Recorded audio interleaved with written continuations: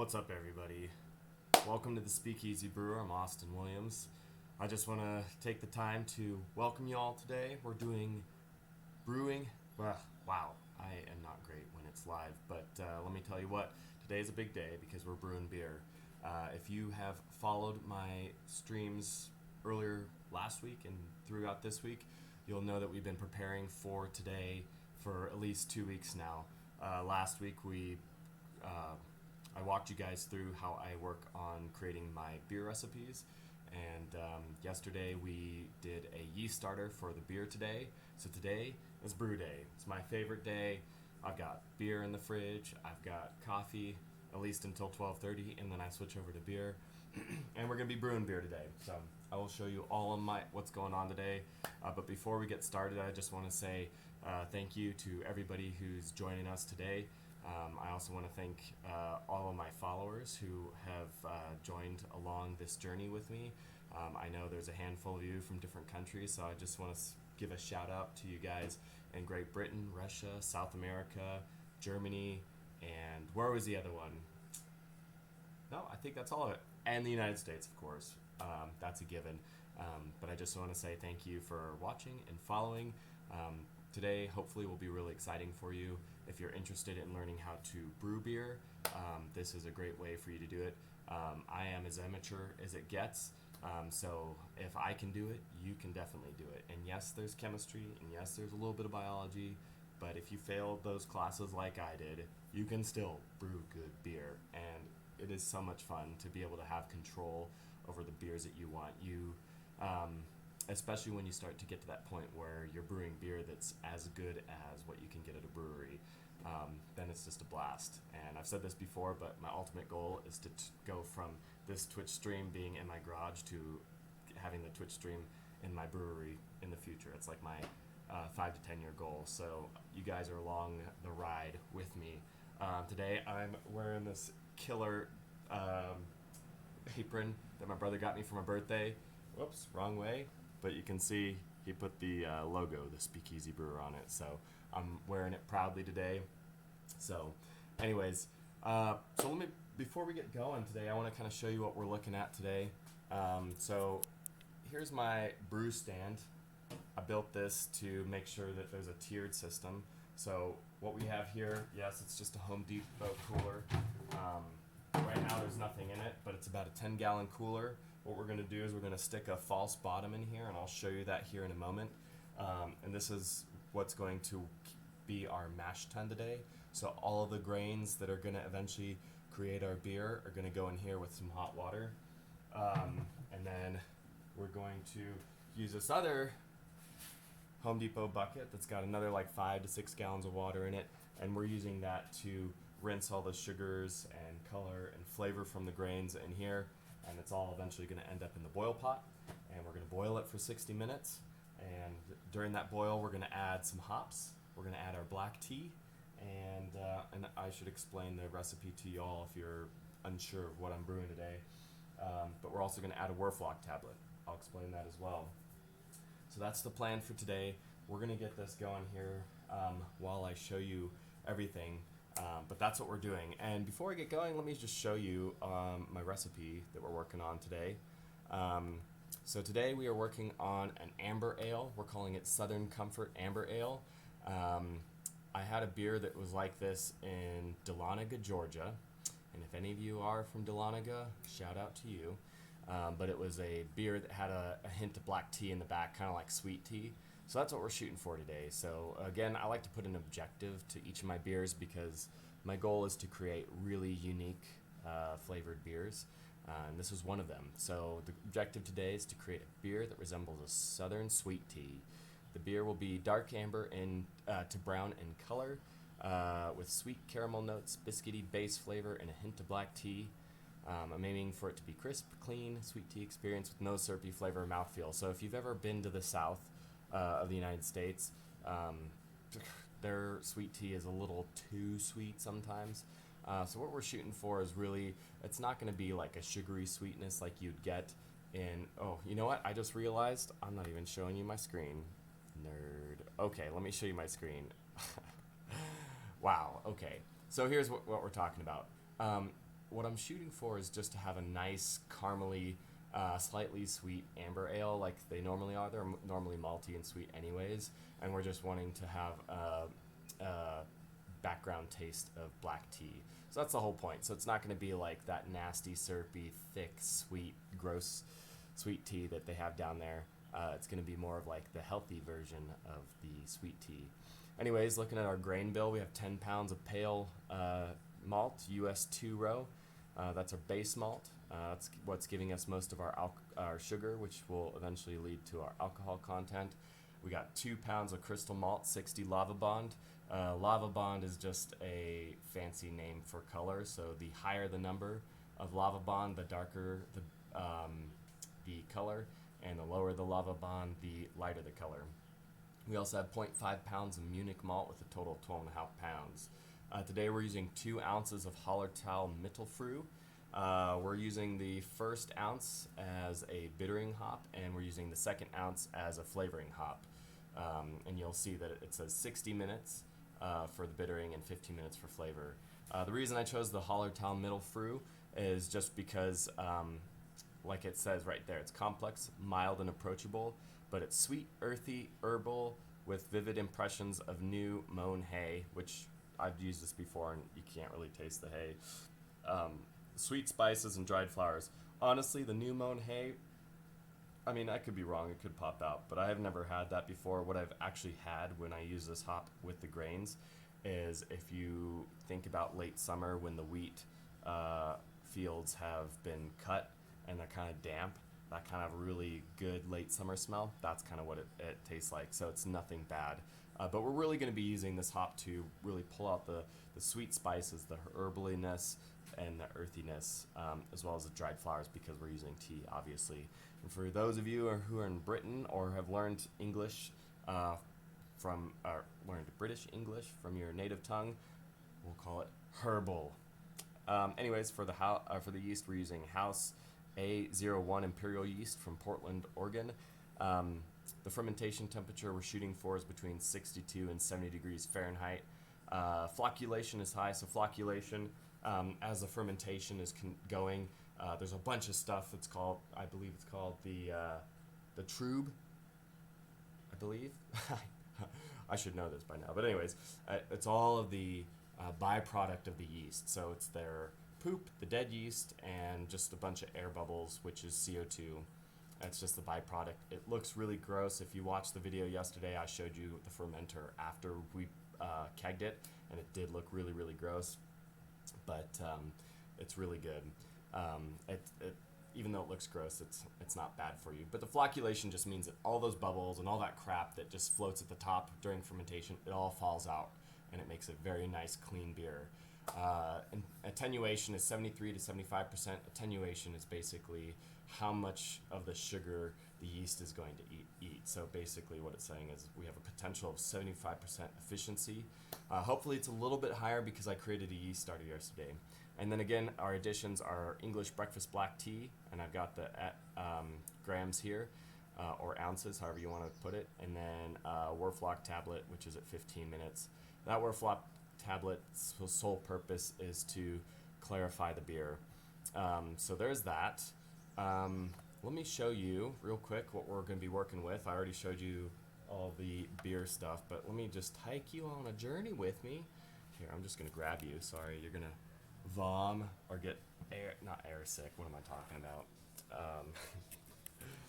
Motion sick. Anyways, this is what happens when you get, in real life, amateurs doing fun things and creating things. I just want to encourage everybody to create your own stuff. It just feels so good knowing that you don't have to rely on a whole lot of other people to make your own things. My wife does sourdough bread, and she does kombucha. We roast our own coffee. We make our own beer. We tried our hand at our own wine last year, and we made our own cider last year too. So I'm hoping to do the same thing with you guys. I'll try my hand at wine again.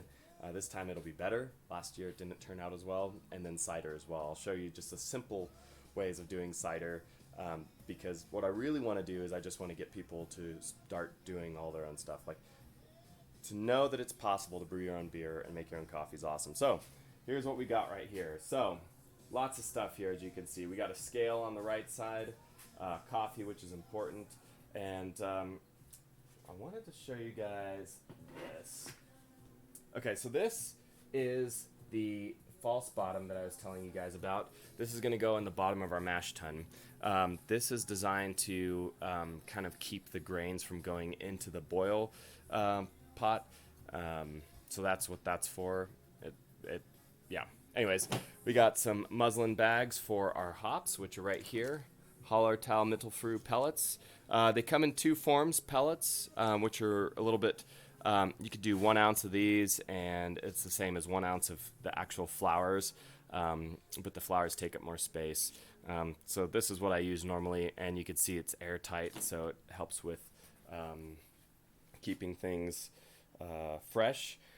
And then here's our grains. Again, 12.5 pounds of grains. There's a lot there.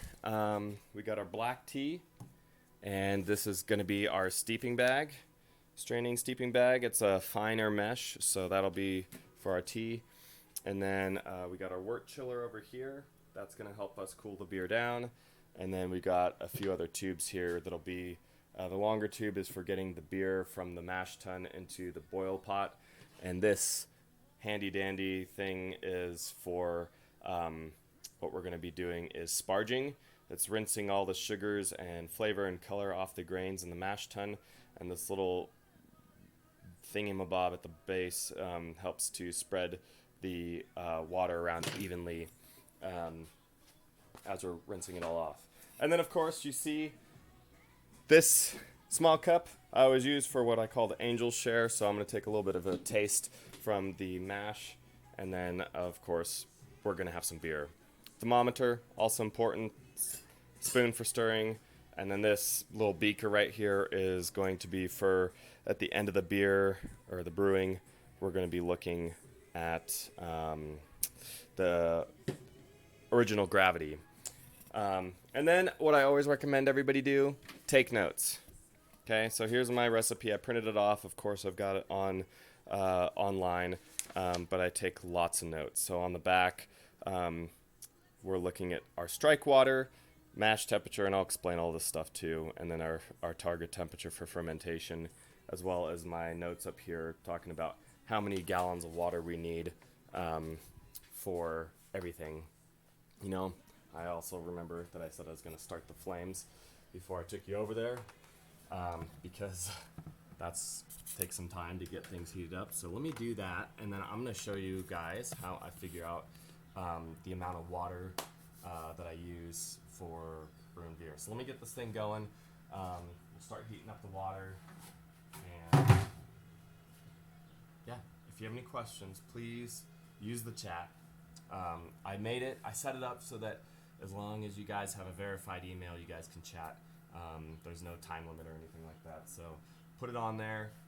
In fact, probably what I'll do while I'm on the main stream is I'm gonna go to chat right now, and I'm gonna let it sit around for, I don't know, let's say 15 seconds.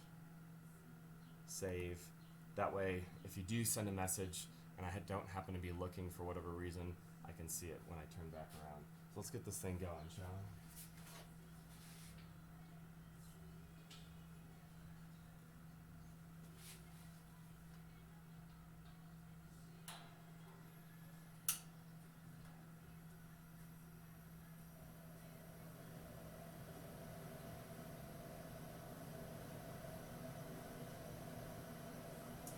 Alright, the fire's going, which is great. Here, I'll show you a little bit of what's going on. So today, the first water that we're boiling right now, this water is designed for the mash tun. So I've already explained that the mash tun is right here. This is where the grains are going to go, and we're looking for a specific temperature of the water that's going in here. Today we're shooting for, we want, I think, 169 degree temperature water to go in here, and then the grains, which are about 72 degrees Fahrenheit, because it's a little warm out here, will cool that temperature down, and we're shooting for a mash temperature of 156 degrees Fahrenheit. We're going to let that sit for 1 full hour. So there's a lot of things about brewing beer, that's just a lot of sitting around. So if you do get into it yourself, have a book, blast music. Normally I just blast a ton of music, but I know that since I'm streaming live, I can't blast my music because I could get canceled. I don't want to get canceled. I got too much stuff to do. So anyways, so 156 degree Fahrenheit water, Fahrenheit mash. Or in Celsius, I don't know what that is, but you Brits and everybody else in the world who uses Celsius, you could probably figure that out on your own. What was I going to say? I was going to say something. Oh yeah. So the reason we put hot water in here and we put the grains in that hot water, we basically steep it like tea.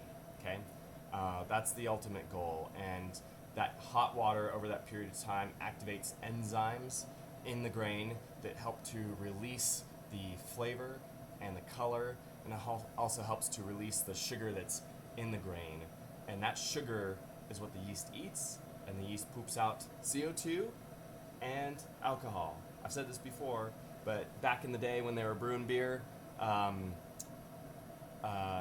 monks called it God is good because they didn't really understand the fact that what the yeast was doing. They just were like, God is good, it's creating beer, this is amazing. So that's kind of a fun little historical fact that you now know. Anyways, so that's what's going on. The process is called saccharification. I think I got that right. For those of you who are homebrewers or master brewers, and you call me out if I'm making any mistakes, because I could also learn. I don't get offended, and I love feedback and critiques. So those of you who are watching right now, please tell me if there's anything I can do to improve my channel, my videos. I know I could do a better camera, better mic. I already know that. Maybe getting several cameras so I can just sit there and boop, boop, boop, boop, boop, and just get you different views without having to carry you around, make you vom all over your desk or car or whatever. You better not be watching this while you're in a car. All I have to say about that. Unless you're a passenger. But anyways. So yeah, saccharification. So we're going to heat up the water to 169. Let me show you what website I use to figure this out. Give me up here. Okay, I come here. MyBrewSupply.com is what I use, and they have a mash and sparge water calculator. This is free. You can set your units. Since we're in the U.S. and we're the best, joking. I know most of you guys who are watching this are actually not from the U.S., so I'm just being silly. Anyways, so this is what we do. You put in all the information that you need to. So for example, today our batch size is going to be 5 gallons. Our grain bill, 12.5 pounds. Original gravity, I'm doing this from memory because I just looked at it. So 1.065.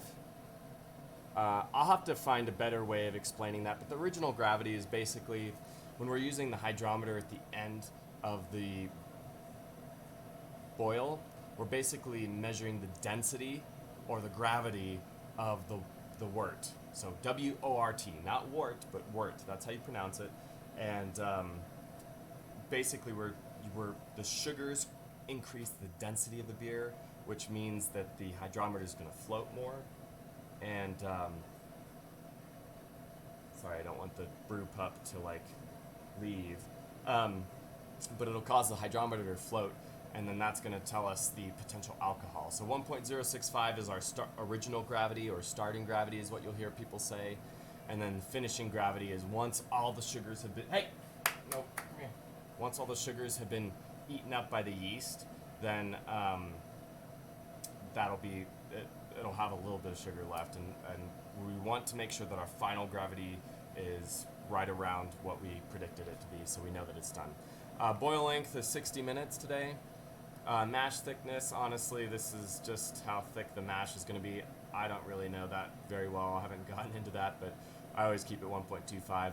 Everything I've read on forums is just say keep it at that, because that's basically what it is. Current grain temperature, we're going to call it 72 degrees Fahrenheit. And mash profile, I love full body beers. But you'll see it pops out a target mash temperature, 156. So that's our goal for today. Down here, we're going to have equipment variables, some mash ton loss. So obviously some of the grains are going to soak up some of the water. It's about half a gallon. Kettle loss, which there's a little bit of kettle loss. I'm gonna say it's about 0.25. It's not that much because we will leave some of it left in the kettle, and then fermentation loss. Basically, how much is going to be left over in the fermenter once we're done, because I don't want to get all the way to the bottom because that's where all the yeast is. And then boil off rates, 1 gallon per hour. So we come down here and hit calculate, boom. Tells us how much water we need, 8.8 gallons, which I have about 10, so it's okay if I have a little bit more. Strike water needed, we need 3.91 gallons, and that strike water is what we're going to put into this bad boy for our mash. And then strike water temperature, again, 169, because the temperature of the grains is going to drop it down to about 156 is what we're hoping. And then when we put the beer in the pot for boiling, we're shooting for about 6.75 to 7 gallons of beer, wort. And then it's going to boil off about a gallon or so. And then once we're done with it, we'll have about 6 gallons left. And then we'll pour it all into the fermenter. The rest is history. So this is what I use for all my good stuff. So anyways, there we go. So I'm going to check the temperature, make sure we're doing good. Because this does change pretty rapidly, which is quite surprising. So anyways, I see one viewer. Thanks for joining me right now. I don't know who you are. Maybe I do know who you are. But I haven't quite figured out how to see who the viewer is. So all I want to say is thanks for watching. Yeah, hopefully it'll be fun and exciting. Take good notes. If you have any questions, I'll help you out. There's lots of great books out there.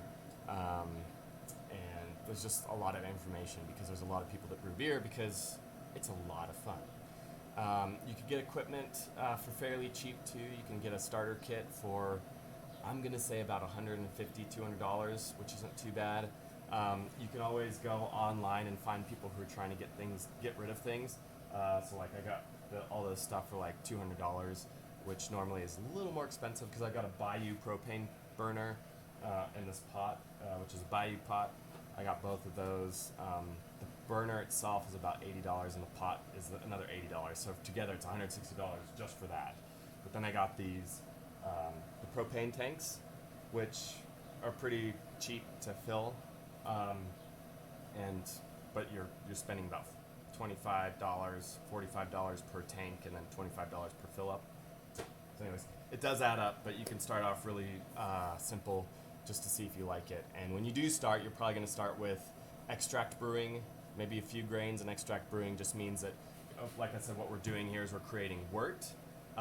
People have already done that, and they distill it down to a syrup. So they take the sugary stuff that we're going to create here today, they distill it down to a really thick sugary syrup, and then you just use that, and then you just boil it, add your hops, add your yeast, you got beer. Then you could do half and half, which is some grain, some of the extract, and then eventually get to all grain, which is what we're doing today. So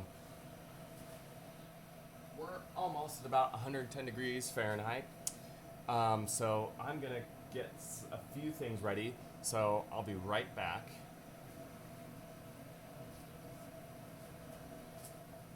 So we're going to stick this in, our false bottom.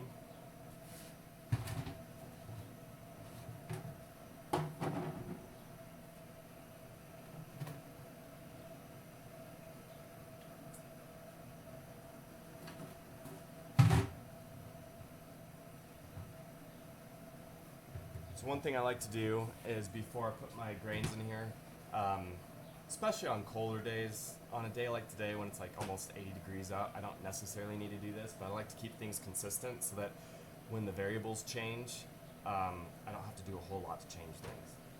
And it's really not going to affect how the beer turns out. But what we have here, so what I like to do is I like to put some hot water in before it's like at 169 degrees. Put it in here and close the top and let it kind of preheat, because sometimes the water, when I get the water, it kind of cools the cooler down, so I want to preheat it to bring it back up to a temperature that's not going to reduce my mash temperature. So that's what I'm going to do. But this is what it looks like. Now it hooks up in that little faucet down there, and then right here we're going to have the beer come out there. So that's what it looks like when it's all put together. The big thing with brewing beer, I've already said this yesterday, and I'm going to say it every single time I brew beer and do a yeast starter. Sanitize, sanitize, sanitize. Those are the first 3 rules of beer. If you don't sanitize, you're going to run into really, really bad beer. The second thing is water. Water is an incredibly important part of beer. You want to have clean water. Don't do reverse osmosis water, distilled water, because there's no minerals or nutrients in the water. That will make your beer taste very stale.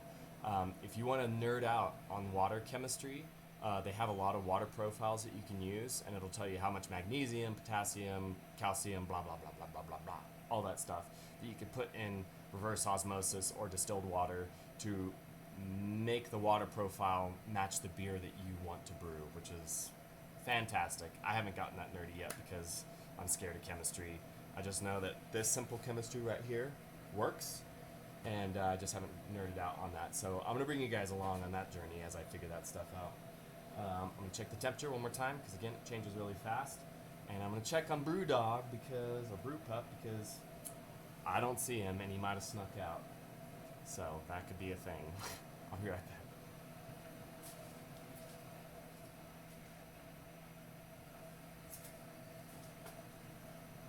Alright, we're at 120. Let's see here. Oh yeah, the other thing too is efficiency. So right now I don't really have a whole lot of systems in place to keep things extremely efficient as well as sustainable. I try to capture all the water I can most of the water I capture is hot, so I have to let it cool down. And then once it cools down, I use that water to water my garden, so I try to capture that. We are creating a little CO2 right now. It's not even that much, so for those of you who love the environment, I love the environment, but it's not even going to be enough to do anything to the environment, so no worries there. But what I'd like to do in the future is I want to have a greenhouse attached to either my garage or the warehouse, wherever I'm going to end up doing this beer thing, my brewery, and I want to be able to filter that CO2 into the greenhouse because the plants will use it. Without CO2, plants die. So that's one way. And then all the grains and hops I use, I put into a compost pile, and I also have worms as well. So I feed them a little bit of the beer grains, and then I put the rest of the beer grains in the compost pile, and we use that to feed our plants also, and feed the worms, and it's just better for our garden. Another thing you could do with the grains, which we've done a couple of times, is you can you can use the spent grains in bread or pizza dough, or you can make crackers out of it, or you can make dog treats out of it.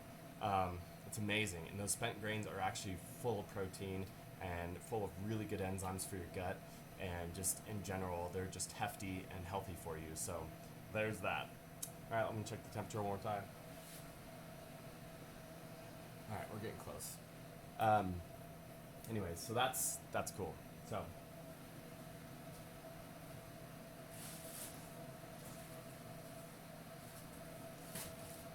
one other thing, and this is just my thing, is the grains, they smell so good. Especially after they sit in water for a little bit, they smell so good. And then during fermentation, it smells so good. I usually ferment my beer in our guest bathroom because we never use it, and I just stick it in the shower. And the shower's, it's all walled off with slate, so since it's a small space, I can use the air conditioning unit or the heating unit to change the temperature in that room, which helps me to have better control over temperature for fermentation. It's really important during fermentation that you maintain whatever temperature the yeast does well at, because if you go too hot, you can get some off flavors, and if you go too cold, it might not ferment fast enough. Some yeast, like a lager yeast, need to ferment a little longer, and then ale yeast doesn't need to ferment as long. It's just the way it goes. Anyways, so there's that. Come here, buddy. Okay, so I got my grains ready to go. But yeah, anyways, what I was saying about all the flavors are fan-freaking-tastic. flavors, the smells, the aroma, all of it. Just all of it is addicting. That's all I have to say about that. So we got the grains, we're just waiting for our water. The other important thing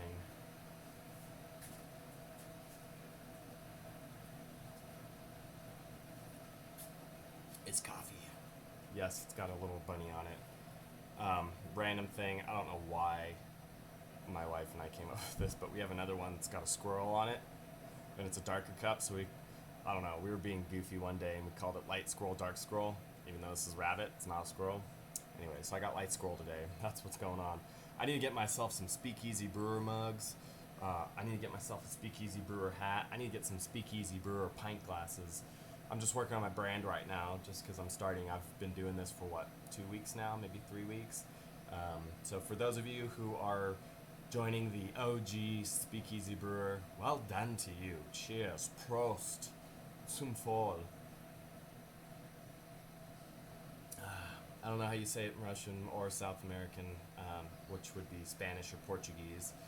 So if anybody wants to show me or tell me how to say that, that'd be great.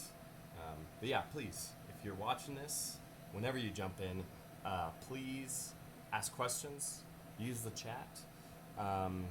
It'll make it more fun for me, so I don't sit here and just go blah blah blah blah blah blah.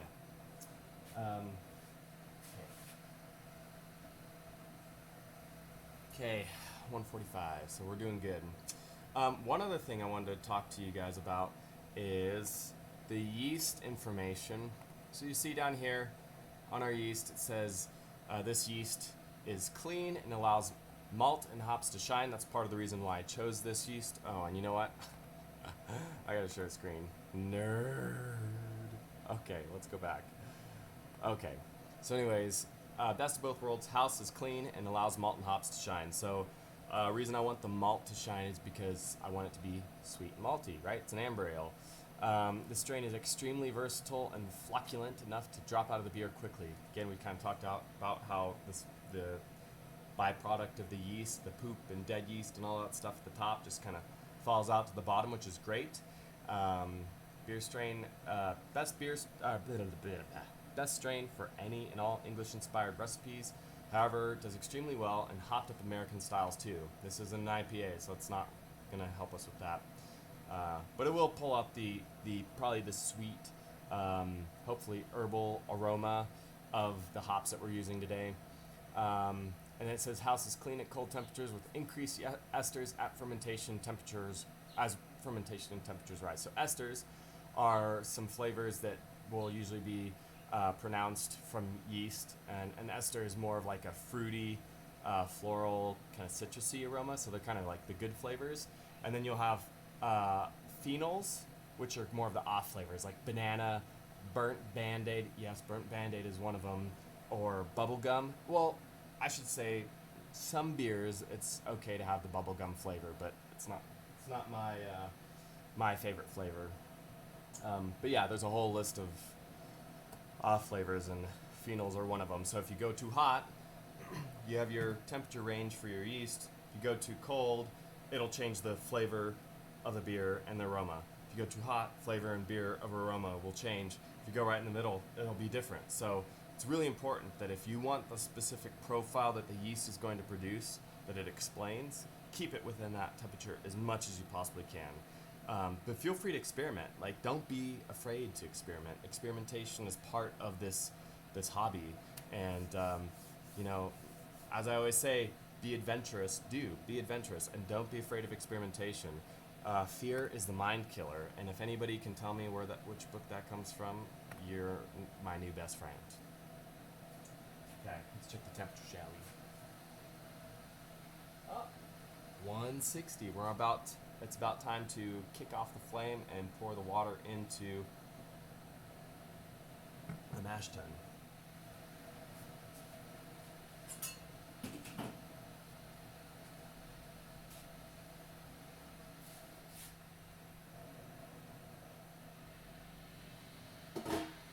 I'm going to preheat it like I said I was going to do.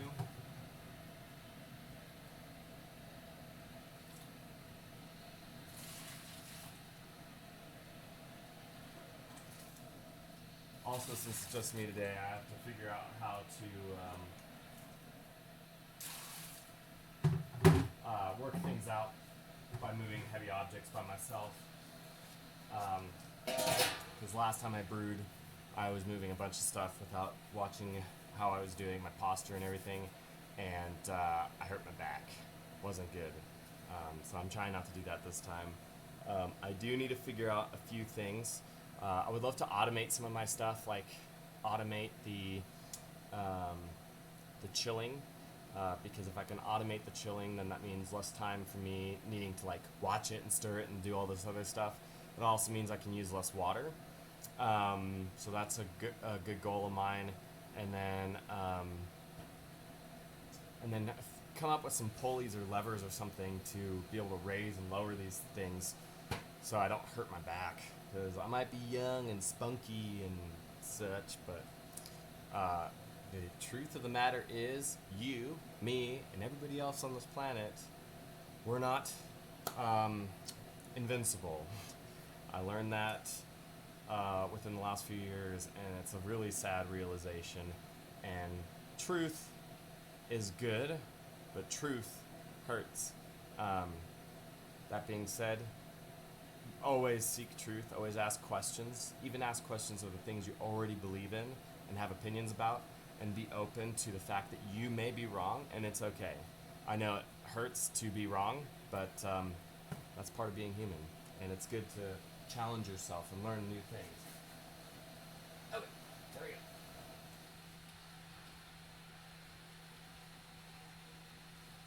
Also, each propane tank that I use, it lasts about like 5 batches of beer, maybe a little bit more depending, which is great. So you spend $25 on it, maybe $30 with inflation.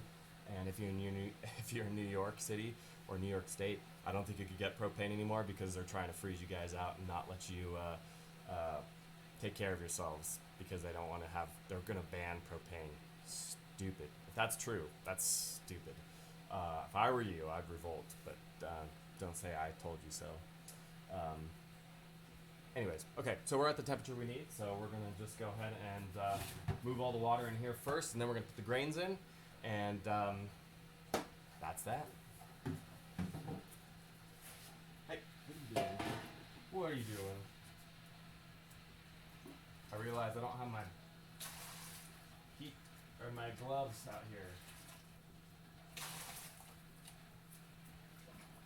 Ow, hot. Also, it's hot water. So, use caution because you might burn yourself. Feel like you have to say all the things, even though it's not like I'm giving you this hot water. I still have to say it just in case somebody comes back and is like, well, he told me to brew and I burned myself. I'm suing him and he should be canceled. Bunch of sissies these days, I'll tell you what. If you are a sissy, become an unsissy, please. Unsissy yourself. The world needs tough people, and there's a lot of sissies out there. Also, if you're a sissy, I'm sorry that I offended you, but I love you, and I want you to not be a sissy anymore. It's time to toughen up, toughen up. Brew your own beer, roast your own coffee, do your stuff on your own.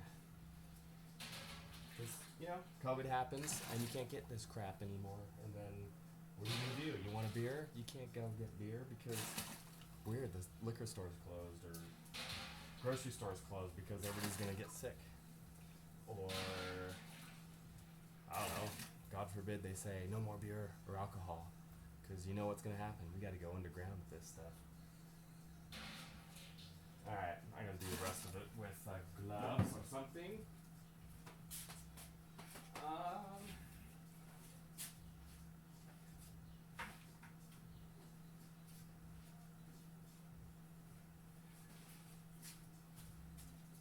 Alright, here we go.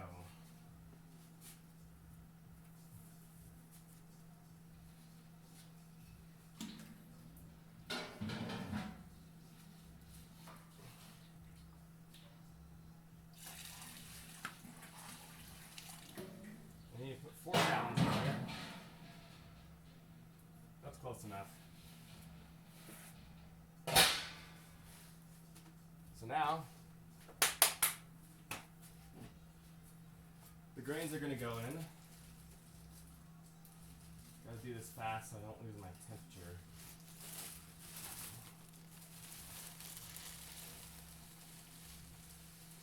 I guess I could do it on the other side so you guys can actually watch.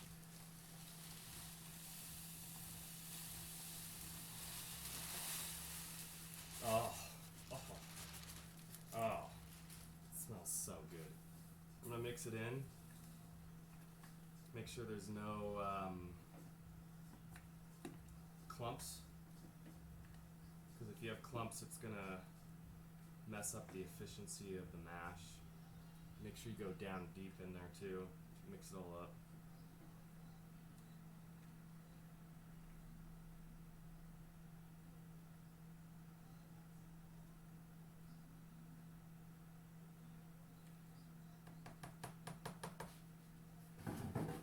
One thing we're gonna do is take a temperature reading. Because we want to be scientific and such and see that we have it pretty darn close to what we want. What did I say, 156? So I have to do this much faster than I did. If I don't, there's a chance that the temperature could be off a little bit, which means if it's a colder temperature than I anticipate, I might have to let it sit a little longer.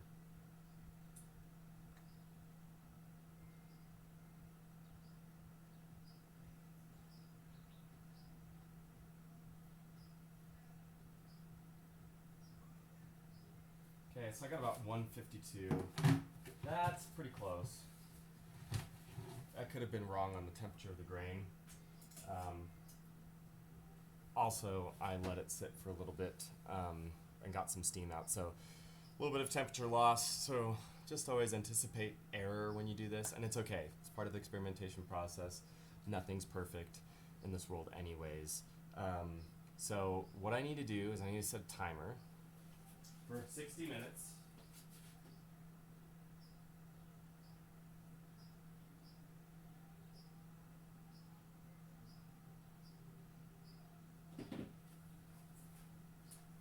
So I set a timer for 60 minutes, and we're gonna let this sit. I have to go to the bathroom, so I'm gonna come right back. But when I get back, we're gonna start our strike water. This is just to speed up the process because heating things up takes forever. So we're gonna speed up that process and do all that.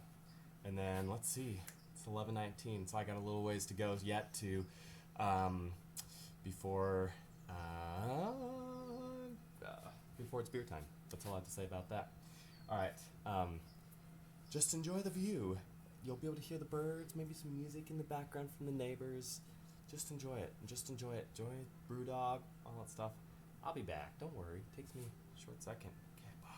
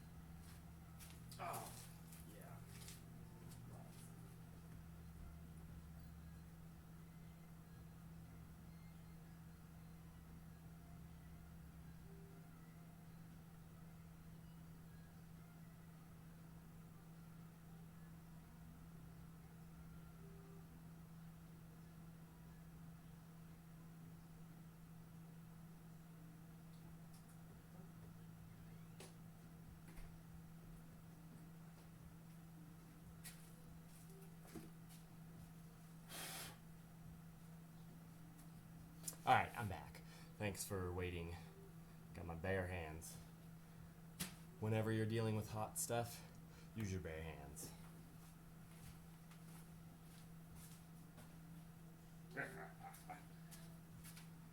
I know I'm full of dad jokes, and my goal is I hope that there is a lot of eye rolls and cringe that comes with it. Just that's the goal with a dad joke, right?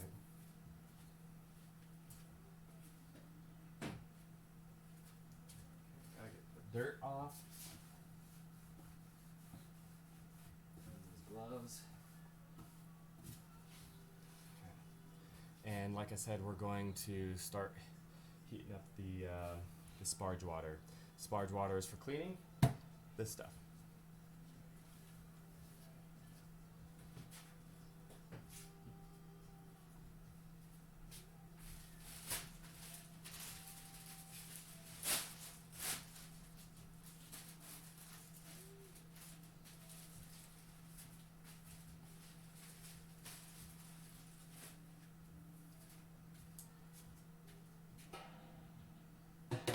Another thing that's good is keeping things organized and clean. Again, sanitation. But if you can organize things, then it just helps the whole process be efficient. Let's see if I can do this without hurting my back. Here I was saying, I'm not going to hurt my back, okay? Gonna just be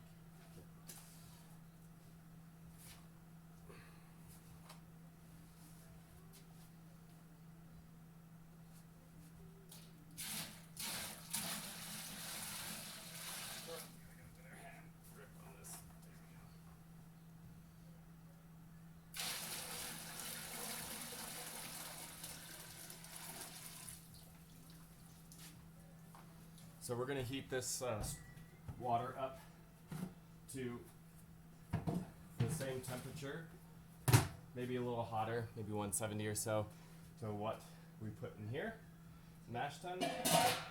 And basically, by heating it up, we're not hindering the saccharification process, but the other thing too is we're not pulling out any tannins, which is kind of bitter, gross flavors from the grain. So that's why we're doing what we're doing. So let's get this going.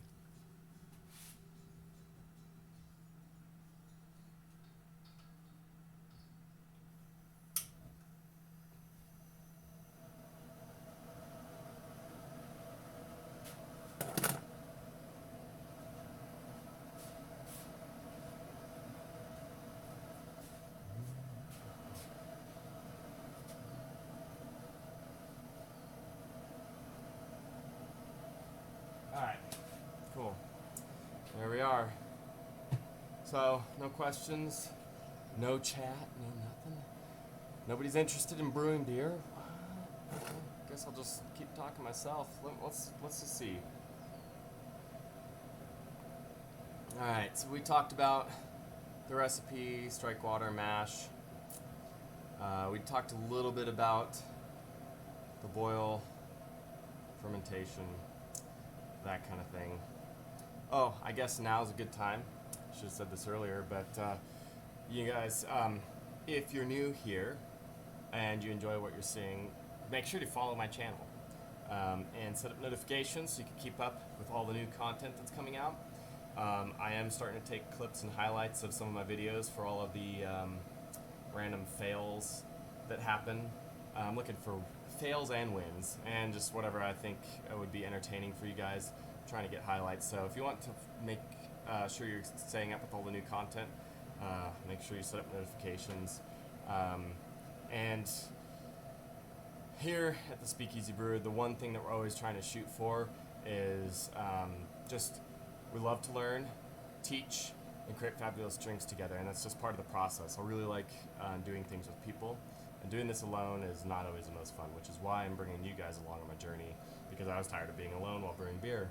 I am the extrovert of extroverts, so here's what my solution is. Also, it's helping to motivate me to continue to brew beer, continue to roast coffee, continue to try new things, experiment. It's also encouraging me to learn, because this is just phase one of me beginning a brewery. And like I said, you guys get to be part of that experience. So thanks for joining me along with this experience and this journey. So, also, I was going to say, if you want to be a part of the beer brewing process, in terms of setting up a recipe and getting the opportunity to name the beer, and when you name the beer, you get a shout out too. I'll be like, oh, this recipe was worked on by so and so, and they decided to name it this. So this is what we're doing. We're trying this out. They wanted to experiment. They wanted to try this thing. So I want you guys to be a part of this experience. So if you can get another one of your friends to follow and set up notifications and watch some of my videos, then send me a whisper to say who it is that you sent over, and I'll make sure to check it out. And if they start following and paying attention and watching and interacting with my videos, I would love to bring you along in the process of brewing beer. So if that's something that you are interested in doing, that's one way of doing it. So anyways, thanks again for watching. That one viewer, whoever you are, you're amazing. You're amazing. I just want to let you know that. It's beautiful out. I'm standing in the sun, so it's really freaking hot. I got a fire at my ass, also really freaking hot. And this apron is really heavy and hot, so I might take it off at some point in time, but it's great. I am proud to wear it, especially because it's got this. Oh gosh, I gotta figure this out. But yeah, look at that. I'm just so proud of that. My brother did that, by the way, in case I didn't say that. It's badass. Also, he did this. Let me show you. So we have a crest that we made, and he put it on. It's my name. He and I created this family crest together. So we took some elements from like the Williams family crest, and then he and I put some elements together for it, and my wife created the design. So my wife's a graphic designer, so that makes things fun. So when you see the Speakeasy Brewer banner, she made that, and she made the logo. So my brother put the logo as well as the family crest. Both things my wife created, and my brother used a laser engraver. We're also going to have some Speakeasy Brewer coasters and pint glasses and all that stuff. But it'll be fun too, because once I get brewing beer, my wife can do all the beer labels. And she's a magnificent designer. That's all I got to say about that. She always tries to downplay her work. She's like, oh no, it's not that good, it's not that good. But then all of her clients are like in tears because of how good it is. I'm like, wow, this is so much better than I ever could have imagined. Oh my gosh, you're helping me make my dream come true. It looks so good. Thank you, thank you, thank you. So if you need a graphic designer, I know somebody for you. So there's that too. She's really good at branding. That's her specialty. She does logos as well, and she does web design. She doesn't like web design as much, so if you need that, you might as well find somebody else to do that. She'd rather not do that. But if you need like some sort of branding, if you're starting a business, she's really, really good at doing that kind of stuff. So, and may my brand be a testament to her work. So, anyways, temperature's warming up. I love summer. I love being hot. So, who's watching right now? Just say hi. Something. Just chat. Something. Anything. Or I can figure it out. I can go to like analytics and find out who that is. Who is that is?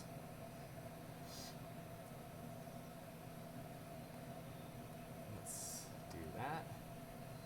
Who's following right now? Is there a way to figure this out? I don't know. There's one follower. I don't know. Followers list? Nope, that's not the one. I don't know.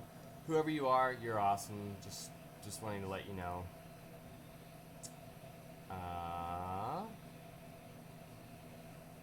alerts. I don't know. Doesn't matter. But thanks for watching. Hopefully more people pop on soon. I'm hoping that some goner will jump on. He said he would jump on, and he helped me to fix my stream, so thank you, some goner, for helping me improve my stream and the experience that all of my followers and viewers will get to experience. That was all part of you. And yes, we are brewing real beer today. It doesn't have alcohol yet, but in 3 weeks it will have alcohol. And I gotta show you guys this because I'm really proud of this. So let me make you sick with all the movement. So I got you sitting on my refrigerator, and I just want to show you my setup now. So all of my home brews, those are some local beers down there. Here's my keg from yesterday, and some more beers in the back that are from my own creations. So that's what we're doing. The keg is carbonating right now. I have no idea what I'm doing. I'm hoping I'm not wasting the entirety of the CO2 in the tank on this one beer, because I don't know. I read that I was supposed to have it at least 10 psi for several days to carbonate it, and well, it looks like it's draining. So I either have a leak somewhere in the line, which is a possibility, because if you watched the video yesterday, you'll see the leak. You'll hear the leak too. I mean, it's freaking sprayed everywhere. It was a mess. So check out that highlight, the keg fail. That was pretty funny. Yeah, and then my first beer in a keg, I actually put it in a bottle, and it was super foamy, so that was kind of crazy. So yeah, I'm gonna check real quick, so just hang tight. Sorry if it shakes a little bit.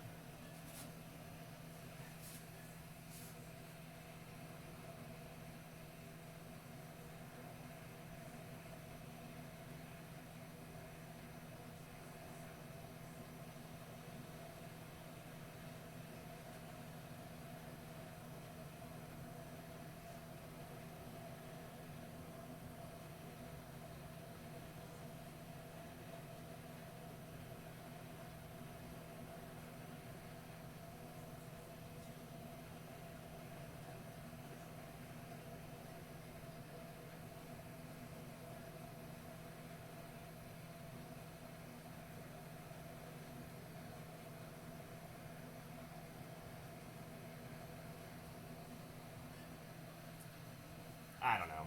I don't know what I'm doing.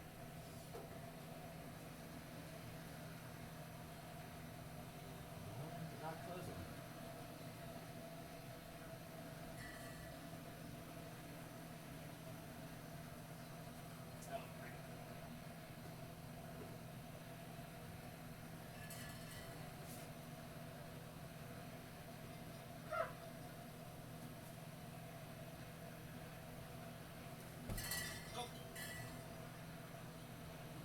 Okay. I might have to try that just to see what it looks like. See if it's carbonated yet. I've been trying to shake it, because that's one way you can do it, is you can ramp up the CO2 pressure, shake the crap out of it, and then it causes the CO2 to dissolve faster in the beer. So then you get carbonated beer faster. Otherwise it takes several days at like 10 psi. I have no idea what I'm doing. It's the glory of experimentation. Okay, I gotta make sure that Brew Pup did not escape, because my wife's not here today. And he escaped a couple days ago, and one of our neighbors picked him up, so thank God he didn't get hit. So I'm gonna be right back, okay?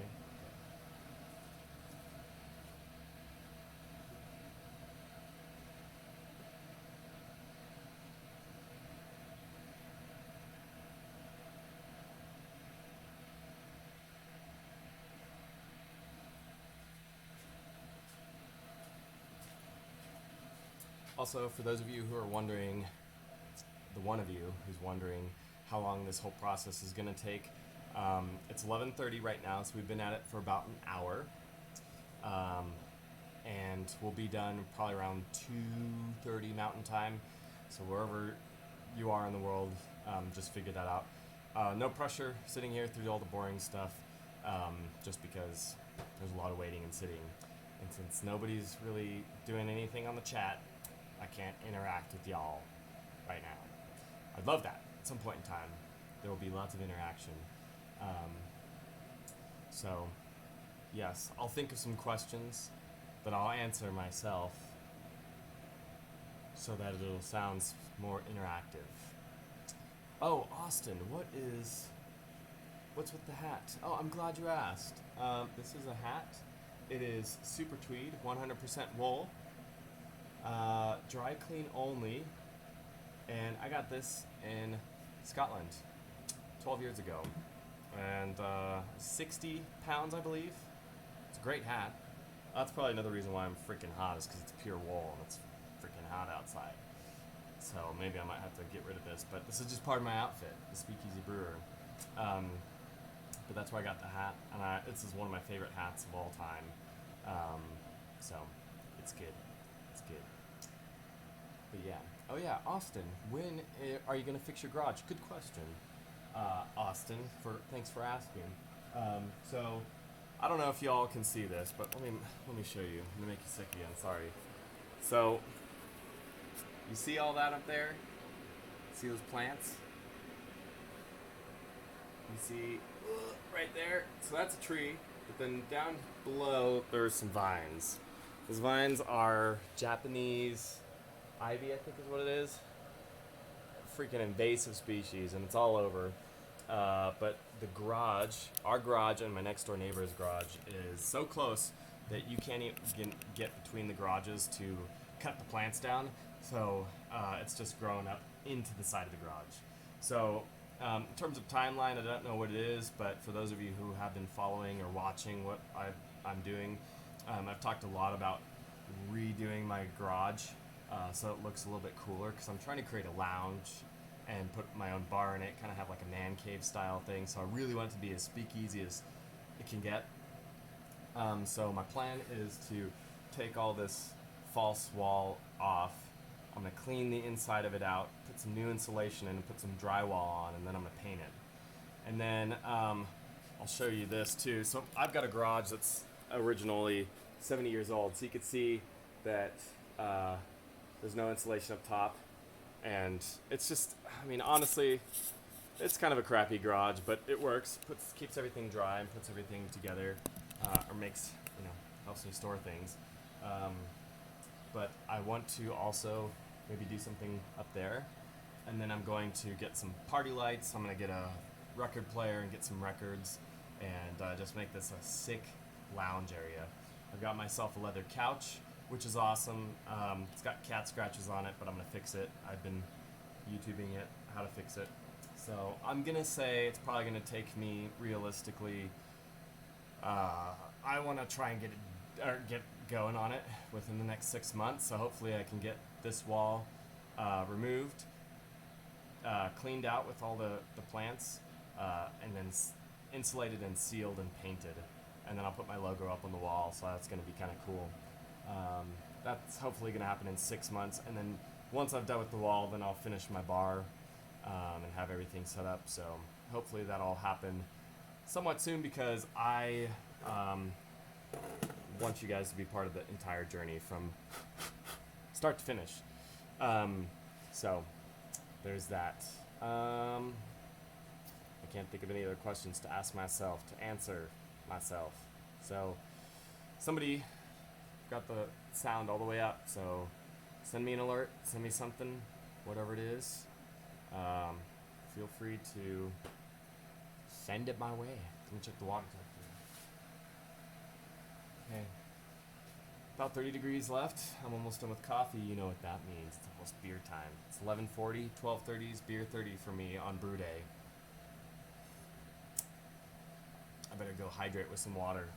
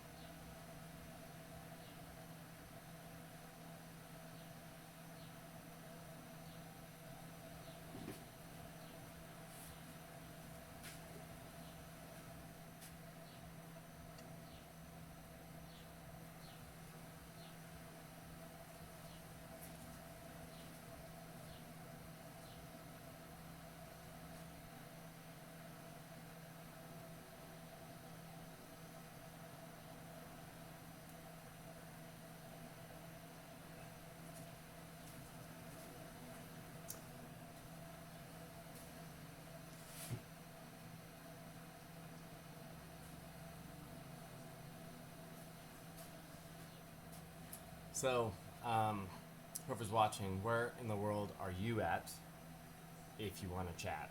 I'm curious to find out where everybody's from. It seems like most of the people so far, based on my analytics page, almost half of my viewers slash followers are from Britain, which is awesome. And then the other, I guess it wouldn't necessarily be 2/3. Another third of you guys are kind of from three different locations: the United States, South America, and Russia.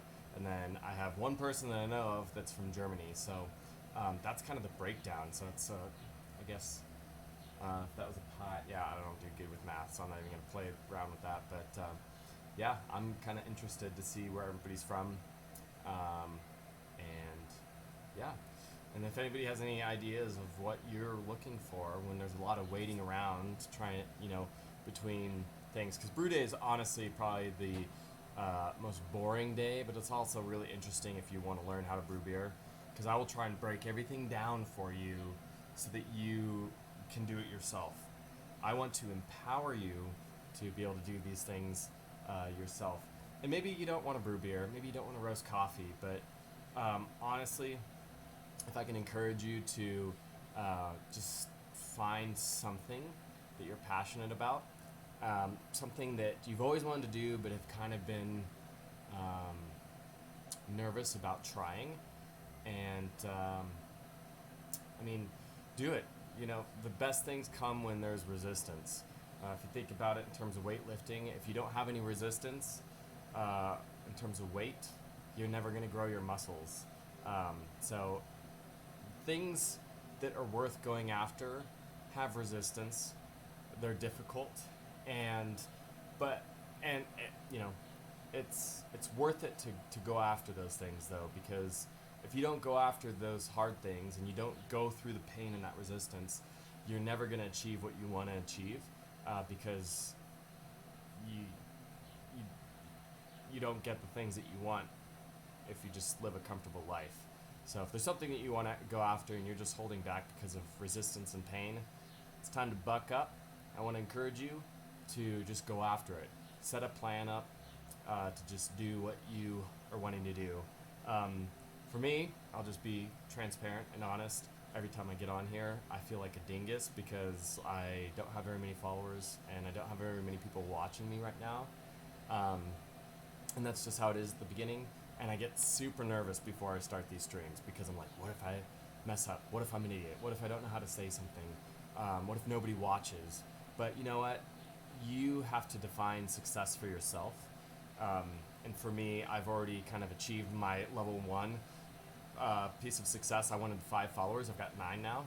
I think 6, maybe 7. I don't remember. 9 people who have. It says they followed on the analytics page, but on my actual channel it shows like 5 or 6 people. So I've already achieved that 5. Now my next goal is 15 followers. So help me get to my 15. That's super simple. But yeah, every day I get on here, it's just like, oh my gosh, will people be interested in this? Or what if, I'm doing this more as a motivation for me. And if I can bring you all along on this journey, that's even more fun for me. I want to teach what I already know. And I want to have reason to learn more because I know that there's going to be people like you who are going to be watching me along this journey. So I need to make sure that I'm constantly learning and moving forward so I have more to bring to you guys to keep it exciting and new. So I'm using Twitch as a motivation for me to continue moving forward and progressing, because I am using all of you all, whether you're watching or not, as a means of accountability. So it's good to have an accountability team as well as like a mastermind group. 4 more degrees. So that's my motivation for you guys today. Another thing I like to do is talk philosophy and just talk ideas. One of my mottos is don't focus on the problem, focus on solutions, but recognize the problem. There's a lot of problems in this world.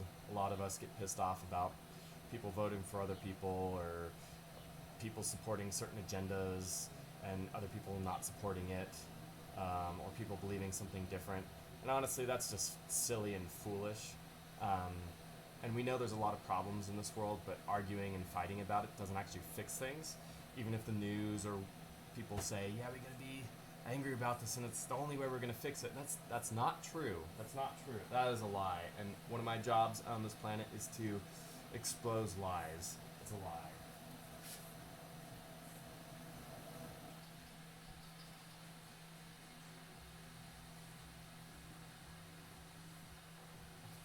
Why is it a lie?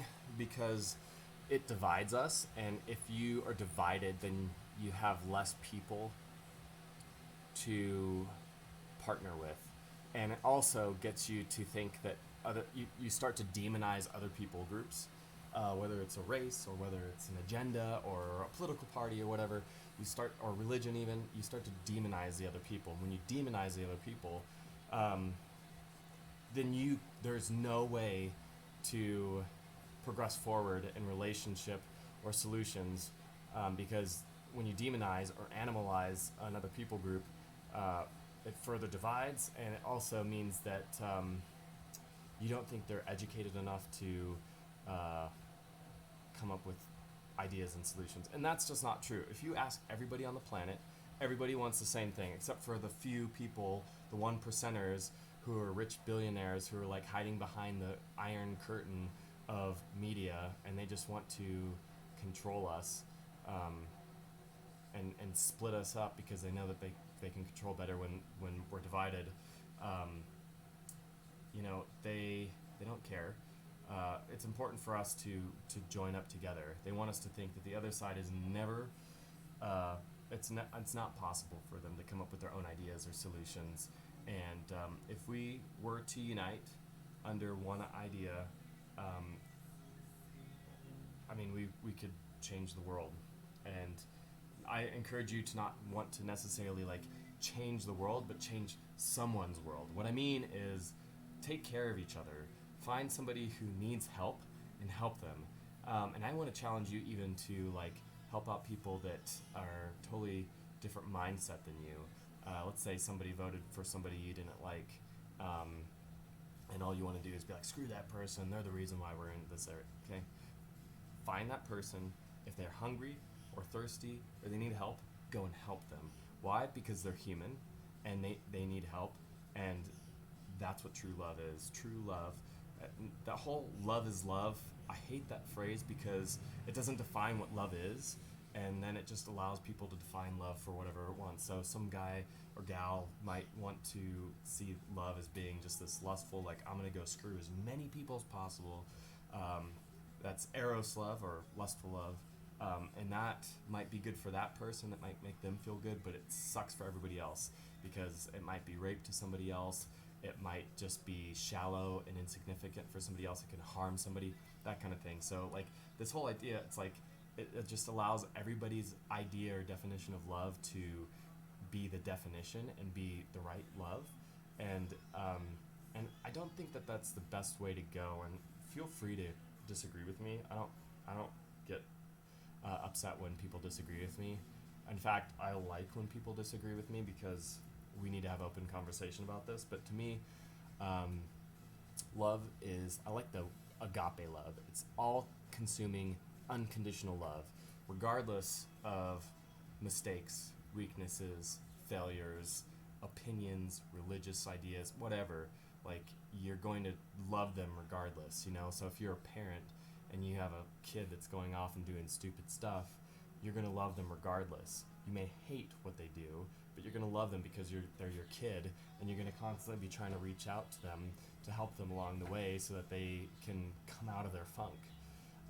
And so love is long-suffering, it's patient, and it's forgiving, and it's an action. It's not necessarily a word. It means that when somebody's hurting and grieving, you hurt and grieve with them. You walk with them in it. That's the human way of acting out in love. When somebody's hungry, you feed them. When somebody's thirsty, you give them something to drink. When somebody's naked, you clothe them.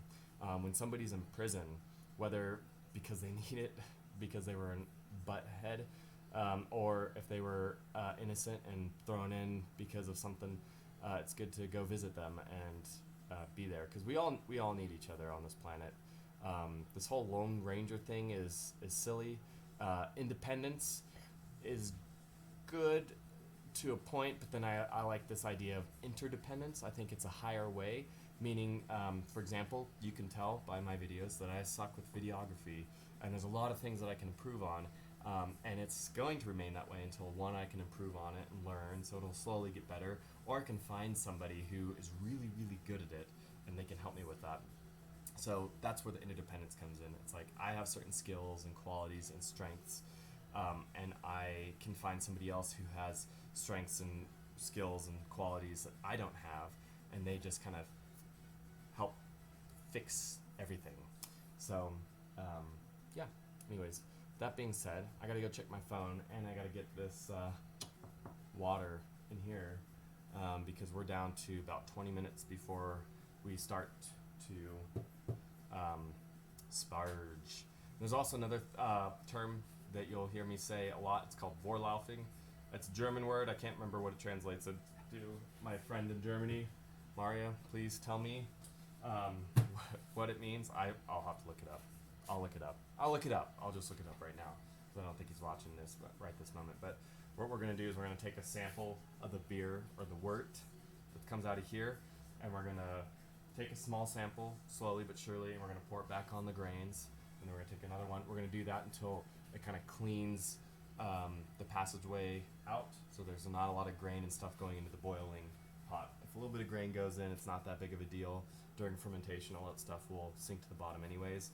The Warflock tablet also helps with that, because there's a little bit of Irish moss in there, and it gelatinizes, and then it collects all the proteins that are floating around from the hops, the grains, and all this other stuff, and it just kind of causes everything to settle at the bottom of the fermenter. So, gotta check my phone.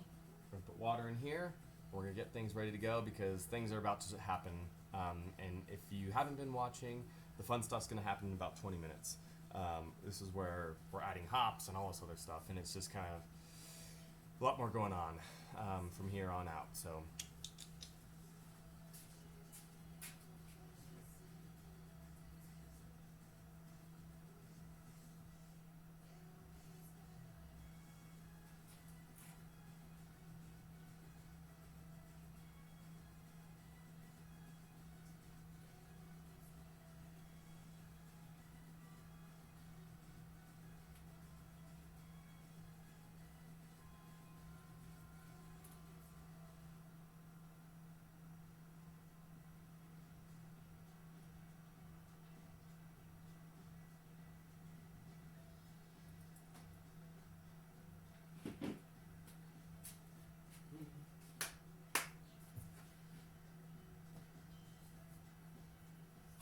Oh, the other reason why I say, instead of trying to change the world and change somebody's world, the reason I say that is because it's more doable.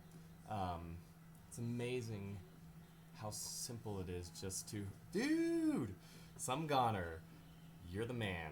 I did a shout out to you earlier if you weren't watching, because you're the one that helped me improve this whole process. So, some goner, thank you. Really, really appreciate it. I was just talking about how you can change somebody's world, and you changed my world, because yeah, you just helped me improve my channel, and I think whatever you showed me helped enough that I started getting more views, and I got 2 more followers after you. So all I have to say is thank you. You know, if I had like 1 billion followers and a really mature channel, I'd probably have some sort of reward or something for you at some point in time. So all I have right now is a thank you, and at some point in time, I'll have to have you join me in brewing a beer, and then you can name it, and then I'll do a shout out for you, and yeah, that'd be cool. That's what I'll give to you. So next beer, how about that? The next beer. For beer chug and some future stream. Okay, sounds good. What do you mean by beer chug? You want me to chug a beer on the stream? Is that what you're asking for? Or are you wanting to try a beer? Or both? I don't know. We'll have to figure something out. Okay. Yes? Yes, you want me to chug a beer on stream? Is that what it is? Okay, while you're typing, I'm going to start doing some stuff, because otherwise I'm going to miss my timeline.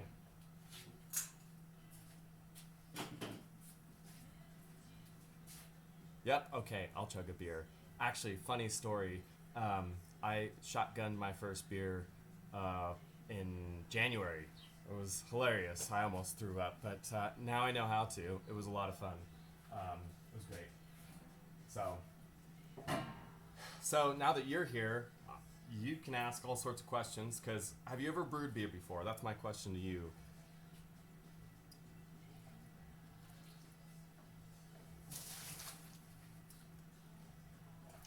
I don't know if you said anything back, but if you haven't brewed, then you're in for a treat. So there's a whole bunch of stuff that's happened within the last, I guess, an hour and 40 minutes. Oh, sweet. Did you ever help him brew beer? Oh, it's really good. That happens. That happens. All the first beers are bad.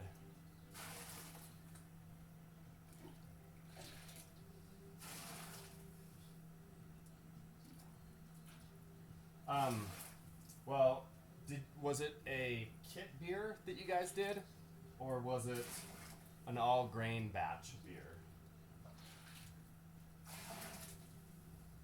And don't worry if you don't know what I'm talking about. It's totally fine.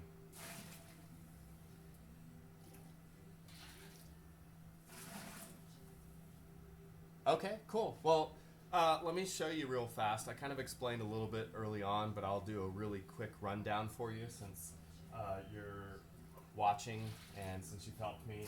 I feel like I can take some time to talk about what I'm doing. Let me finish moving some water in, and then I'll explain the process real fast.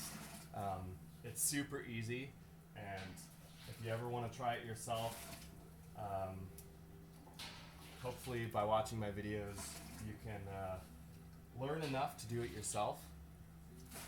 And yeah, it's super easy, man. Super easy. Just give me 1 second. Thanks for jumping on. That's you just I don't know. You just made my day 2 days in a row, or 2 days in since I started this. Yeah. Anyways, you're awesome.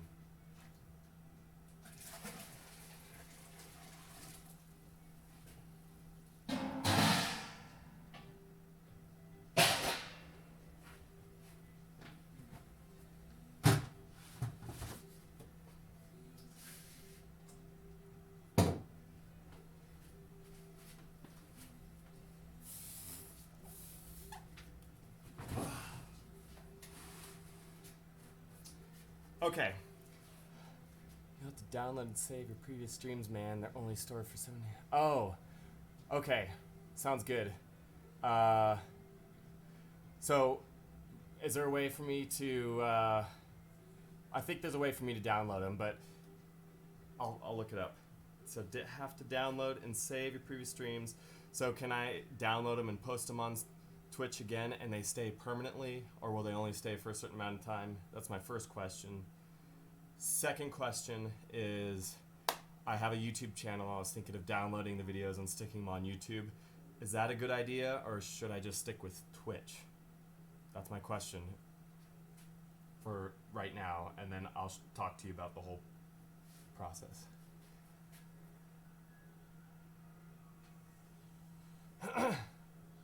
Okay, cool. I'll do that. I've got a channel going on there. I'm trying to get myself comfortable here, and then I'm going to move them over there. So I'll download them and post them on YouTube, and then I'll make sure to put my link in Twitch also for the YouTube channel, and we'll switch them over. Cool. I appreciate it. Okay, so let me explain to you what's going on. I'll show you the grain here in a minute, but what we have here today, we're doing an all grain beer, which means no extract. It's not a kit.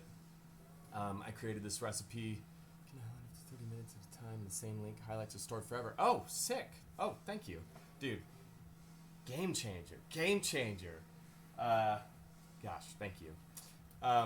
Okay, so all grain means no kit, no extract. We're just using grains to create the beer. It's a lot like steeping tea. So when you make tea, you get your herbs and spices and flowers and stuff like that, and you put it in hot water and let it sit for 5-10 minutes or so to get the flavor and the color, right? Same sort of thing with beer. We're using grains. Today we're using pale malt, US 2 row. we're using some, well, let me show you. I'll just show you my recipe. How about that? Southern Comfort. So some crystal malt and Munich malt. And that's just adding some sweet caramely flavor to the beer and some maltiness, but it's also going to add color to the beer. And then we're using these hops to add bitterness and flavor. So flavoring hops go at the last 15 minutes, and then aromatic hops go in the last 5 minutes to 0 minutes. And then we're adding some English breakfast black tea, and then a Orflock tablet, and then this is our yeast. So that's what we're doing. Oh, heavens to Betsy. So anyways, that's what we're doing. So the grains are steeping right now. In about 15 minutes or so, we're actually going to open it up, and I'll show you the grains in there. They've been sitting for about an hour.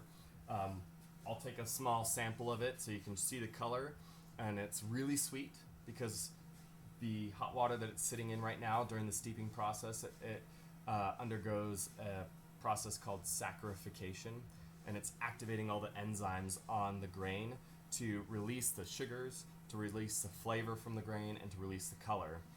And up here, the water that I stuck in here, this is our hot liquor tank, and no, there's not liquor in it, but this is hot water that we're going to use to wash the sugar grain flavor out of the mash into the boiling pot. And we're going to heat this up, we're going to add our hops, and then that's how you get beer. Then we stick it in the fermenter, we add the yeast eats all that sugar, and it creates CO2 and alcohol, and that's just the magic of beer. So that's what we're going to do. So in 3 weeks from today, hey, sweet. Leo Koval 9. Thank you for following me. Welcome to the Speakeasy Brewer. I hope you get to enjoy the whole journey. Feel free to ask questions as well. You guys are awesome. You guys are actually what make this stream possible. Yeah, I agree. So anyways, so today what we have, it's called Wort, W-O-R-T, not wort, but Wort. That's how you pronounce it. And that's the beer before it becomes beer. The yeast is what makes it beer. So that's what's going on. You guys jumped on at the right time. Honestly, everything up to this point was just me talking and BSing and kind of doing a few things. But once we start draining this and rinsing this off, it's going to start getting a little more exciting because we're going to start boiling the wort, and we're going to add the hops, and then we're going to cool it down and do all that stuff. So you're going to be able to see the actual process taking place.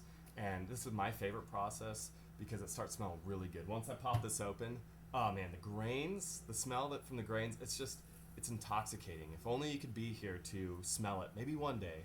And then the actual beer itself as it's boiling, it's just, it's getting steam in the air, but then you could just smell all the flavor, not the flavors, the aromas, and it just smells really freaking good. And then during the fermentation, it also smells amazing.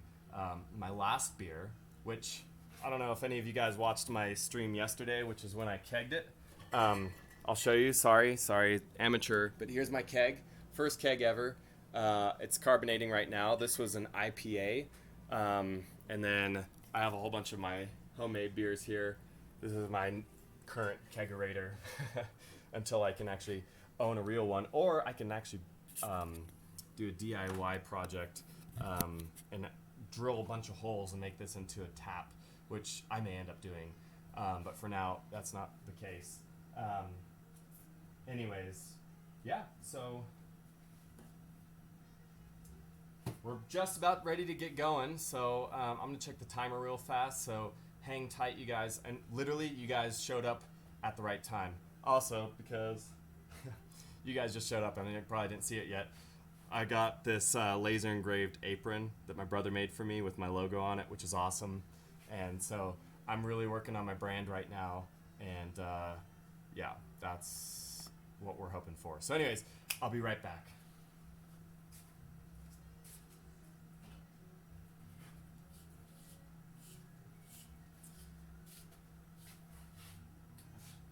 Get that there.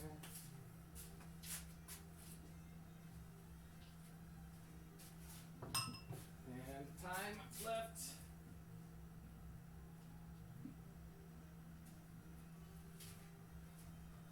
Okay, we got 2 minutes, but I'll show you the rest of my ingredients while we're waiting, just because you guys might have missed out on it.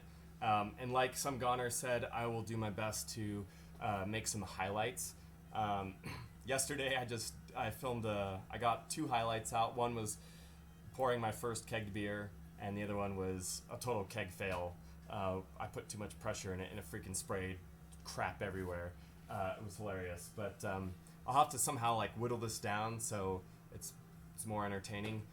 But like some goner said, I will save these and I'll put them on my YouTube channel, which is just the Speakeasy Brewer. It's the same sort of thing.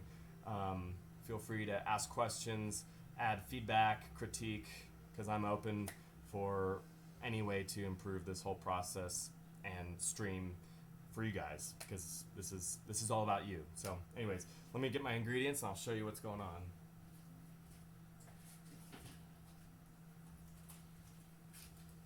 So what I got here, I got 2 ounces of hops. They're in pellet format right now. Normally, hops are a flour. They come on a cone, and I've used real hops before, the actual flour, and it's just as good. But what they've done here is they just dehydrated the hop and then they pressured it down to a little pellet. And I mean, it's the same amount of potency as the flour would be, but you get to can use less pellets than you would flours. With the flours, you need to use a little bit more. But anyways, we got 2 of these. These are Hallertau Mittelfrüh pellets. They're from Germany, and we're using this today because the beer that I'm making, it's called Southern Comfort Amber Ale. It's an amber ale base, and with the grains that we have, again, it's going to be sweet and caramely and malty, and then we're going to add some black tea in the background. So we're hoping that it's going to kind of taste like sweet tea, but not like nasty, over sugary, syrupy sweet tea from the South, like in Alabama, Louisiana area. But we're looking for something pleasant. I did have a beer like this once in Dahlonega, Georgia, and it was quite pleasant. So we're shooting for crisp, clean, clear beer with a hint of black tea in the background, and we're hoping that the malty caramel sweetness from the grain will add just enough sweetness for us to really enjoy it.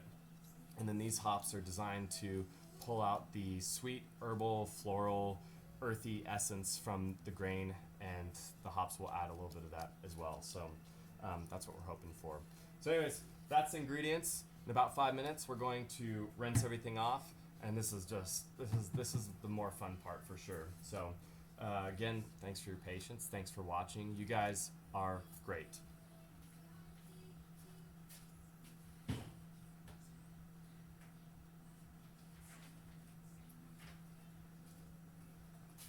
And I forgot to take notes all day, so I'm shooting for very specific temperatures. And so our mash right here was supposed to be 156 degrees. We got it to be about 152 degrees, which it's okay. There's a lot of room for error. Honestly, a difference of 4 degrees is not going to be enough to really mess up our beer by any means. So, yes. I can't remember if I shared this with you guys yet, but the predicted alcohol by volume for this beer is going to be about 6%. Bitterness is about 20%, so it's not going to be super bitter just because of the type of hop I'm using. And then the color is about 13.5. All that means to you is it's going to be more it's starting to get towards the darker end, more of like an orangier color, maybe a little bit darker than an orange. That's what we're hoping for in terms of color, because an amber beer ranges between kind of like that golden orange amber color all the way down to a little bit lighter than a brown ale. So that's what we're shooting for. So in about 5 minutes we'll find out what the actual color is going to be. So cross those fingers, and I hope that it works out. Yes. So, and then we can get boiling. And this is good. So, see, it's 12:13 Mountain Time. So, I'm gonna say, another 2.5 hours of this, and then we'll be done. We have to boil everything for about an hour. So, as we're rinsing the grains off, we're going to move the grains into the boil pot, and we're going to be heating that up while that's happening, so we don't have to have a lot of wasted time, because once we do start boiling, it'll boil for 60 minutes. And then so that whole process is going to take a little bit of time. So we're just trying to be efficient with our time. Anyways, 15 minutes and it's beer 30.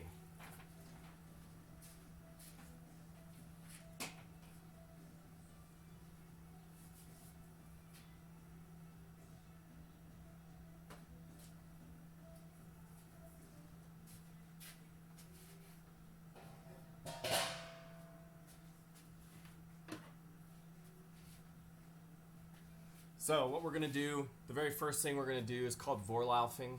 I might have explained this before. You jumped on some Goner and Leo Koval, but what we're going to do is we're going to take a sample of the beer that's in here, the wort, sorry, I keep going back and forth. We're going to look at the color, we're going to taste test it. I always like to take a small sample, I call it the Angel's Share. That's more associated with liquor, like whiskey and things like that. That'll be another time, another stream, far off in the future, because distilling is a different thing. Somewhat similar, but also different. So that's what we're going to do with this today, and then we're going to do a few samples of it, and we're going to fill it up about halfway with that wort, and we're going to pour it back in over the grains. And the whole idea is at the bottom of this container, we have a false bottom, and we're trying to get the beer as clear as possible and not have a whole bunch of particulate floating around from the grains or any of that. So that's what we're doing. And then once we do 2 or 3 rounds of that, then we're going to start flowing it out. Now the trick is, so this is Vorlaufing, what we're doing, and then this will be sparging, where we take the water up here from the hot liquor tank to rinse the grains off and then flow it into here. The trick between with that is the water flowing out, or the wort flowing out into the boil pot needs to match the water that's coming out of here. If you don't match it, what will happen is the grain will actually compress, and that's called stuck mash. And what you have to do is you have to fill it full of water, mix it all up, loosen it all up, and then you have to do the whole Vorlaufing thing again, and it just wastes a lot of time. It takes a lot of time. But you also don't want it to be too fast, because if it goes too fast, what you're going to do is you're going to create a channel in the grains, kind of like a river, and it's just going to flow right through that, and you're going to miss all the sugar, all the flavor, and all the color that you want from the grains, and then you're going to end up getting a really weak, stale beer, and that's not good. So we want to try and match it, and it should take about 20 minutes or so to get all the beer here. We're going to be transferring 7 gallons of wort down here.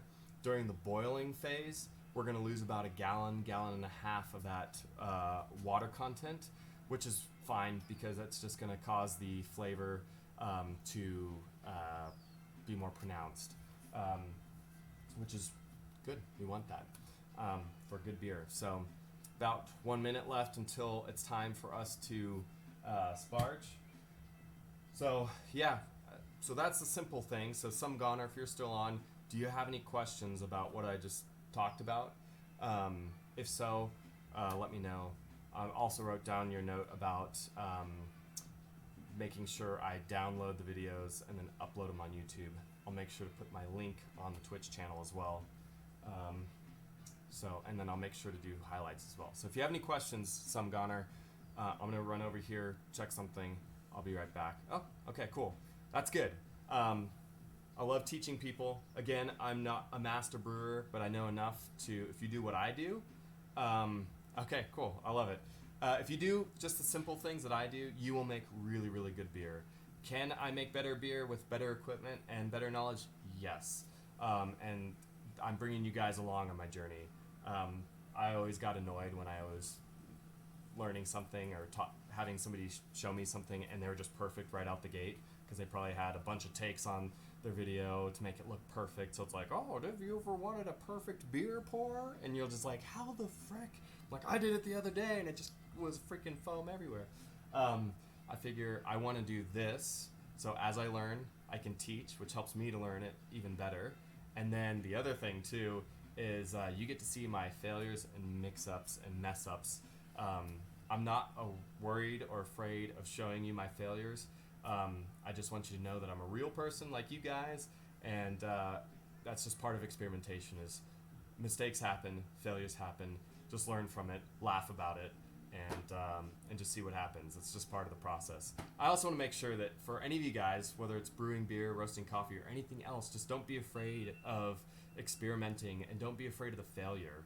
If you want to see ultimate failure that leads to big changes, go to, I think it's SpaceX. Elon Musk put out all the videos of all the ships that blew up and failed, and he's just trying to show that it takes lots of failures sometimes for there to be great progress. So don't be afraid to fail. Just don't give up when you fail, because then you're defeated and you're not going to move on. I'll be right back.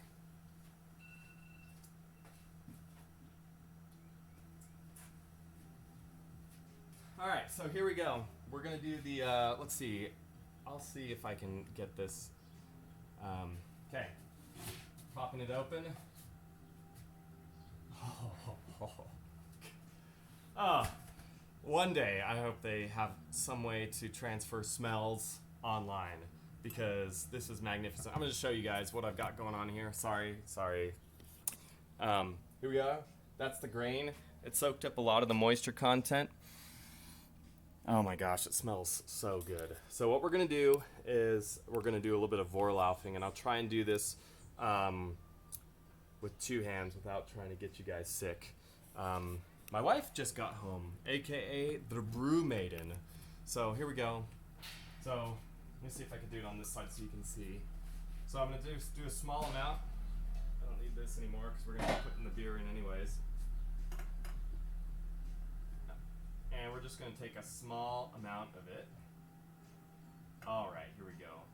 This looks like a beautiful color for what we're wanting to do. It's kind of a darker color in terms of like a darker IPA, but that's what we're shooting for. Remember, I said dark gold to kind of a light brown. Hello. Thanks.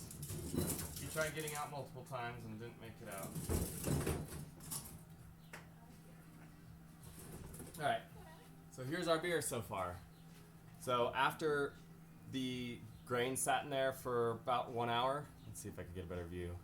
It looks more brown on here. Let's see if I can hold up to the sun. All right, there you go. So there's the amber color from the light, and oh, it smells so good. It smells so good. It smells more biscuity, and there's a sweetness to it because there's a lot of sugar content in here. Yeah, it's a great color, especially for the amber ale we're shooting for. So I think it's going to be good. I brought my tasting cup because angels share. I really love to share this experience with people.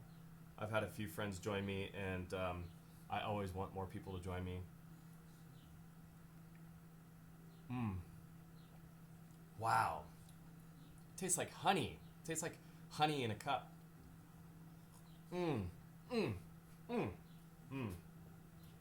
Oh man, this beer is gonna be so good. Oh, good. Hey, Animosivorous. I'm sorry if I don't pronounce that right. This is an amber ale that I'm making right now. So, yep. So it's not beer yet. It will become beer once the fermentation process is done. The fermentation process, the yeast eats up all the sugar. So the reason it's so sweet right now is because the sugars came out of the grains. The yeast is going to eat that, and it's going to poop out CO2 and alcohol. It's good stuff. But so I'm just taking a taste test of it before obviously it becomes beer. We're going to now wash all this. We're going to rinse it off. Sorry, to answer your question. We're going to rinse it off with this water that's up here. It's heated water to 170 degrees Fahrenheit.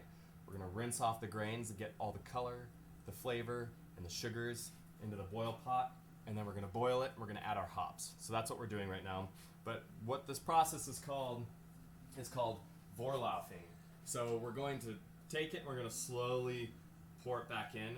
We don't want to pour it in too rough. We're just going to make sure it's a nice balanced pour back in. It's going to go right back into the grains, and then we're going to do this several times. And we're shooting for, we're just trying to get the beer, the wort, to be as clear as possible. We don't want as much, we don't want that much grain or particulate going into the beer, although it's not that big of a deal. So if you end up brewing your own beer one day and you start doing grain batch, don't get too worried about there being too much particulate, because again, at the end of the day, when it's done fermenting, all that stuff sinks to the bottom anyways, and you can still get a really clear beer. We're going to be using something today called a Werflock tablet. I put it in all of my beers, and it makes all of the beer really nice crystal clear. So it causes all the hop particulate, all the grain particulate, and any leftover yeast. It causes it to sink to the bottom, at the bottom of the fermenter. Okay, so again, beautiful color. I don't know if I can do this. I don't have the right light. Maybe one day in my future man cave, shop, factory, whatever you want to call it. So we're going to do this one more time because it actually looked pretty clear that time around. Again, there's a false bottom down here that's kind of, it's designed to keep the grains from going into the boil. The other thing too is you don't want a whole lot of grain going in, especially if you got large chunks of grain going into the boil, because when you're boiling, that temperature of the boil can actually cause off flavors and sharp tannins, which are kind of like bitterness, or they're really, really bitter, and they can really make a gross beer. So that's another reason why we're trying not to get grain into it. So just a few particulates floating around, but honestly, this is what I'm normally shooting for. And again, just a beautiful brown amber color. That's exactly what we want. I'm just really excited. And when we steep the tea at the end of the boil, we're going to end up, it's going to end up making the color a little bit darker. So it might end up being more of a brown color, which is fine. That's not like the end of the world or anything like that. So good color, good flavor, and it's so sticky too. Like it's on your fingers and it dries up. It's like if you spill a soda on the ground and it dries and it's just sticky. That's how sticky it is right now. So I'm gonna finish this.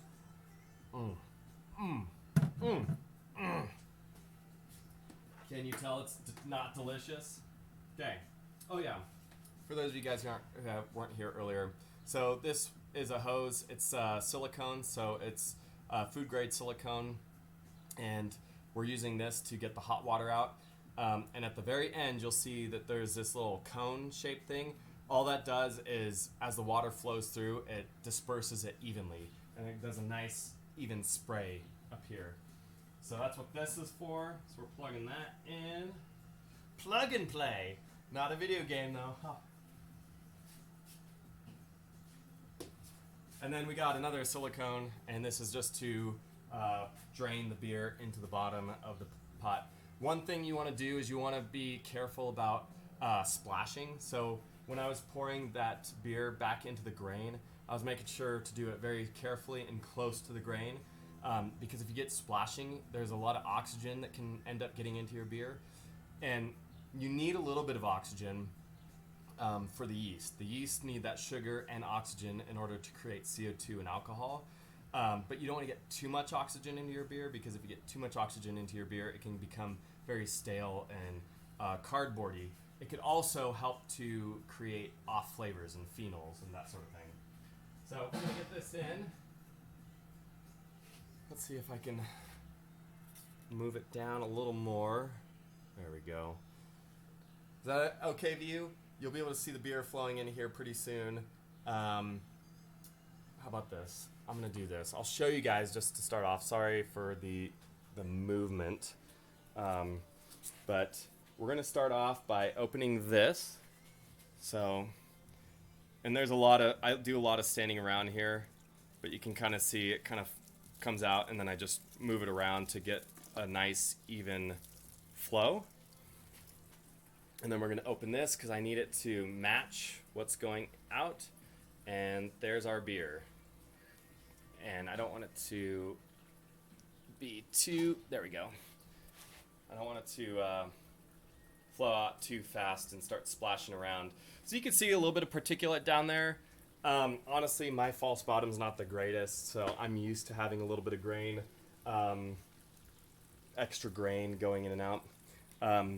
So now I'm just monitoring this. This is called sparging, okay?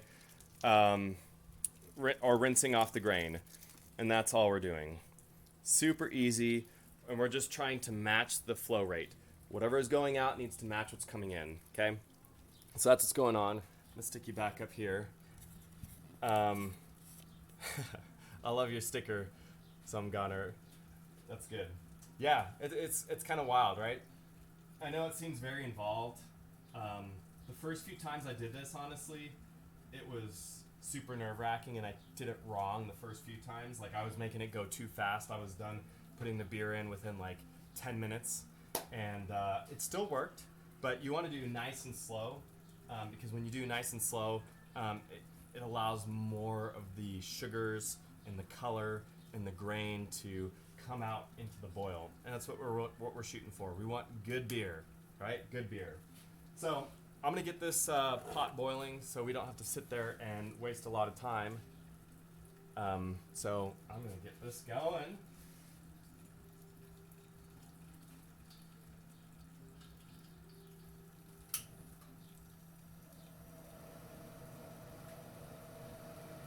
All right, so the flame is on. Let's see here. I need to do something. Let's see here. I need to get some more airflow from my computer. I got this laptop for Christmas, Black Friday. Oh yeah, here's the Brew Maiden and the Brew Pup. Hello, Brew Maiden. Hi. Hello, Brew Pup. Yep, so anyways. Oh, man. Okay. Sorry, if I drop the camera, I'm sorry. But, the glory of having a laptop. Hot. Yeah. Out in the heat. Oh, no! Yeah. I know I need to figure out a way to... Sorry. What are you trying to do? I'm trying to get the airflow at the bottom. That's what I'm trying to do. But you don't want to, yeah, so just try not to cover that one. Animus Voris says evening. Good evening to you hey. too. Oh, she says hi. Animus must be in a different part of the world. Yeah, might be. Here, I'm gonna do this. Sorry, this is what newbie production looks like. And if it weren't for people like some Goner, I would have still crappy production. Even crappier. Even crappier production. So, here we go. Alright. Oh, you're on the other side of the planet. Are you one of my friends from Great Britain?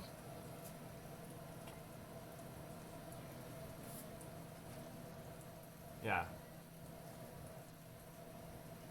I gotta check this out. I'm getting distracted. What are you doing? I am sparging right now. I gotta turn this down a little bit because it's going a little fast. So it's a little bit intensive. More to southeast. So are you my friend in South America? And some Ghana, where are you at? Southeast Austin. Southeast? Sorry, are you? Indonesia. Is that east? Is that far east? Far East. Obviously, I know my geography. I also know my chemistry and my East. biology. East from where? Yeah, that's a good point. Yeah. Stay in Europe. Okay, southeast. I love this. Spain. France. No. Turkey. No, Turkey's northeast. Northwest. Northeast. Sorry. Southeast. Sorry. Okay, we're going southeast. Okay. Denmark. No, that's not the answer. Oh, It's a no. question. Some Goners from Denmark. Awesome. Okay, so Animas Voris. We're staying in Europe. We're going southeast. We're going west. Poland? That's north. Is it? Okay. Liechtenstein. Gosh. Luxembourg. Luxembourg? Italy. It's west, isn't it? Oh, Italy. Yeah, Well, we'll say Italy. Italy. Italy's right down there. Greece? Greece. We're just embarrassing ourselves, obviously. I'm gonna Check. stick with brewing beer and roasting coffee. Romania. That's Yeah. north, probably. Yeah. But Czech Republic. Ah, it is Greece. Whoop, whoop, We're whoop. actually wanting to come to Greece in October. We're thinking of going to Crete. Is that a good idea? Or we should go to like Athens area? Or what do you recommend? Yeah, In October. in October.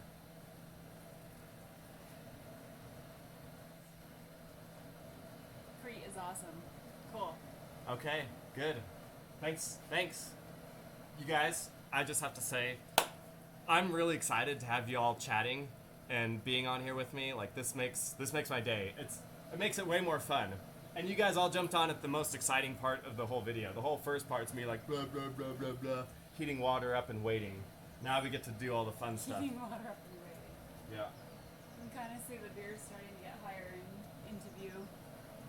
A little bit. We have rain coming, Austin. What? It's rain coming. Okay. And October is perfect time. Not many tourists. What time so you're gonna enjoy it? Sweet. Awesome. Yeah, that's what Good. we're thinking. But before it gets Too cold. colder, but I heard the water temperature is the warmest at that time, and then the air temperature starts to drop. So. Also, just so you don't feel out of the loop, Subgoner, I also really want to come to Denmark. So I think that would be. So is it? Where do you live? Okay. There's Helsinki. Okay, that's fine. Polar plunge is what I like. But is Helsinki's in Denmark, right? I don't want to say no. I don't know. I'm an idiot, so I love it. If you guys come visit the U.S., reach out to me, and you'll also go back with a beer belly. My friend from Germany, he's one of my followers on here, and he came to visit us for a couple of days, and he went back with some beers. So. Oh yeah. So, like I said, this takes a little bit of time. That's why we're boiling this water, or starting to boil the water sooner, because it takes a lot longer if I just let it sit and wait. So, try and do all things at once to improve the efficiency of things so you guys don't get bored.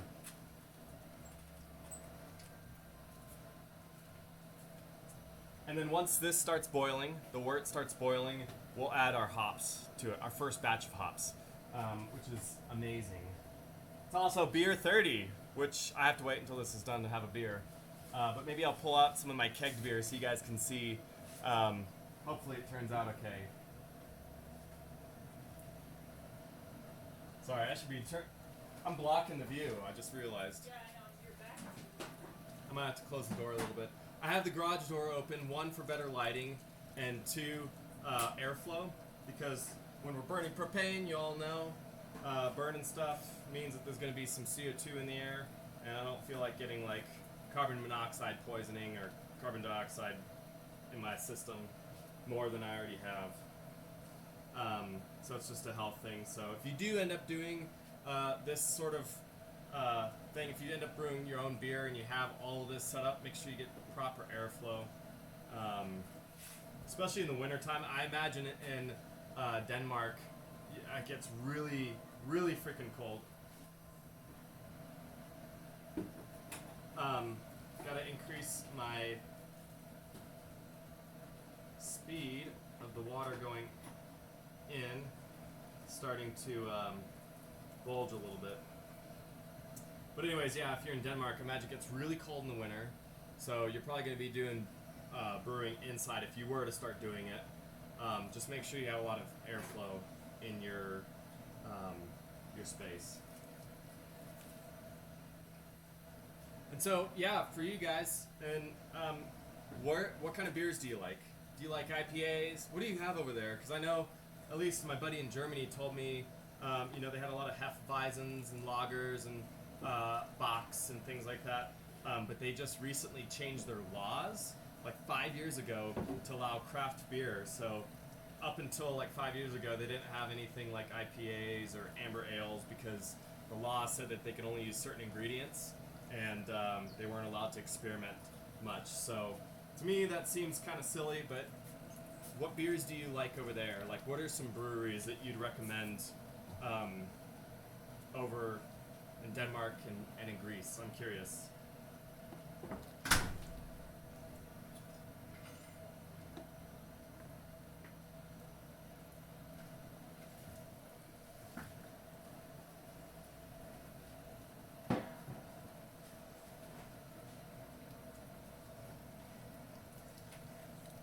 There are more wine people in Sapporo. Okay, a stronger version of Ouzo. Oh, I got to try Ouzo. So I live in Salt Lake City, and every year they have a Greek festival, because I guess we have a certain amount of, we have Greek population, a large Greek population here, which was kind of surprising to me. But I got to try ouzo for the first time. It was pretty good. But yeah, I guess over in Greece you guys would have more wine. Well, if you follow my channel and keep up with everything, in fall, maybe sooner, I'm gonna create my own wine. We did it last year and it didn't turn out very well, so we're going to try and figure out a better way of doing it. But wine is good. What kind of wines do they have over in Greece? Oh yeah. Well, it's all good. Yeah, I know for most people, all beers kind of taste the same. Maybe by watching my channel, I'll do taste testing and kind of help you kind of think of the different ways, because tasting different flavor of beer, you can also translate that to wine too. You can start getting all the different flavors in wine. You can start noticing the oaky flavors and things like that. All right, so we got 6 gallons of wort right now. We need 7 for the boil. Red is your favorite? Cool. I love red as well. My favorite is Pinot Noir. Yeah, I think Zinfandel is also pretty good. I'll go white as well. I like Pinot Gris, mostly because my parents grow Pinot Gris. So there's that. But yeah, what are the varieties of grapes that you guys have in Greece? And then some goner, I might have missed yours. What's your favorite kind of beer? And I'll look back here in a second.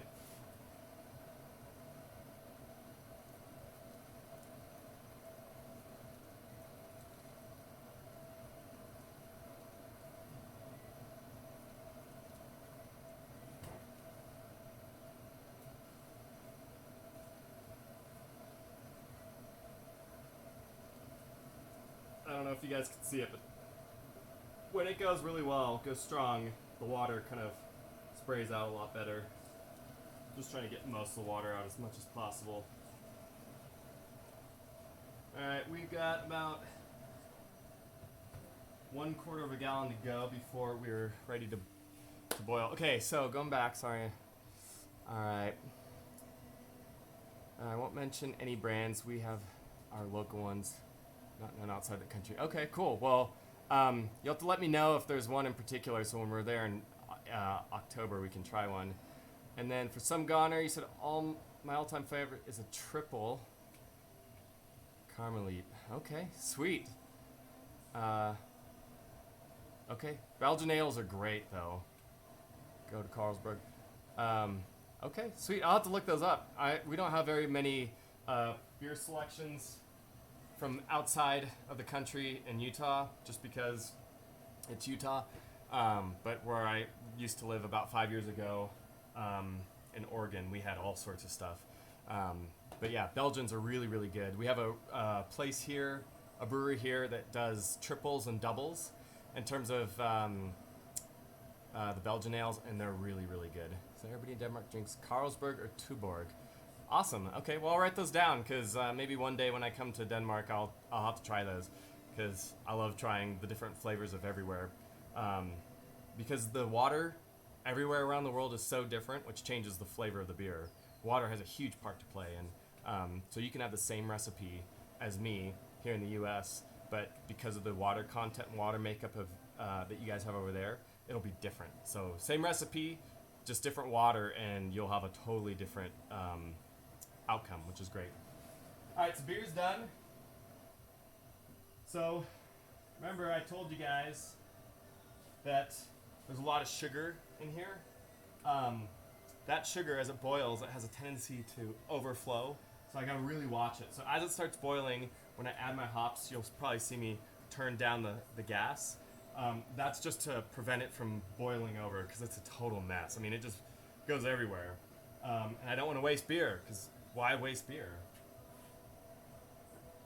But yeah, what I was going to say to Animos Voris, my parents, they grow Pinot Gris grapes, in Oregon, and they don't make their own wine, but they sell their grapes to a local winery, and then that winery makes the grapes or the wine for them. So you could say fermentation is in my family. I just wish that they actually fermented it. So my parents were like, "We're gonna give you our vineyard when we die," which I don't want to think about that yet. But anyways, maybe I'll start doing winery stuff too. So brewery, winery, all the stuff.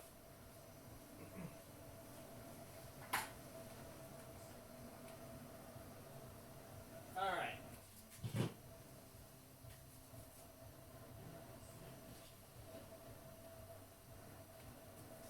All right, so getting the hops ready. So our first batch of hops is going to go in at about 60 minutes. So right as soon as it starts boiling, I'm going to put them in.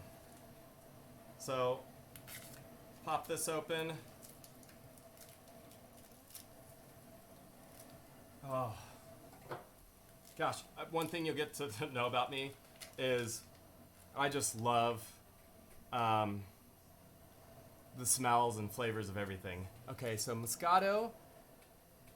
Dosti might be a known brand outside the country. Okay, cool. And then one of the most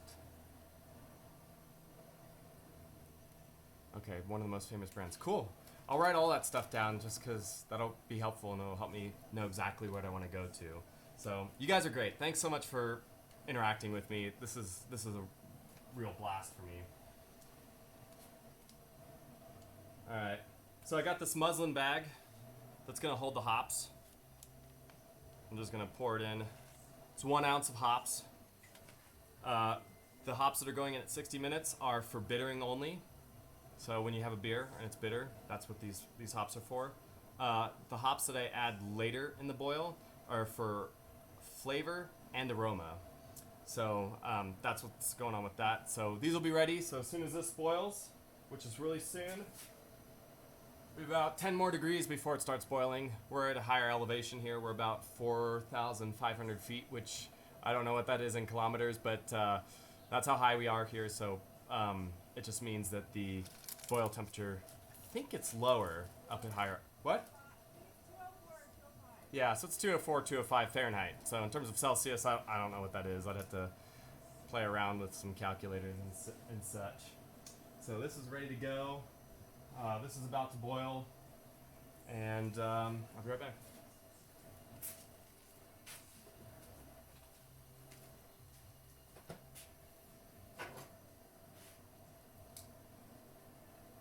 All right, let's see here.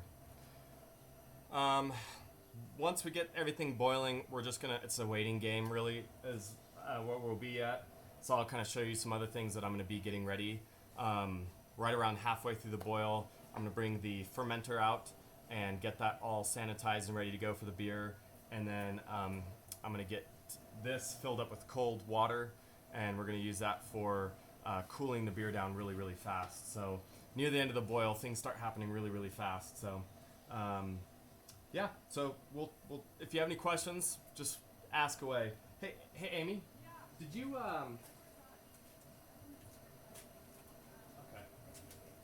Okay, I don't need it now. I just Yep. Thank you. I'm talking to the brew maiden. She's gonna go get me some more ice. I tried making ice. We don't have an ice machine at our house because our fridge isn't hooked up to water, so we have to either like fill up a tray, let it freeze, and break it out, and just time consuming, and I keep forgetting. Anyways, so I made a little bit, but it's not enough, so we're gonna have to get a bigger bag. But I'm able to cool it down. Use about 16 gallons of water to cool it down, which is a lot. It's probably a little less because the ice makes it go a little higher. But I can usually cool this beer down to right around 70 degrees is where I want it. And I could cool it down within like 10-15 minutes. One day I'll be able to have it all automated and I won't have to have a whole lot of hands-on. But you know, when you're starting off, you just gotta do a lot more manual work. Sweat, blood, and tears. Right around 200.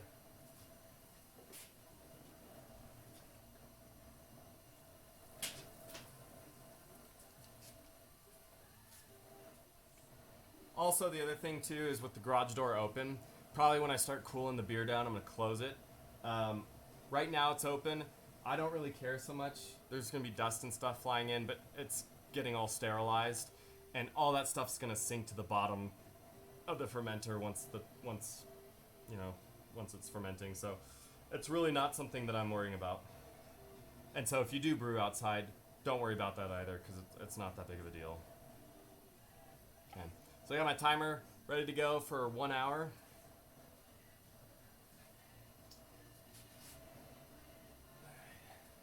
It's getting pretty close. So normally what I do is I'll just create a funnel, get it spinning, and then I'll drop the hops in the middle of that, and then I'm going to turn the heat down just a tad so it doesn't boil over, because I hate cleaning. And then it's beer 30. We're having a beer. So I'm going to probably try my IPA that I kegged yesterday, just because I want to see how much carbonation it's got over a period of 24 hours. But I've also got a couple other beers. I've got a brown ale that I made. What else? A stout and two types of stouts. Anyways, I'll try those. And then if you're interested, I've got a couple of local beers that I can pop open and try and give you a taste test. Some of the beers in Salt Lake are really good. Some of them are not so good. So I have to look at which ones I have, and then I'll do a quick taste test or something. We got a little bit of boiling going on here.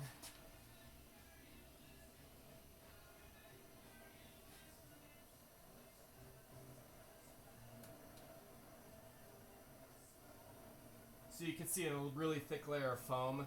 This foam is going to increase more once we start getting the boil.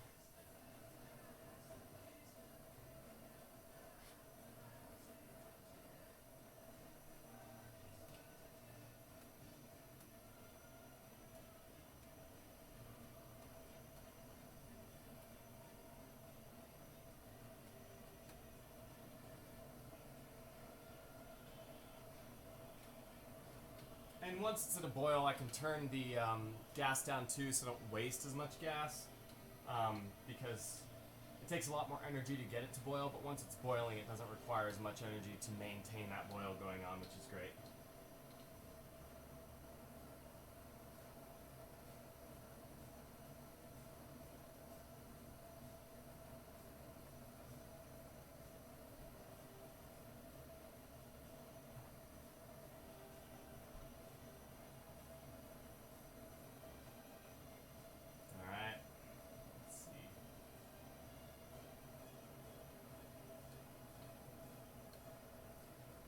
Just about there.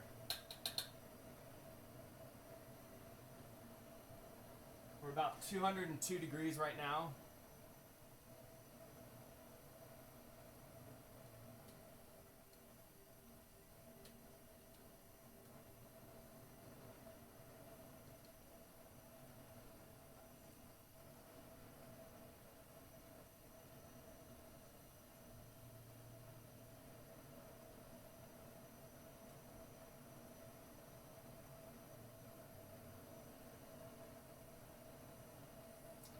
There's our boil. Get it into a cone or a funnel. And I'm just going to stick it in the middle.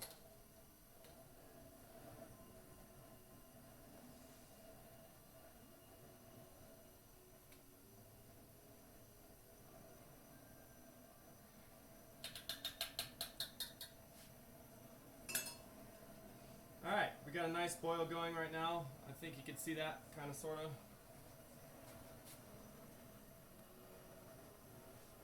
And surprisingly, it's not boiling over. I guess I did it just fine, got the right temperature. So it's just going to sit in there, start my timer.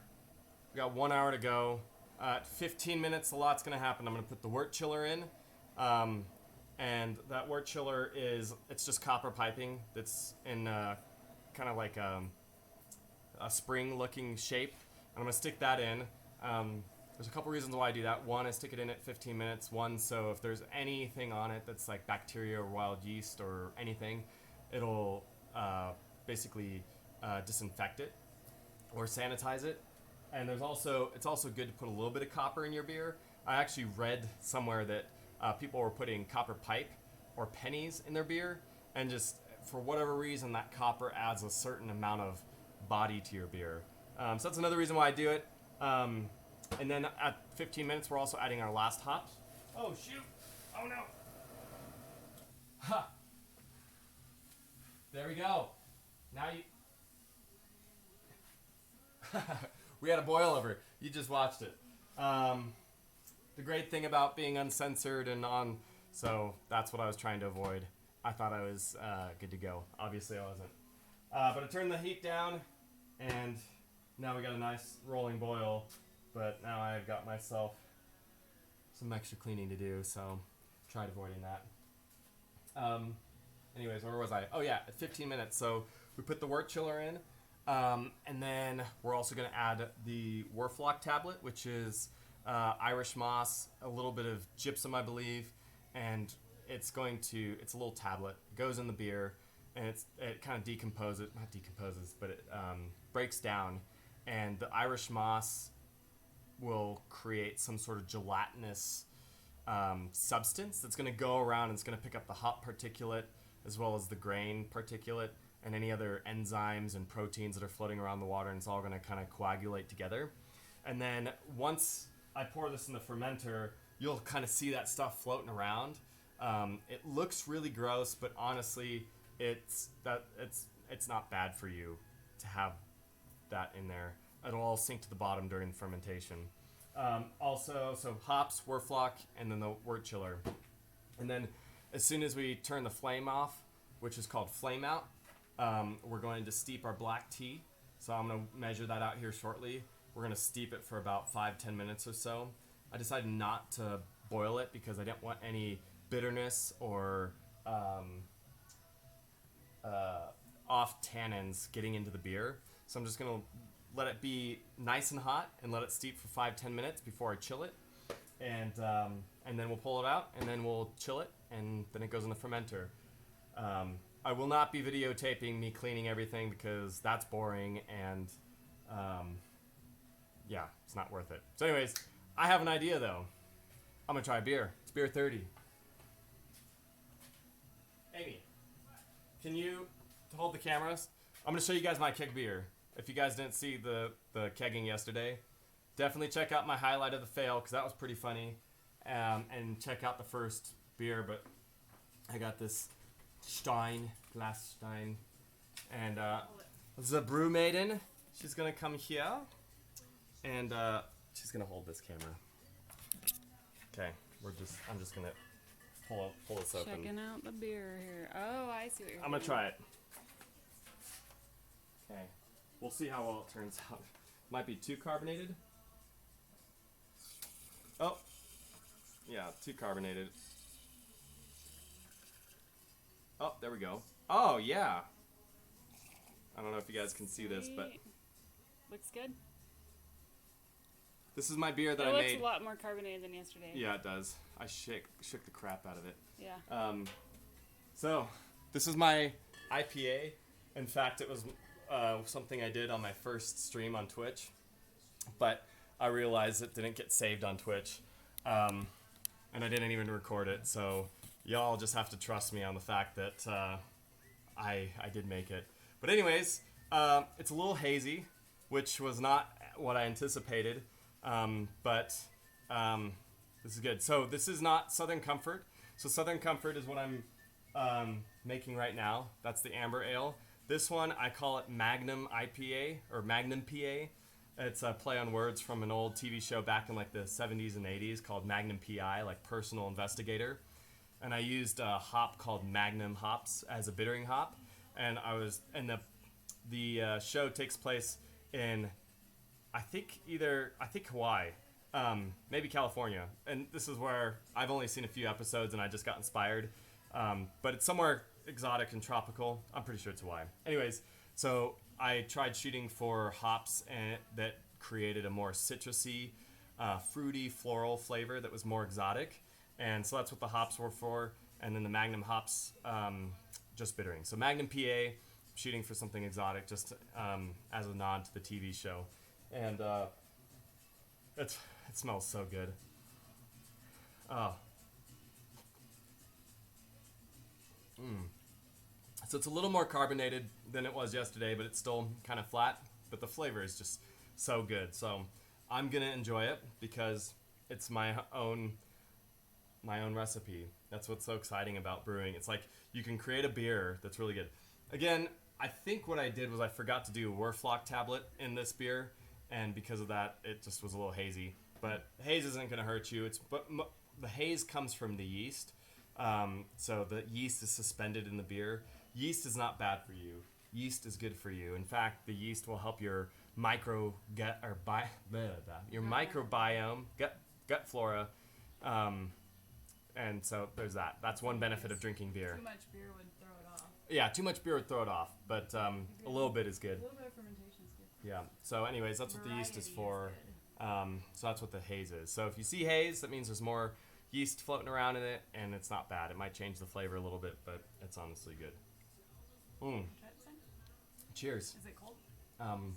Yeah, it is cold. Yeah. Yeah, it's not bad. It's good. It's a great IPA. The other thing too is you'll notice that there's a little head on there. Obviously, it was a little foamy when it came out of the keg, but the great thing is I was shooting for. I wanted there to be a little bit of head retention, and the way to do the head retention is you add a little bit of wheat to your recipe. So red or white wheat, it doesn't really matter, but you want to add wheat to your recipe, and that's going to create that head retention. And if you want, let's say you wanted to have a beer that was a little bit creamier and smoother on your tongue, like as if you're drinking a nitro beer, kind of like a Guinness, you can add a lot of flaked oats to it, and it'll add that smooth, creamy mouthfeel. I didn't do anything with that. I didn't put any flaked oats in here, but I did do the wheat for the head retention, which, as you can see, it's got really great head retention, which is awesome. So that's what I was shooting for. So I'd call that a victory. And, you know, when you're experimenting, even though there's a lot of failures and mistakes and things like that, just consider all of the victories, the small victories. Everything from like, wow, I actually finished a beer. Wow, the beer actually tastes good.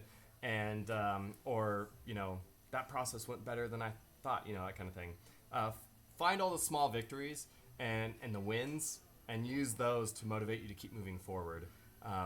Again, I'll say this probably every single stream, but don't let failure hold you back.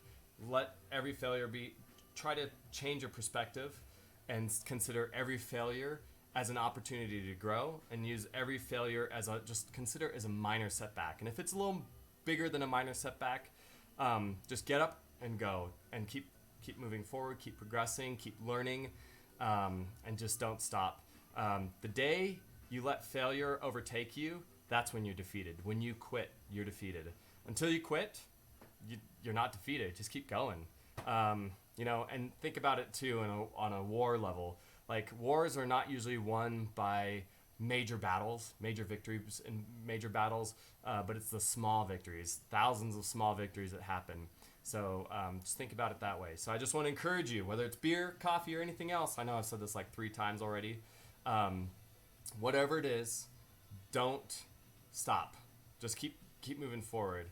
If it's difficult, if it's hard, if you're kind of nervous or afraid or anxious about maybe not doing so well, sit down, write down exactly what would be considered a success for you. Start off with a small success that will allow you to have a simple win.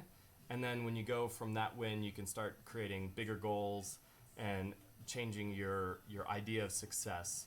And it's just a mind game that you're playing with yourself so that you can push through the moments that are causing fear and anxiety or stress or pain or just feeling that resistance. Joe Rogan, I can't remember who it was with Stephen Pressfield. If you ever go on Spotify, cheers. I hope you have a beer in your hand too, because cheers. But Joe Rogan interviews Stephen Pressfield. He wrote the book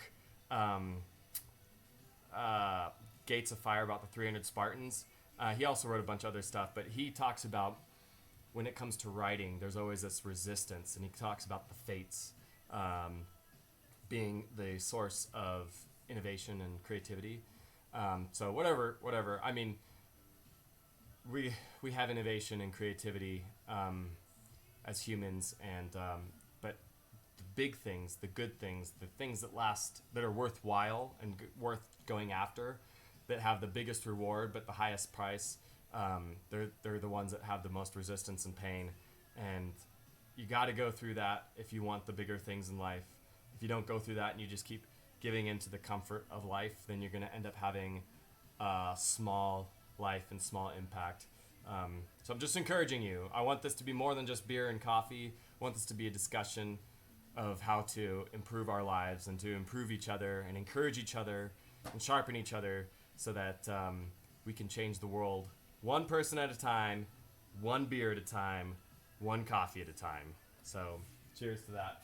All right, so let's check the time, shall we? So I don't mess up my plans. Okay, we have 48 minutes. So in about 18 minutes, not 18 minutes. Yeah, I guess 30 minutes. I'll add the second set of hops. So, wherever you guys are, I hope you guys are enjoying a nice beer, or Animus Voris. I'm sorry if I'm Voris. Animus Voris. I'm sorry if I'm butchering your name or your tag handle. But I hope you're enjoying a wine while you're watching this.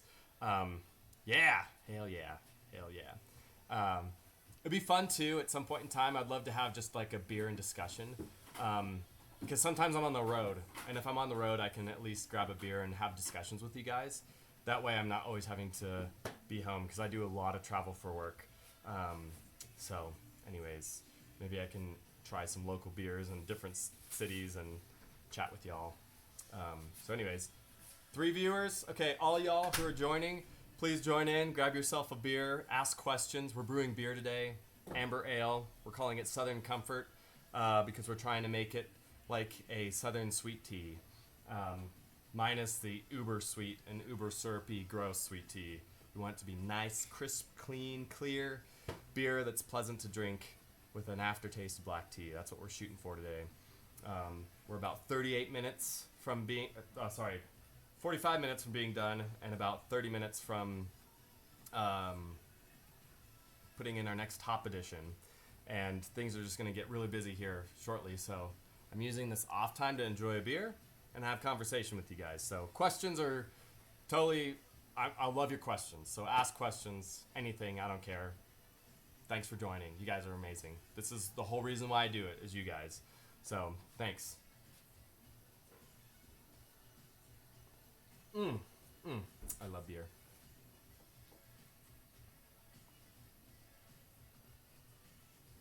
I'm gonna go check on something real quick that's required for later on. I'll be right back.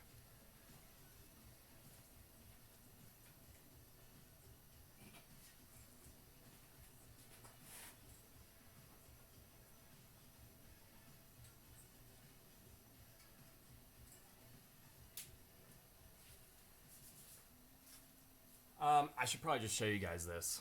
So if you guys are watching, my computer's so hot right now. Not as hot as me. Oh! Okay. It's hot. Okay, let me show you what's going on over here. There's a few things that are happening that I want to show you guys. So bear with me as I move the camera around. I'll try and go slow so I don't make y'all sick. But we have a few things over here. So I got 2 buckets. What we have in this bucket is sanitizer. It's just a really strong acid called Star San. I believe it's a 4 pH, so it's really, really strong. But I'm putting this airlock. I'll see if I can get a little bit better view. But this airlock has a little bit of Star San in it. I have to sanitize anything that could potentially touch the beer so it doesn't go bad. But this airlock is going to be filled with liquid like it is right now, and that goes in the top of the fermenter. And the whole purpose of that is to, one, it helps to release the CO2 that's in the fermenter so it doesn't explode, because I had it explode once and it looked like somebody had explosive diarrhea, and it went all over the ceiling, all over the walls, all over my books on my bookshelf. I mean, it went freaking everywhere, and it was just like a freaking volcano. It was insane. So you want to be able to release that pressure as much as you possibly can. And then the reason for the sanitizer in the airlock is to prevent oxygen or bugs or any other foreign particulate that you don't want to go into your beer. That's the whole point of this. So anyways, I'm going to go get the fermenter here before too long, just because we got to get that sanitized and start getting that ready. Then what we have here, we have a beaker. In this beaker, what we're going to do is we're going to stick a little bit of beer in there once it's done boiling. And yeah, so we're going to stick beer in there, and then we're going to measure the gravity. That's going to tell us the potential alcohol content. And I'll show you the tool I use to figure that out. Okay. So what we have right here is a hydrometer. Hello, Brew Dog. This is the Brew Dog, Brew Pup. Anyways, there's a whole bunch of numbers on here, but it also tells you about the potential alcohol volume. I know you can't really read the numbers just because this camera sucks. But this is what we're going to be using to figure out the gravity of the beer. And it's temperature corrected for, I guess it says 60 degrees. Huh. Anyways, so it's temperature corrected.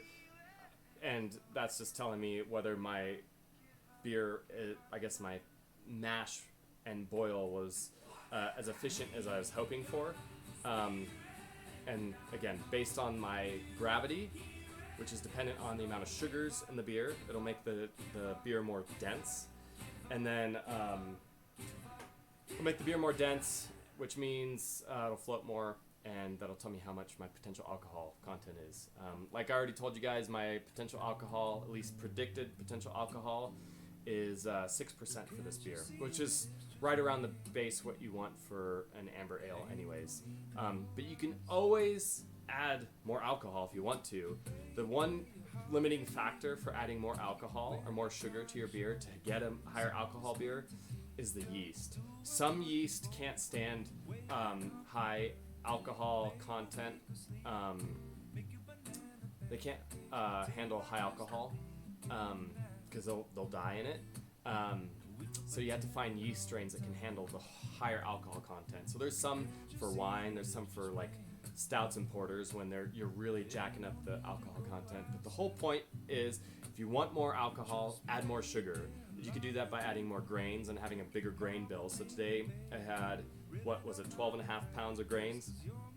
I could add more grain to it, to the base malt, and that'll give me more sugar, which gives me more alcohol. Or what I used for my yeast starter yesterday, which was DME, dry malt extract. So that wort that we created today, they distill it down into a powder form, and so that's the dry malt extract. So they distill it down into a powder.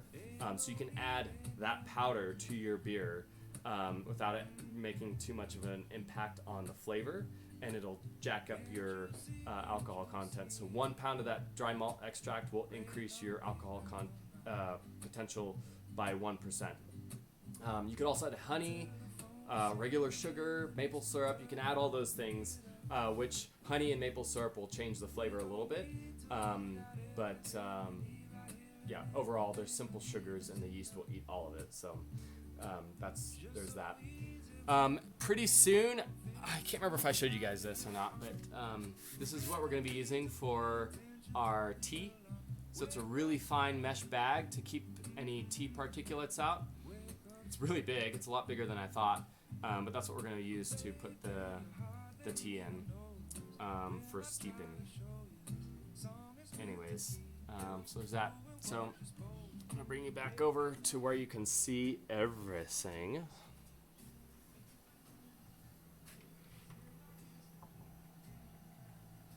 All right, how are you guys doing? You guys hanging in there? Is it exciting? Boring? I don't know. You guys drinking a beer? That's my big question right now. You guys drinking a beer? Oh, come on. Sorry. I gotta really get like... Oh, my heavens. Okay, there we go. We're just gonna fix this. And, awesome. Good. I'm so glad you're enjoying a beer. You're enjoying a beer with me in spirit. Cheers to that. Prost und zum Wohl. Beer is great. What kind of beer are you having? I'm having the IPA, which I already said.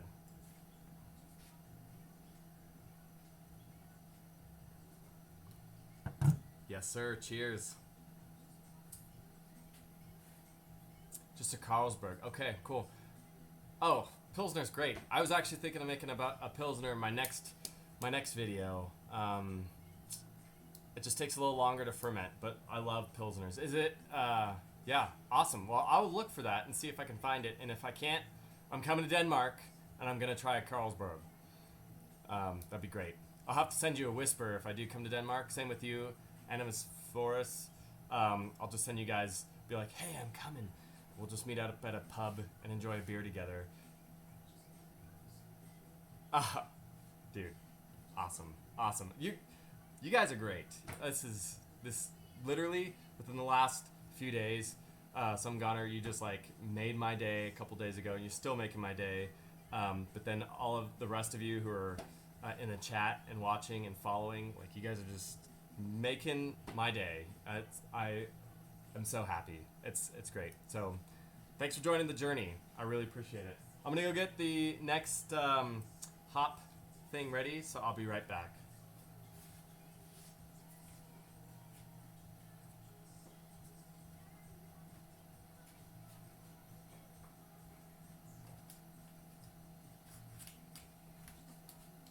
And not that you have to do this or anything, but one of the things I was going to tell you, some Goner, and if anybody else is watching right now, is tomorrow. So I don't know. I think some Goner, you were watching me roast coffee the other day, and I roasted 3 batches of a particular bean.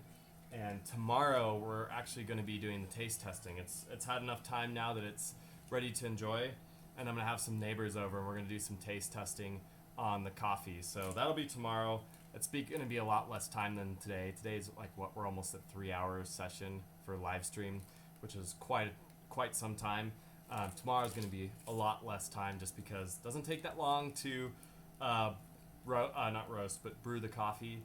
But we're going to be trying the light, medium, and dark roast from that, what was it called? Peso Ancho Carmen Estate bean.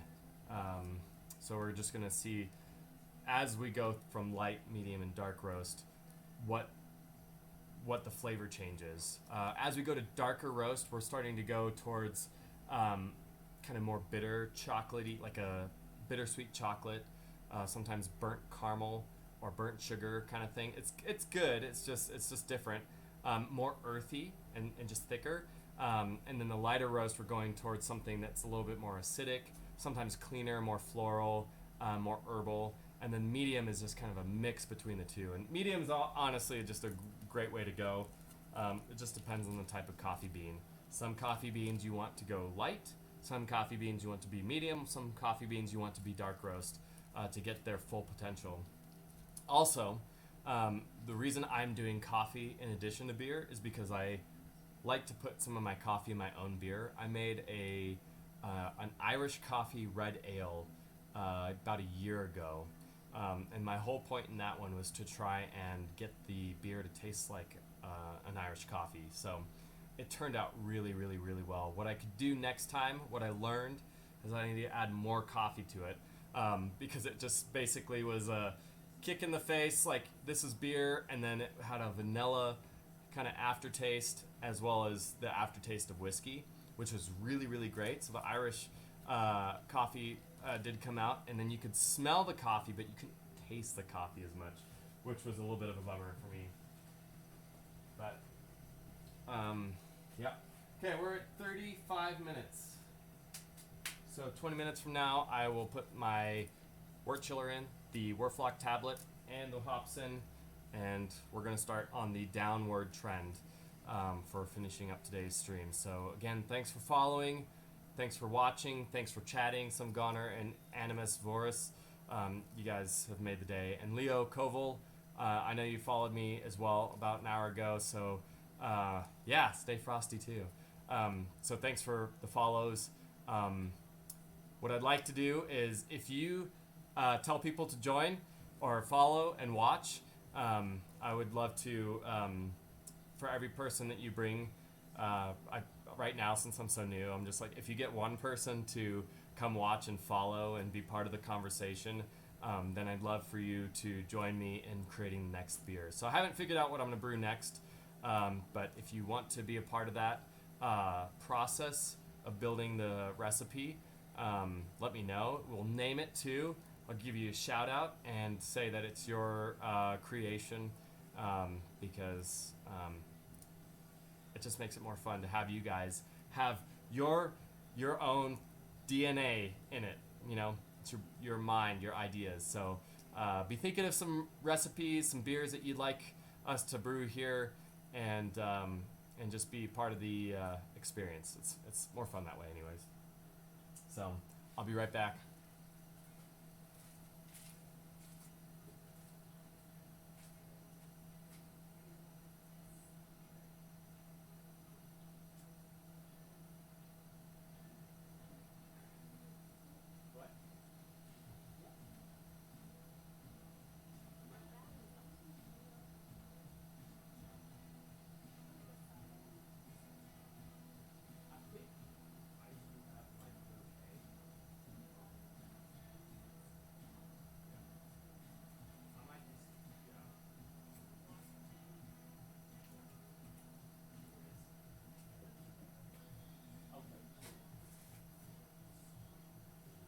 Then it's not enough.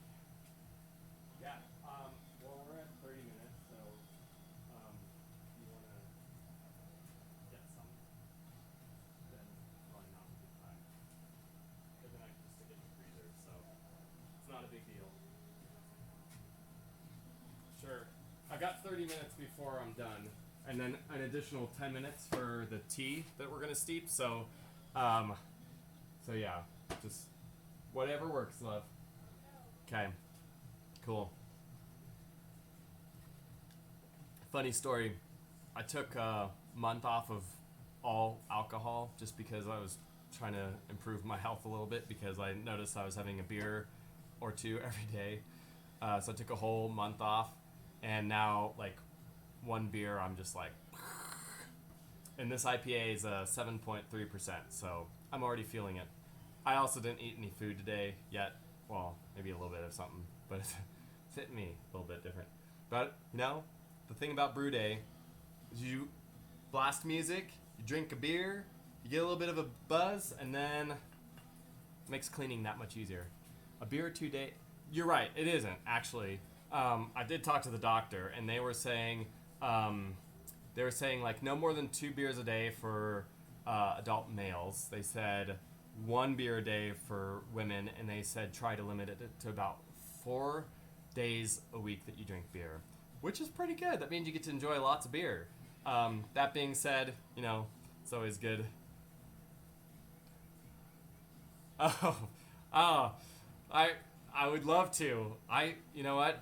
That's one skill I didn't learn when I was a kid, is I can't just like burp on command. But if I have a burp, I'll try and do my best burp for you. I promise. If there's ever a time, whether it's this stream or some future stream, I will do a burp and I'll say that's for some goner. And hopefully you're watching it when that happens, because that would be amazing. That would be amazing. Since you're one of the only ones who are interacting with me, I feel like, you know, if it entertains you, I'll do it. So yeah, this is great. And you know what? It's kind of fun because it's like, you know, the great thing about the internet is you never know who you're gonna meet. There was one guy I played video games with all the time. We moved to a new city. I didn't know anybody, so I was playing a ton of Battlefield 4 back in the day on Xbox, and I was just playing all the time. Finally, I had this one round, and there was this one kid who was like 12 at the time, and he joined. He was in my team, and we were just kicking butt. So then we became friends, and I used it as an opportunity because I was in my late 20s. I used it as an opportunity to mentor him and just encourage him, and we just kicked butt. And anyways, it was fun because 7 years later, I ended up connecting with him and got his phone number, and we contacted each other. And I happened to be in the same city one night. We ended up getting a beer together because he's an adult now. It was crazy. So you never know. You never know. And I love the ability to meet new people around the world. So I do game. That's how I know about Twitch. In terms of the games I play, I right now, honestly, during the summertime, I don't have a lot of time to play. I spend a lot of time outdoors. My wife and I do a lot of work on our garden, and then we like to go hiking, backpacking, camping, and we just like to enjoy the beautiful weather. So that's my summer. Wintertime is normally when I do most of my gaming, just because the weather's crappy.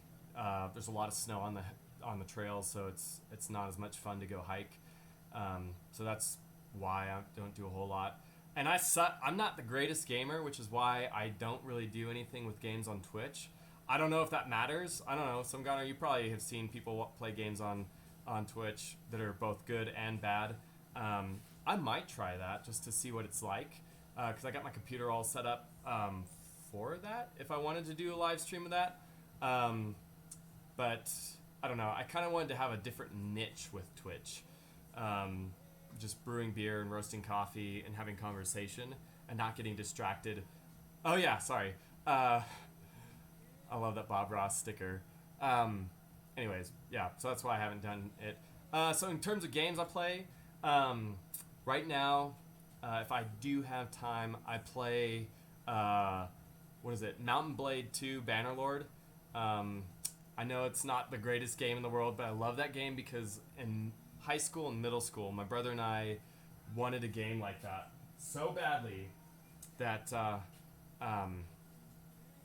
when I found out that it existed, I was like, oh my gosh. So I'm kind of playing my childhood dream game right now. It's a medieval simulator with giant battles and sieges, and it's great. I also play Battlefield 2042. Every once in a while, I'll jump on and play Squad with my brother and some friends. Every once in a while, I'll jump on and play Apex. I get my butt kicked because I'm not the greatest gamer in the world because I don't have the time to play and get good. So I get destroyed. But maybe that's funny to some people, so I don't know. Maybe I'll try it and then just be like, who is this noob? But in terms of the games that I'm really looking forward to, most of the time I play, like if I don't have friends available, I'll play Skyrim. I love Skyrim. I love all the Elder Scrolls games. Chivalry 2. Okay, I'll check that out. I did see that. It's on my wish list, I think. I'll have to check that out. So thanks for the recommendation. But yeah, I like the Elder Scrolls games, so Morrowind, Oblivion, Skyrim, and then I'm really excited for Elder Scrolls 6, which should come out in the next 3 years. But I'm also looking forward to Starfield, which is another Bethesda game. I'm really looking forward to that one. That one looks really, really amazing, and everything I've read is fantastic on that. And then Diablo 4. But again, I don't have time to play games right now, so I'm going to have to wait until fall for me to purchase Diablo 4 and Starfield. They both come out at the same time. So, yes, Kingdom Come Deliverance. I have played that. I don't have it on my computer. My brother had it on his computer, and he had me try it. And it was a lot of fun. It was really difficult, too. High learning curve, but I'll definitely have to jump on there at some point. So, hey, Goner, what kind of games do you play? I'm curious. Because if we play the same games, we might have to jump on and play together.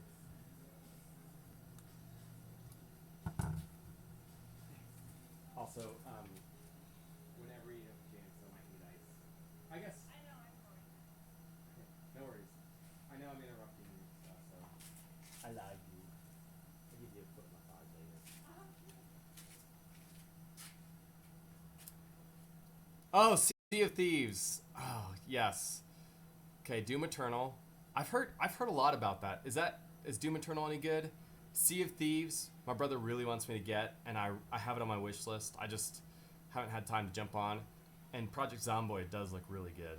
I also want to try that one. Oh, okay, sweet. Doom Eternal is amazing. Okay, I'll check that out. I remember, I wasn't the old school gamer. I was really into Zelda and Smash Brothers and like Pokemon Red and Blue and Yellow. and silver early on when I was growing up. Um, but yeah, my Nintendo 64 days was like Banjo-Kazooie, Zelda, Ocarina of Time, Majora's Mask, and then like Mario Kart and Smash Brothers. So I never played the early Doom games, but I definitely played Doom once I got Xbox, and it scared the crap out of me, but I loved it.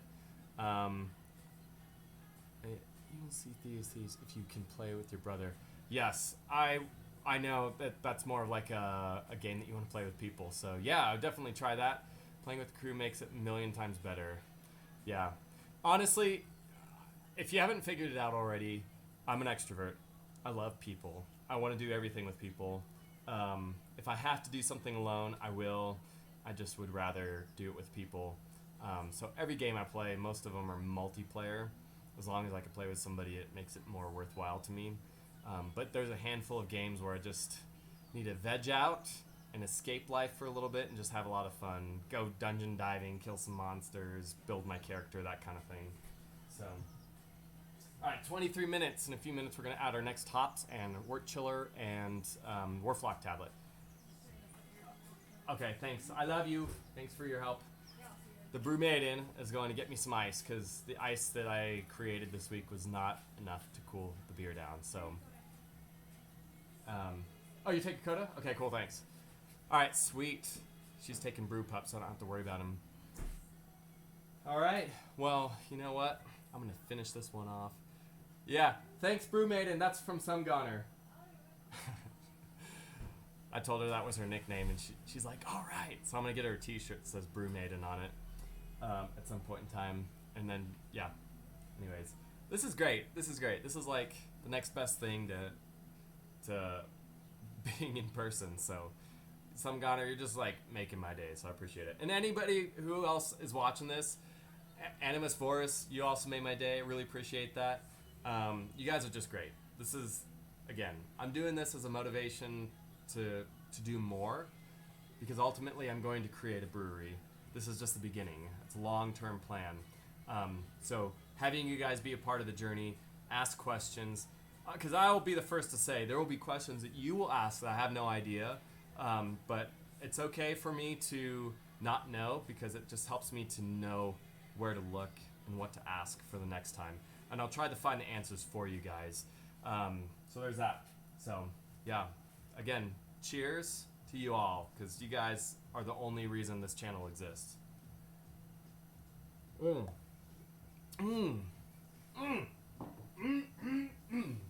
Love beer.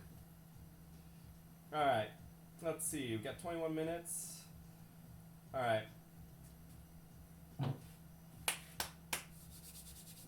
Oh yeah, but anyways, I already said this, but okay, Elder Scrolls. I did play Elder Scrolls Online, and I had never played an MMO before in my entire life. So I jumped on thinking it was just like a lonesome dove sort of thing. Like, I'm going to be a lone ranger, try and take out bad guys, beat the game. And I came across a dungeon. It was probably one of the earlier dungeons, and I needed a whole bunch of people, but I didn't have any friends that were on the game, and I was trying to ask people. Nobody wanted to join me in the dungeon. And then finally I found a group of people that I'm like, hey, can I join you guys? And I got my butt kicked. So I have ESO, and I just haven't played enough of it to really make it worth it. And I'm not great at MMOs. I want to try because there's I've always wanted to try World of Warcraft. I know that's an OG sort of game. I think I played it once, and it was a lot of fun, but I think when it comes to doing dungeons with people to beat the dungeon, that I haven't quite figured out because, I don't know. I'm not on it enough to create relationships with the people in the game to really build a team or a squad to go after some stuff.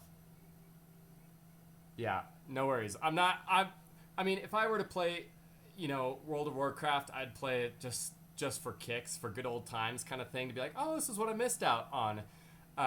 But honestly, it's not a game changer. It doesn't ruin my life if I haven't jumped on it.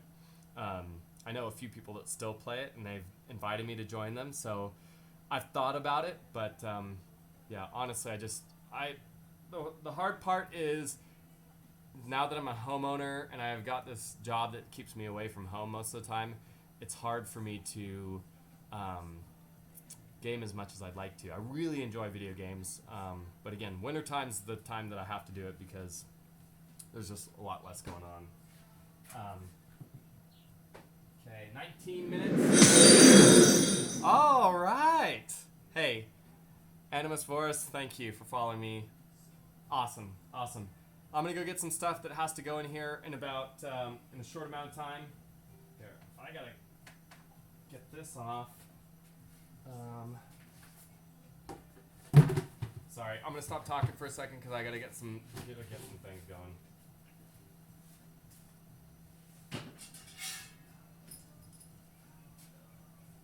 So this is the wort chiller. I know it looks like something crazy for distilling. It's not. Cold water goes in one side, it heats up, it takes all the heat with it, and then it sends the hot water out the other side. So that's what I do. I try to save it to cool it down, and then use it for watering my garden to try and be as efficient and sustainable as possible. Sometimes I'll use the hot water to kill all the weeds because I don't want the weeds in certain areas. So I'll just use it for that today probably because the kiddie pool, which I normally put the hot water in, is full of water for the dog because that's where he likes to play when it's really hot. So anyways, getting that ready. My hops are up here. They're ready to go also. You can see them there. And then I'm going to get my Warflock tablet.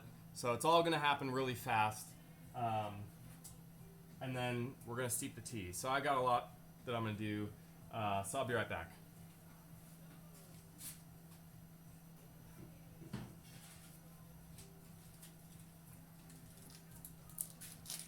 And then here's our Warflock tablet. 1 tablet for 5 gallons of beer. So that's perfect for what we need. Gonna go there. Throw this away. And then the next thing that I'm gonna do is measure out the tea, which I guess I could just bring you with me for that because this is a live stream and you guys are just part of the experience for it. Again, trying to make sure that you guys are a part of every moment. And sorry ahead of time, I know my videography just sucks, so there's that. Okay, so we got our scale here. Smells good. So we got our black tea. It's English breakfast. Let me check the time, make sure I'm not missing anything. Okay, I got 1 minute. So let's see. I don't know how I'm gonna do this, honestly. I just want to weigh this bag. That's not gonna work. Here. Nope. Hold on. I gotta figure this out. How about this? We're gonna measure this. So 21. I need 124 grams. So I'm gonna do some math here. I'll be right back. I gotta put the stuff in the beer. So I'm gonna bring you with me again, so you can see what I'm doing. Because this is where the stuff gets exciting, more exciting, anyways. Okay. So I'm gonna put this in just a little early because everything needs to kind of go in all around the same time.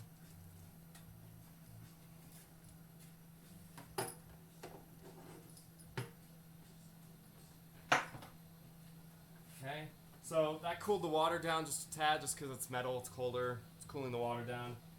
It's not do enough to change anything in terms of the recipe or the boil or when things go in. Okay, it's already boiling again. We are at 15 minutes right now. Here we go. Adding the next hop bag in. I'm gonna try and move it into where the actual boiling is.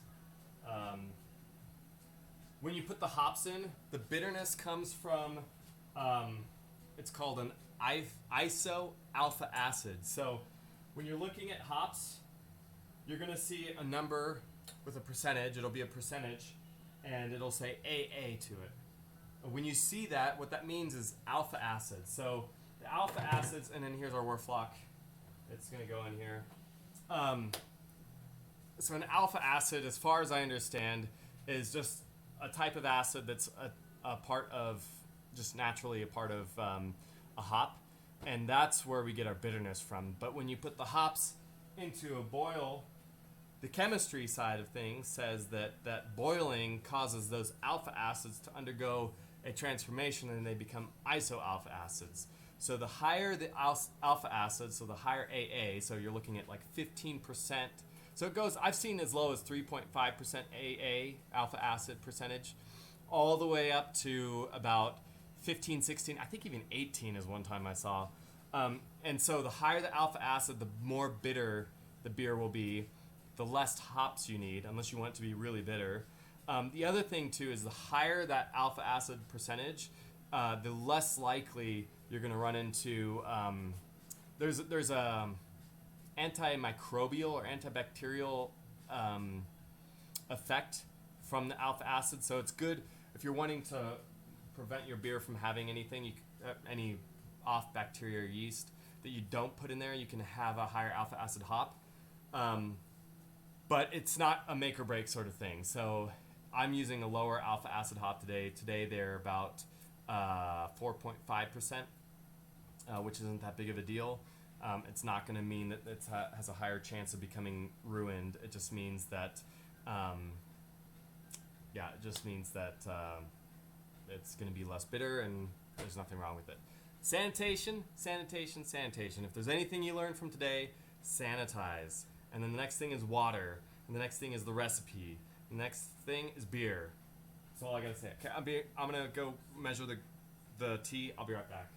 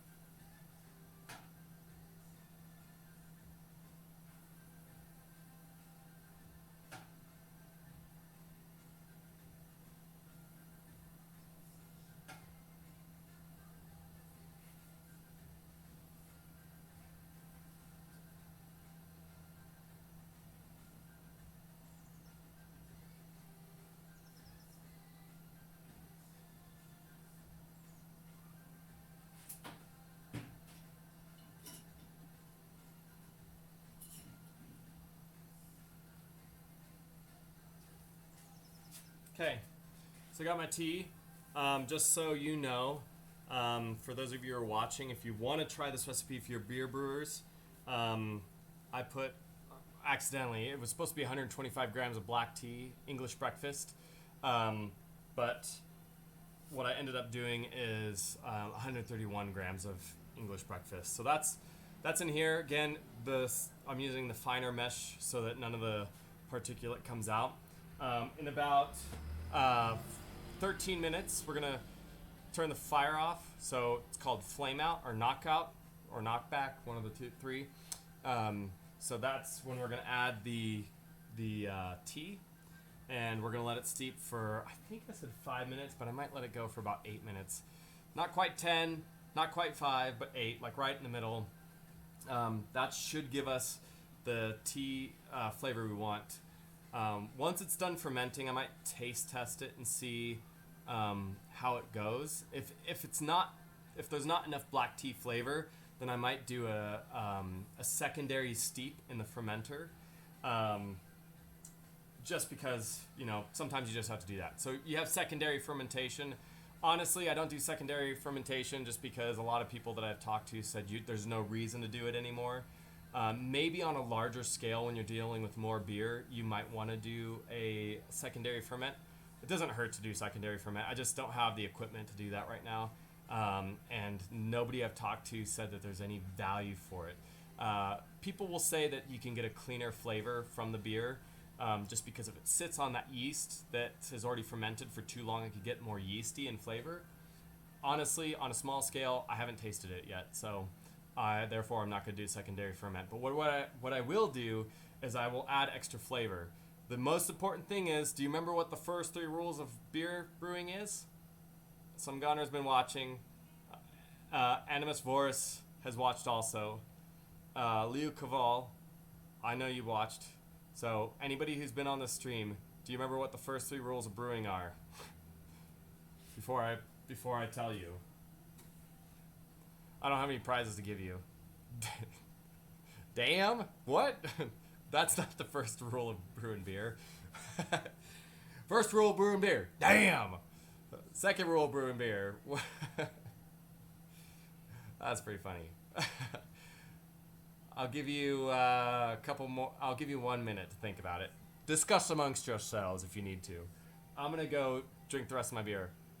Yes. Okay. Good. Right. Yeah. Thank you. Cleanliness. So sanitize.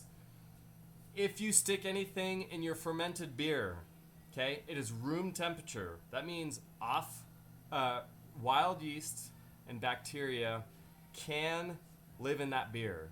So because it's cold, you want to sterilize everything. The best way to sterilize this stuff, you can boil it. I mean, with tea, you could boil it, but sometimes that gets the off flavors and everything. You kind of got to watch out for that. But the best way to do it is actually spritzing it with vodka or letting it sit in vodka. You can make what they call a tincture. So vanilla, like when you use vanilla for baking cookies, vanilla is a tincture. They get vanilla beans and they stick it in vodka and they let it sit for a long time and steep in that vodka for a long period of time. So that's why when you read the vanilla ingredients, it says alcohol. Because there is alcohol in vanilla. Surprise, surprise, if you didn't know. You now know something new. But vodka will help you create a tincture. So there was one time I tried, I really wanted to make a wheat beer that had the flavor of sage because I love the smell of sage, and I was like, wow, that would be really good in a beer. So I made a tincture. I collected some fresh grown sage off of a plant nearby on a hike, and I put it in a jar and I filled it full of vodka. And it was a really cheap vodka, but it was able to pull out the essence that I needed. And it was really freaking good. It was quite nice. But I tried it a little bit with like a basic blonde or wheat beer, and it worked out okay. I think it would have been better in a different brew type, but it just wasn't as good as I thought it was going to be. So I never ended up using the tincture for anything. But I did get an eyedropper, and I took a few drops of that sage tincture and I put it in some of my beers, all the different types of beers that I thought would be good in, and I mixed it around and I took notes about how many drops I put in there so that I could think about it on a larger scale, and then I did a taste test. So another big thing about brewing is taste everything. When you go to your brew store, try the grains, put it in your mouth, chew it. Does the flavor that comes from the grain, does that taste like you want your beer to taste, you know, that kind of thing. I've thought about putting pine needles in one of my beers for like a winter beer, a winter ale. They're pretty bitter, but I wanted it to taste kind of like a Christmas tree mixed with mint, and to kind of give it a nice cool flavor. I wanted it to be like you walking through a winter wonderland. Beer to me is an art, and I want it to be an experience, and I want there to be stories behind that beer. This one, I just thought it would be kind of fun because when I had the beer, I was with my brother, and we were on a really cool hike, and it was a brother trip. So to me, there's a little bit of euphoric feeling to this. So that's why I'm doing it. Plus, I grew up in the South for a short time, so I feel like I needed to bring some of the Southern taste to Utah. So, anyways, I'm going to go check the time, see how we're doing. I'm going to finish my beer and maybe pop open another one because it's beer day. It's brew day. We got to have some fun with that. So I'm going to be right back.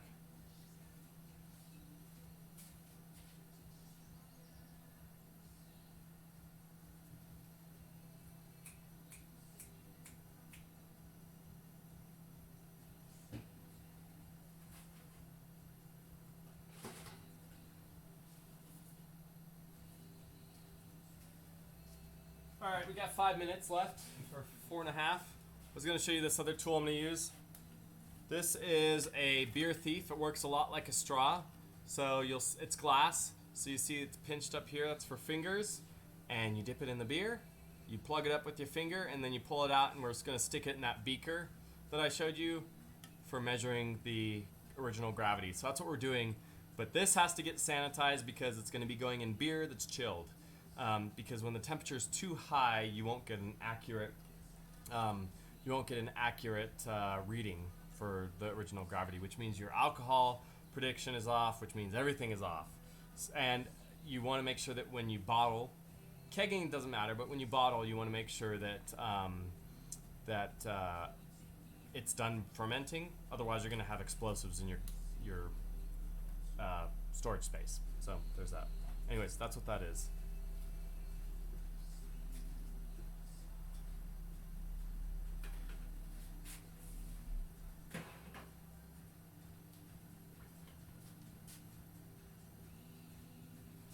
The Brew Maiden has returned. Wow, it's stormy looking sky.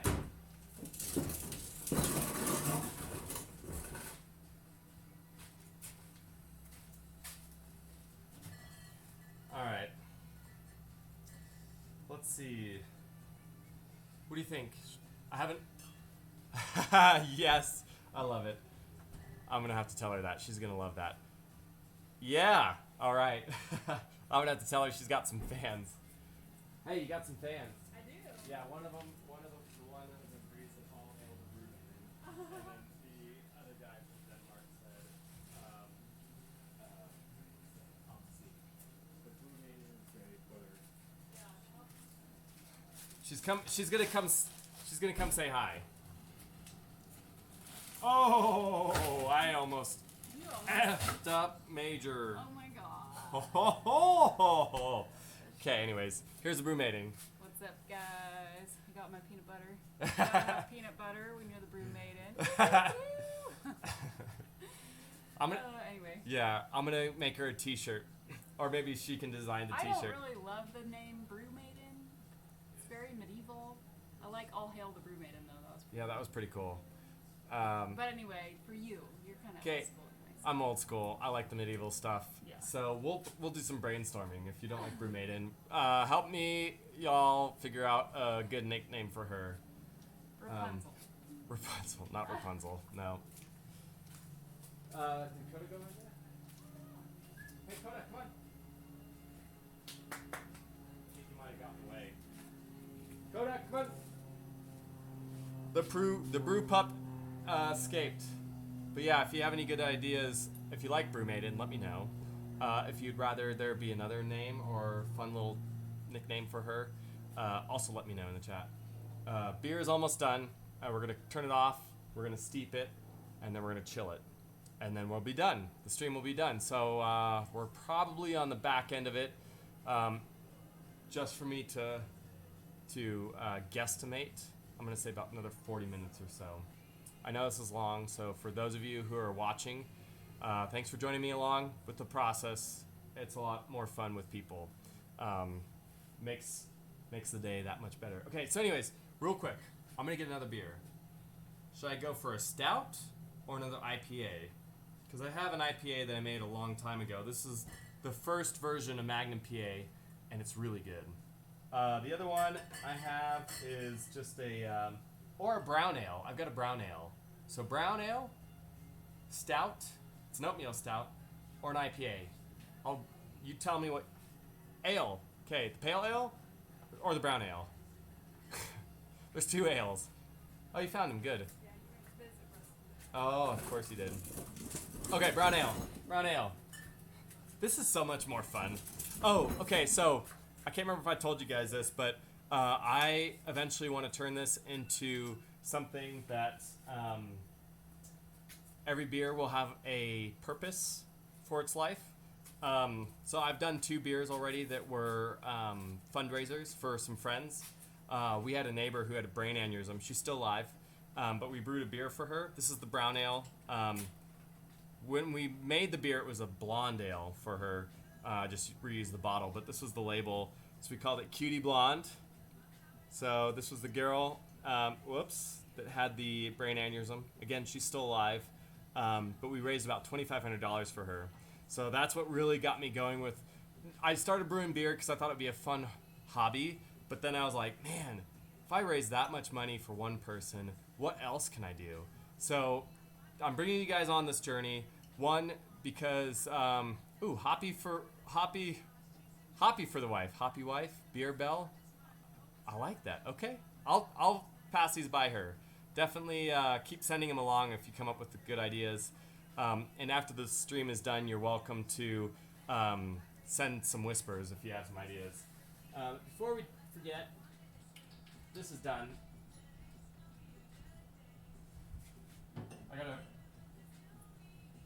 Okay, we're steeping it.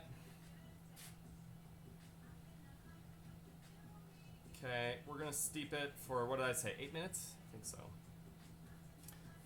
Her name is Amy. Brewhilda. Brew. I love that. That's great. Okay, I might have to do like a vote on here. Her name is Amy. So yeah, Brewhilda. I love that. It's great. I like that one. Okay. Well, maybe we should keep it Brewhilda. I'll tell her. I guess maybe I should let her choose because she's going to be the one that's going to have that nickname on every Twitch channel. Or Twitch stream, I mean, not channel. I only have one. I only have time for one. But that's great. Anyways, so yeah, just so you guys know, the future of the Speakeasy Brewer is to brew beers to do good in the world. That's why I said changing the world one beer at a time. Anyways, so there's that. I'm going to pop this open. I'm going to drink it. And cheers to you guys.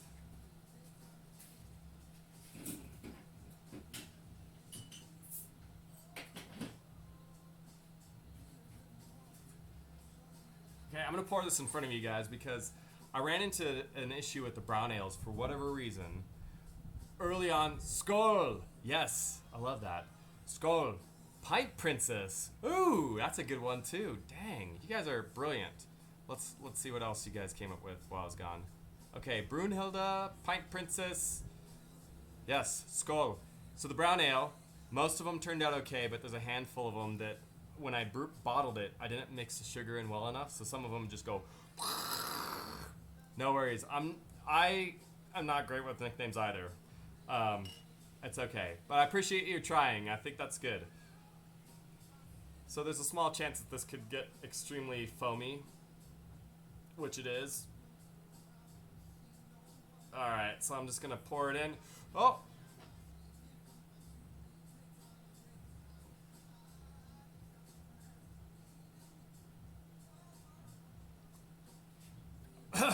Alright, so I'm goner. You wanted me to burp. This might actually make it happen. And I'll try to exaggerate it as much as possible just for you. Since I can't, do it on contact. The Froth Wife. Ooh. Dude. Gosh. If I want to work on branding, I'll talk to you. That's good. Alright. Let's get this. Gotta get all the foam.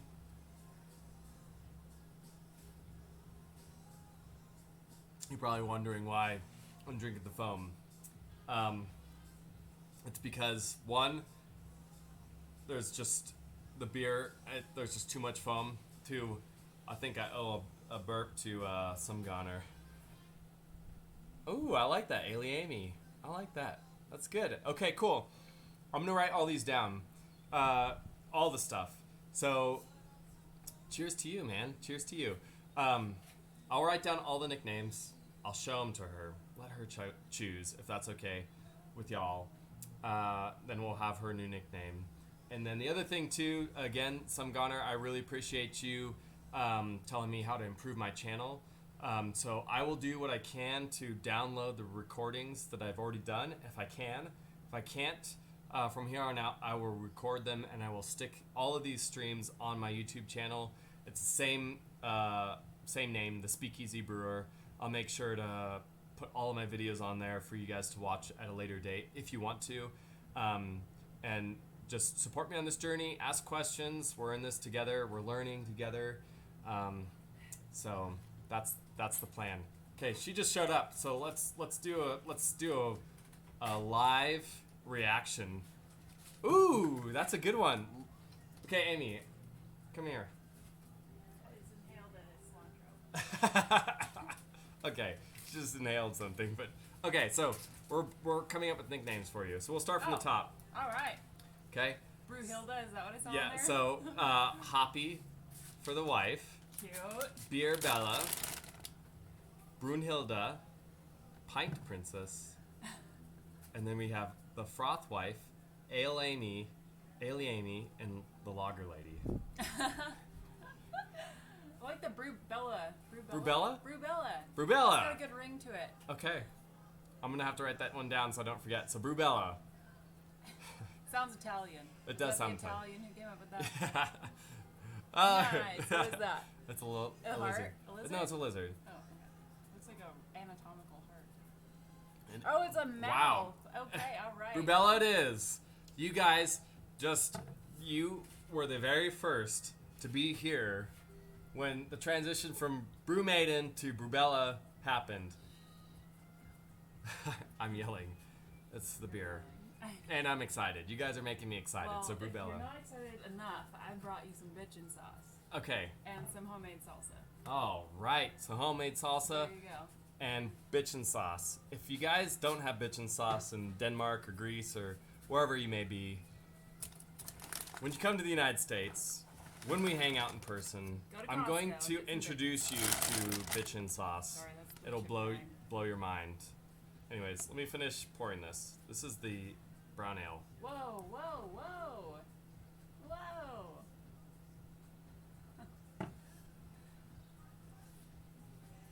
It's part comedian over here. Mm-hmm. What are you doing now? You're soaking the last of the grains. Is that the tea? This is the tea. Cool. Yep. Try to smell it. I can't. I might let it go for 10 minutes. I'm No, gonna go. I don't smell the tea. I smell just the Yeah. grains. I'm gonna let it go for 10 minutes because I can't smell. What's bitchin' sauce? Oh. Oh, it's a chipotle. Oh. It's a chipotle Okay. dip. It's an amazing thing. It's all organic stuff in it, by the way, so it's somewhat healthy. There's probably too much salt in it, but it's all organic, so it's got okay. It's healthy. Bottoms up. Empty that glass. I guess I told some goner I was gonna chug a beer at some point in time, which might make me burp, which is also something that some goner wanted. Sounds good. So I'll do that. But before I do, let me explain what bitchin' sauce is. So bitchin' sauce is this company that makes this chipotle flavored like chip dip. You could use carrots or celery or whatever. I just burped and I didn't let it go out. I'm so sorry. I owe you another burp. It's gonna come, don't worry, especially if I chug this. But anyways, it's like this orange sauce and it's really spicy and chipotle. It's really, really good. Especially when you have it with these chips. These are corn chips from it's a brand called Juanita's, and it's from Hood River, Oregon. Frickin' amazing chips, by the way. So if you come to the United States, find Juanita's. And since you guys are in Europe, you might know Spanish because Spain's there, but we have a lot of Latinos here. So Juanitos. Oh, Juantanios. They changed the name. Amy, they changed the name. Brewbella, they changed the name. Anyways, they're amazing. Okay, I need it to go for 2 more minutes. They're delicious. They're salty. They're great. And, it's Juantanios. Same brand. Anyways, delicious. I don't know if you can see this. You can't because the lighting sucks, but it's orange. It's kind of like a fry sauce.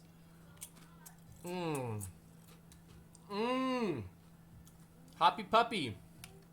That's Coda's name. Hoppy Puppy. I love it. Okay, good. All right, we're coming up with some stuff. You guys are at the early phases of the Speakeasy Brewer, and you get to be part of the branding too. Because the other thing too that I've noticed is from the very beginning, in the grassroots phases of every channel on Twitch or on YouTube, there's this transformation that happens. And I think a lot of it has to do with the viewers. You guys help to transform this. So, again, thank you to you all, because, yeah, again, I'm doing this as a motivation, but really you guys make the channel worthwhile. I get to come here and do this journey with you guys. So I really thank you for that. So that being said, I guess I owe a burp and a chug to you guys. My wife's laughing at me. Brew Bella's laughing at me. I'm joyously entertained by you. She's joyously entertained. Okay.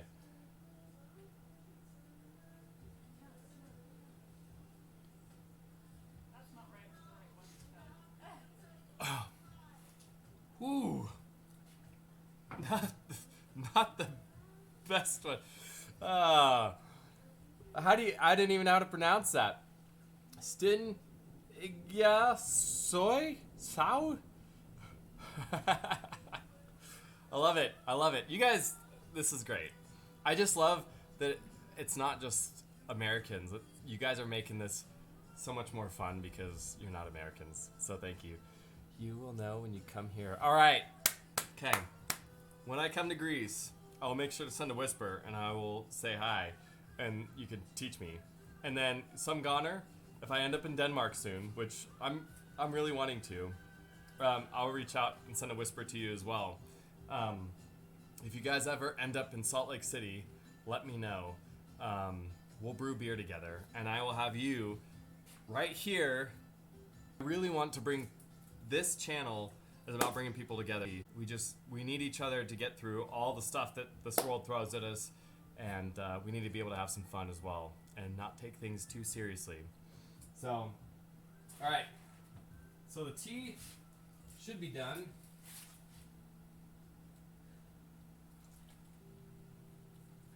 I don't really smell it, but I don't know if I should smell it or taste it. I kind of got distracted. Normally what I do is I fill that full of cold water to kind of get the process going, so might do that. Hey Amy, Brew Bella, can you bring me the ice please? Yes. Okay, thank you. Hot. Also, can I have a plate too? Yeah, I'm so needy. Okay. I think this should be good. If I need more tea flavor, I will add the tea flavor in the fermentation. I'll probably, so if you have YouTube or access to YouTube, I'm going to try and add some shorts to it. So I'll add some shorts of the fermentation of this beer, and I'll make sure to put the name to it so you can kind of follow it and look at it and see what's going on. So since you guys were here today, Southern Comfort version 1, I'll try to make a short of the fermentation, and it'll be before it starts fermenting, during fermentation, and that's what I'll do for now. So, okay, awesome, thank you. Okay. So, Wait. plate.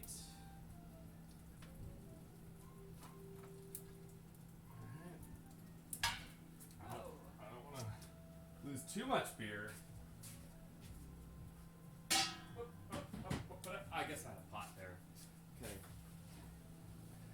Things are gonna happen. Sorry, I'm gonna stop talking for a second. You don't even have it set up to see your beers? They can see it. Okay. Hold on, 1 second. I need to get some cold water in here. Cold water coming up. You want me to get the hose? Stick this here.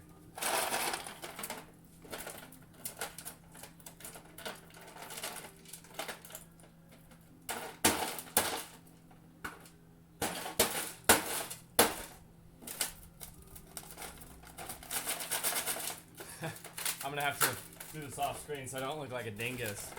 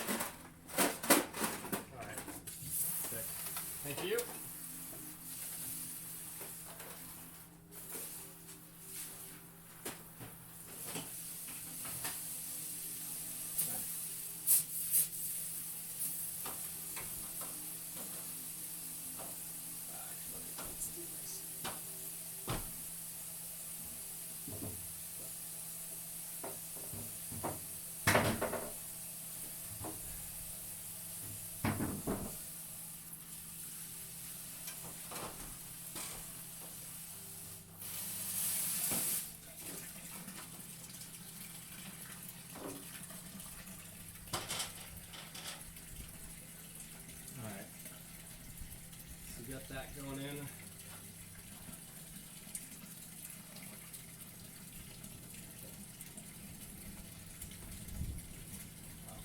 There you go by you real fast.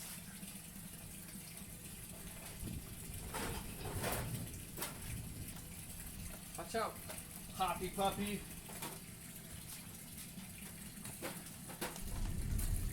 Oh, that's a good boom.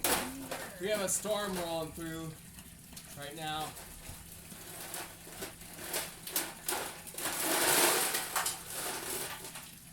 Wow, this is like Nice solid. Yeah.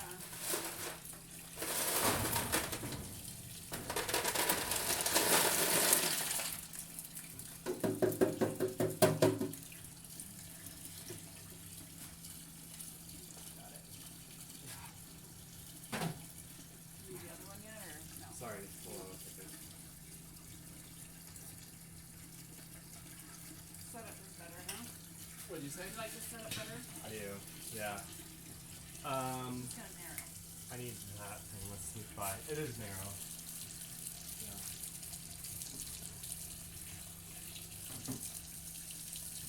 Alright. Sorry, I'm not being very interactive right now. I smell tea. Smell pee? Tea. Oh yeah, I do smell it now too. I don't know if it's coming from the bag Fun, over dude. there, or...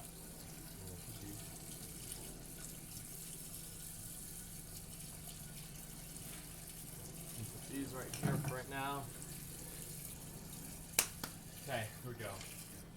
We're gonna turn this on. The water can stop. Just be in the top. So right now we're cooling it down. I'll just turn the water on in there, put a bunch of ice in there.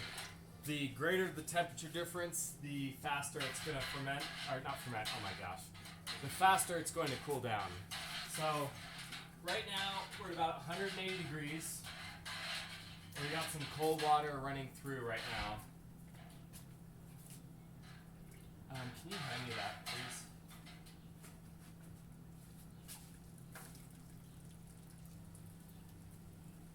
Thank you. Let's see if I can find the other. Do you want me to close the door? Yeah, that'd be Get good. a little dusty? Yeah. I can't find the other hot valve. Right for that. Hoppy Puppy. Alright. That's enough for now. So we started off at, let's see, where is the measurement? Okay, we started off at 7 gallons. We burned off 1 gallon, so we have a total of 6 gallons left. So we're gonna try and put 5.5 gallons into the fermenter. Can you go get the fermenter, please? And the top is on the drying rack by the sink. I think I've got a bung in here, so we should be good.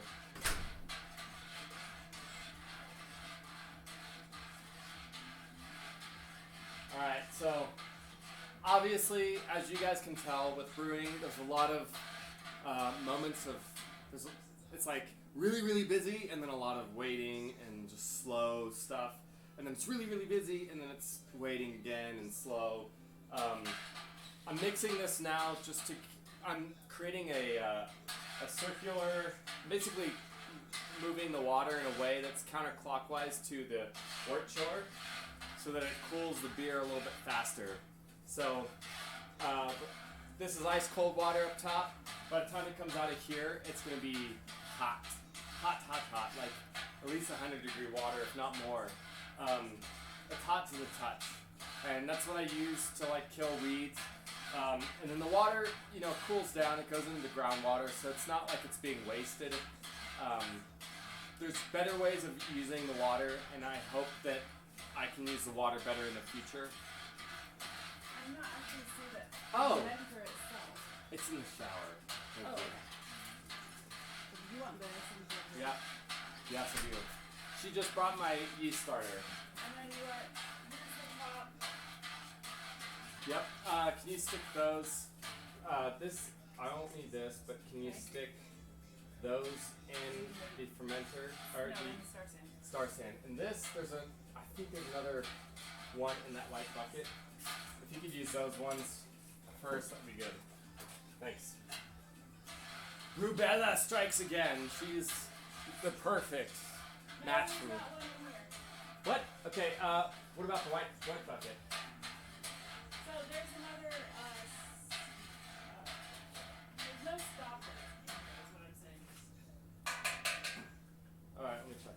So I see it, yep. Oh, you see? Okay. Plop it in there, please. Cool. Thank you. Thank you very much. So you guys today just watched the whole process of brewing beer. This is a home brew setup. It's not a brewery setup. So one day, it's gonna be a while. Rubella in action. That's right. One day, I hope to bring you guys along the journey of me increasing my ability to brew beer. I'm in the process right now of trying to save up some funds to upgrade all this stuff so I can increase my production. Right now, for phase one for my brewery is just to brew a lot of beer so that I can work on my own recipes and just make sure that they're delicious and that people enjoy them. That's the whole point of it.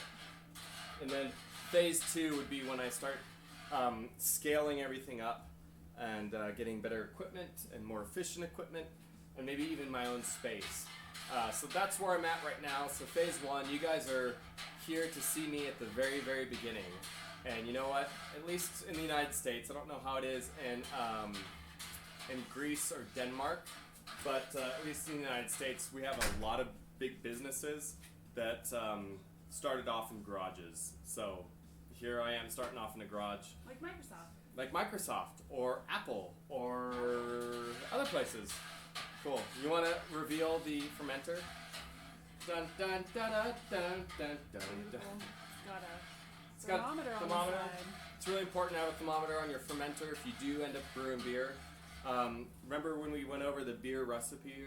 The yeast itself has a specific temperature. For our yeast today, we're using House A01, which is imperial yeast from Portland, Oregon. Their yeast, this particular yeast needs to ferment between 62 degrees Fahrenheit and 70 degrees Fahrenheit. I'll have to do the math for you in terms of Celsius because I know We're that on a computer. It's easy to look. you guys. What can last for a day? I might have missed that when I said something. Oh, what is that? Oh, it's water. Oh, it's open. Oh no. Uh-huh. Oh no. Oh no. Okay, so all the cold water just went on the floor. No, that's hot water. Hot water. So that's good. I guess. That's fine. You guys want to see what happened? It's on our lumber over there. It's water. It'll be okay. That's all the water that I just used to cool down the beer. I forgot that this cooler over here was wide open, so it was just letting all the water out. Anyways, okay, the container. Ah, yes, okay, yes. You're right. 5 gallons. The hope is when I put all this beer in a keg, I would like it to last only a day because I want to share it with people. The thing about beer is supposed to be enjoyed with people, and don't get me wrong, I enjoy lonesome beer every once in a while, but what I'm doing, it's an experience. It's about relationship. It's about community. It's about people. So if I brew a beer and it only lasts a day, come on, so be it. I want that to happen. Getting all over the wood. Is it? Yeah. Sorry. Okay. Anyways, we have a little bit of a mess. You guys got to be here for the mess. But Brew Bella is in action. She's doing a great job. So we were at about 180 degrees, and we're now at about 100 degrees. We lost 80 degrees just with that one container. So we'll fill it up one more time, add a little bit more ice, and that should be all we need to cool the beer down. Once it's cool, I'll show you one last thing, and that one last thing is taking the original gravity reading, and then once we do that, then I'll stop the stream. You guys can go about your day, and we'll call that done. So I have to do a lot of cleanup, so that's not fun to watch.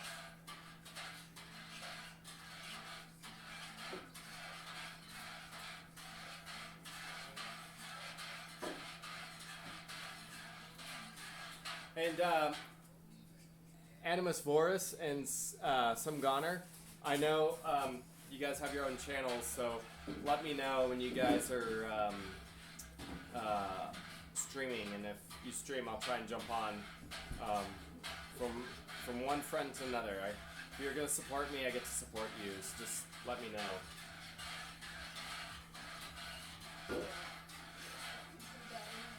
What'd you say?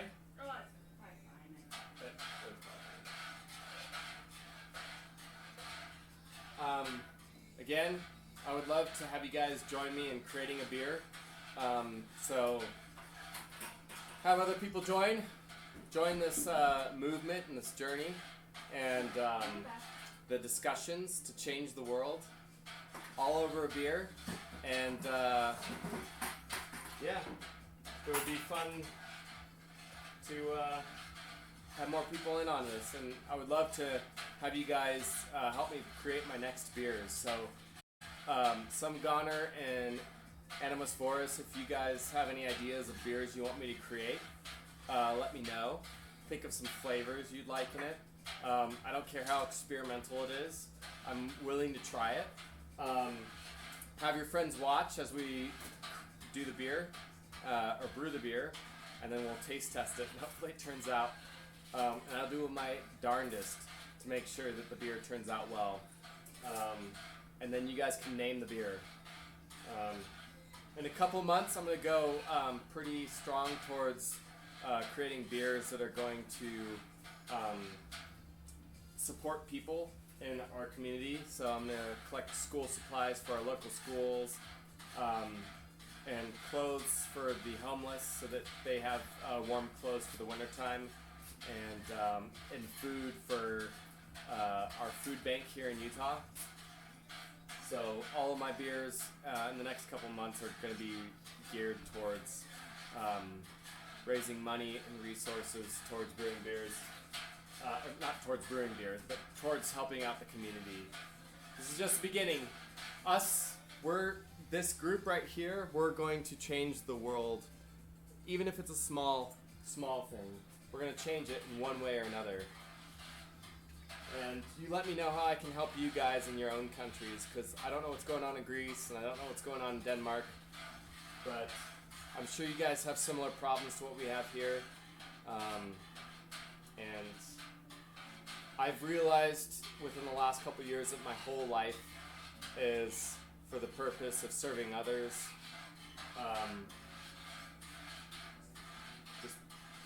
Just people are all about it. So, top for Brubella, one giant.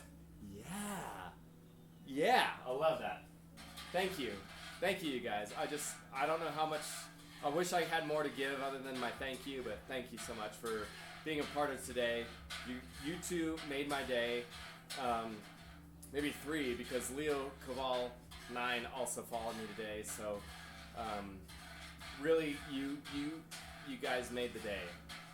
So thank you so much for being a part of today, and it's fun. You guys are shaping how this channel turns out, and it's great. You guys are doing a great job, by the way. All right. We just ran out of water, so we're at about 88 degrees Fahrenheit.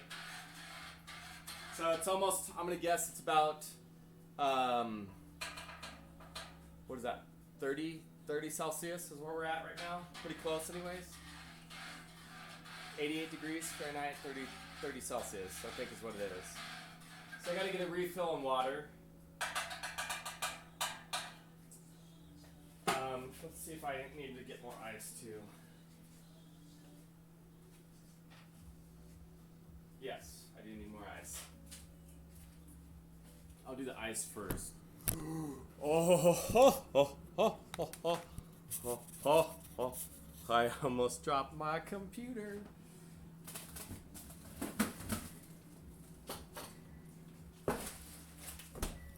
Oh no. I'm sorry. I'm sorry. If I'm making you sick, I'm sorry. Go get another beer. It'll make you feel better.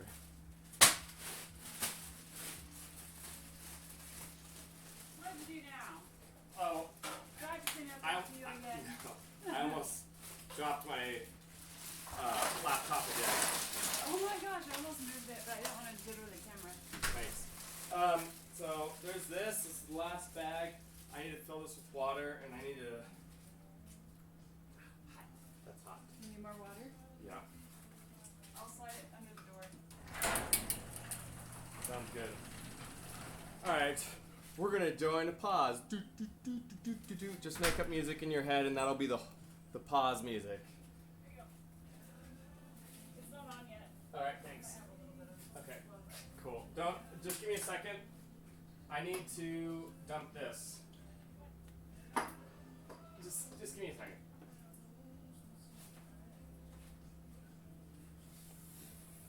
Oh, that's so heavy. Okay. Open the door. I don't know where.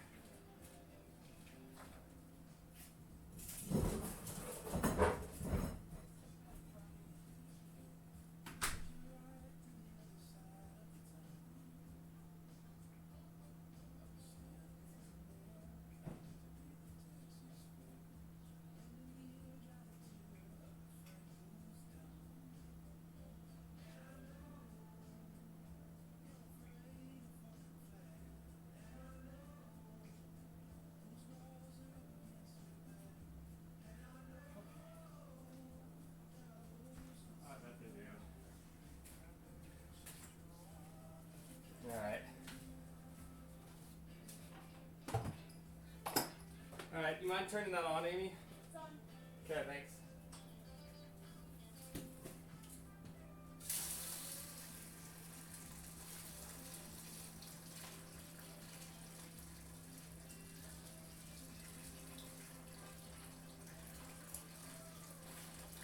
So we only have to cool it down about like 25 more degrees, which should be easy. The second time takes a little bit longer just because the temperature difference isn't as great as it was earlier. So it takes a little bit longer, but pretty soon it's going to be done. So if you're trying to figure out what the time frame is of like when you can be free to go do your own thing, I mean, you can do it now, honestly. But we're going to cool it down. Once we're cooling it down, I'm going to use the beer thief or the wine thief to take a little bit of beer, and we're going to measure the final gravity. And we're hoping it's going to be pretty close to the predicted final gravity, so that we can have the... We're hoping it was an efficient brew today, is what we're looking at. So if it's close enough to the predicted value for the beer, then that's a successful day. Most of the time I'm off by a little bit. Part of that's because I'm a newbie. The other part of it's because inefficiencies in my system. This is part of the growing and learning process. One day I will have better equipment and it'll be way more fun. Way more fun. It will be more fun, yes, but it'll be more efficient too. Won't be wasting as much. Guess I'm not really wasting, but anyways, you know what I mean. You know what I mean? You know what I mean.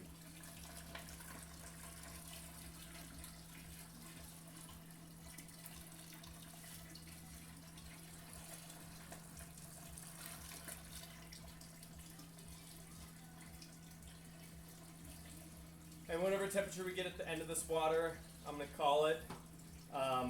There's a few corrections for temperature that I can use to get the actual gravity that I want. Again, I need to know the original gravity as well as making sure I got a good idea of what the finishing gravity is so that, that I know that the fermentation is done. If I'm going to bottle it. If I'm not going to bottle it, My rule of thumb is with a normal ale, 3 weeks is how long I ferment it, and then I'll either bottle it or keg it. For a lager, it takes a little bit longer, like a Pilsner, kind of like what you were drinking today. Some Gunnar, you were drinking the Pilsner. Carlberg, if I'm correct. And lagers take a little longer. The yeast ferments at a colder temperature. Yeah, so there's that. Okay, cool. All right, Amy, you're there. Rubella, you can kill it. I don't think she's there. So we're gonna open it. Let's cool this down. Oh, I'm out of beer because I drank it so fast. You guys are bad. All right. I gotta definitely have another beer. So we're gonna cool it down. Okay, we're about 86 degrees, so this is a lot of stirring. I always find that at the end of the day when I'm done stirring, I have this cramp in my hand and my hand's like, so what's going on? I see that there's a third viewer today, so whoever you are, welcome. Welcome to the channel. I highly recommend that you watch the rest of the stream once it's published. We had a lot of fun today, especially the second half of the stream when we were brewing the beer. We had a lot of good conversation and a lot of good chats, so join me, follow me, set up notifications. I'm going to try and do at least 1 or 2 streams, if not 3 a week, when I'm at home. I'll see what I can do when I'm not at home. And yeah, we're just going to have fun together. We're going to have good conversations. We're going to enjoy some beers together, enjoy some coffee together. Tomorrow, we're going to do a coffee tasting. We're going to have some friends over tomorrow to do our tasting. Yes, 3 days ago, I roasted some coffee beans. And we did 3 different roasts for the same bean. It was a Peso Ancho Carmen Estate bean. And they say that it's best at medium to dark roast. But for a taste test, we did a light, medium, and dark roast. So tomorrow we're going to do a taste testing. And yeah, it should be fun. So if you have any time, feel free to stop by or just watch it later. Okay, awesome. Animus Forest, thank you so much for joining. Have a great night. Schlafen Sie gut. So sleep well, good dreams, and yeah, have a great one. Thanks for joining, and I'll do my best to just keep this going. Keep this going.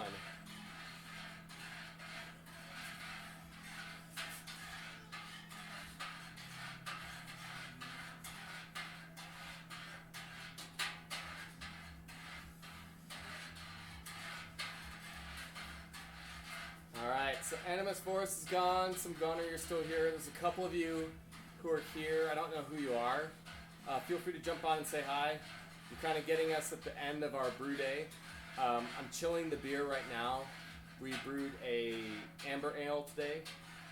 I'm calling it Southern Comfort. Put a little bit of black tea in it to kind of make it like a sweet tea sort of feel when you drink the beer. Once the temperature is cold enough, we're going to measure the final gravity, and that's just going to prepare us for fermentation. My wife, who was previously known as the Brew Maiden, who's now taken on the identity of Brubella, she helped me out by bringing my yeast starter. So literally we're almost done. So I appreciate your patience and appreciate the interaction. You guys have made this stream one of my favorite streams so far, and I'm really looking forward to all the future streams I get to do with you guys, all the conversations we're going to have, and we're going to change the world, each conversation at a time. Schlafen Sie. Yeah. I'm not good at my German, but sprichst du auch Deutsch? Some Ghana?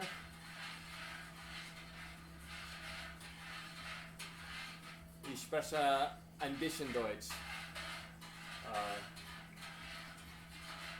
Ich Ich habe einen Freund, not a boyfriend, but ein Freund in Deutschland. Und ja, und ich, I don't even know how to say it, I'm pretty bad at my German, but und ich hat viele Bier. Yeah, I don't know. I'm working on my German. Okay. We're getting close. I'm gonna check things out real quick. I'm gonna let this run by itself. I'm gonna bring you with me because I gotta show you some stuff before we're done. Because there's a handful. Wir lernen Deutsch und oh yeah, okay. Oh. Ja, ich auch. In der Schule ich lerne Deutsch und für 6 Jahre. Aber I don't know. I never got a chance to practice it very much. So, anyways, so I'm gonna show you guys what's going on next. So here's our fermenter. Brubella brought this in, so I'm gonna put some sanitation in it, just to make sure it's clean for the beer, right?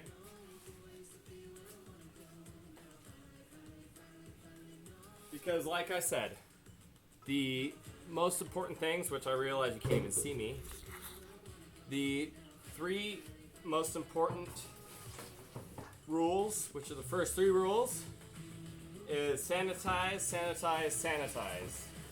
Everything has to be clean. If you don't sanitize these things, you're just setting yourself up for failure. So I use the Fermonster. It's an 8-gallon fermenter. I have a thermometer on the side to maintain the temperature or keep track of the temperature for the beer. And let's see. We got a top on there, and we got the bung. Goes in the bung hole. Yes, bung hole's a real thing, and bung is a real thing, so no giggling. 'Cause I know you do, because I giggled when I first. Oh no! It's not closed all the way.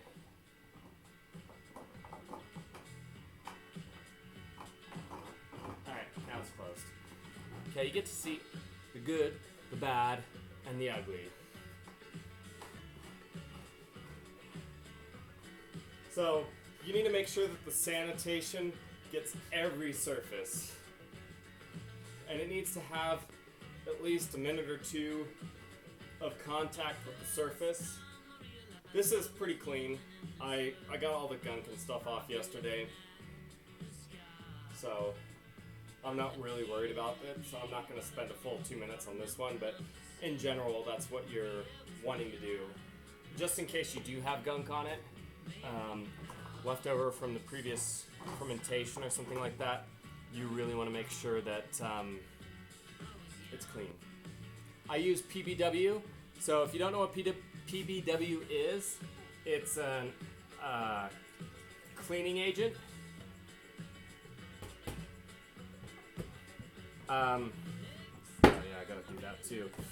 It's a cleaning agent. It's more like an oxidizer, so it gets the gunk off really well. I got this funnel for getting the beer in and out. Remember, anything that's going to touch the beer needs to be sanitized. So that's going to sit in the sanitizer for a little bit. Our beer should be close to being done. One thing, I made the yeast starter. So for those of you who didn't watch yesterday, we did a lot yesterday. We kegged a beer and we made a yeast starter. This yeast starter, again, house yeast from Imperial Yeast in Portland, Oregon. Their packets are great. I love their yeast a lot. I've used Y yeast before. I haven't used White Labs yet, but I hope to. But we've got Imperial yeast, and their packs come with 200 billion yeast cells in it. But I always do a yeast starter to improve the fermentation efficiency of the yeast. So the yeast starter doubles the amount of yeast that I start off with. So it goes from 200 billion to 400 billion. and that just makes the fermentation faster and more efficient. So that's what I've got here. There's a little stirrer at the bottom. I don't know if you can see it, that white thing right here. So I've got a magnet to capture that. But that stirrer, I have a little stir plate that I stick the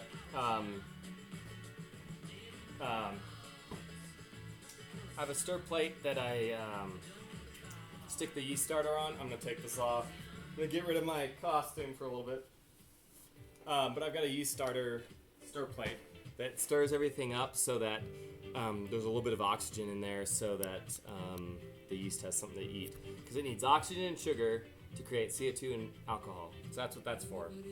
And I think... Okay, I did put that in there. So remember, we're going to do the beer thief. We're going to go collect some beer right now to do the gravity reading to find out. So our original gravity, our predicted original gravity was 1.065. Okay, that's after we've gotten all the sugars from all the grains. As long as it was as long as it was an efficient mash, we should have about 1.605. My guess is, because of all my equipment, I have a tendency to be about like 5 to 8 under. So I'm gonna guess it's probably gonna be more like 1.055 or something like that. Not a big deal. I know it's a lot of numbers. I'll try and find a better way of explaining it to you guys, but that's what I've got for now. I'm gonna go check the temperature. I'll be right back. I'll bring you with me if something exciting happens. Don't worry, you're not gonna miss a thing. You guys are a part of this journey, just so you know.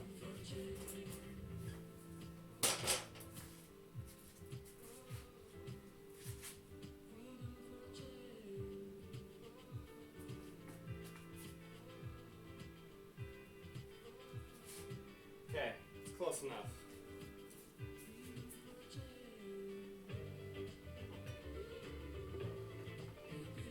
Okay, no, that's not it.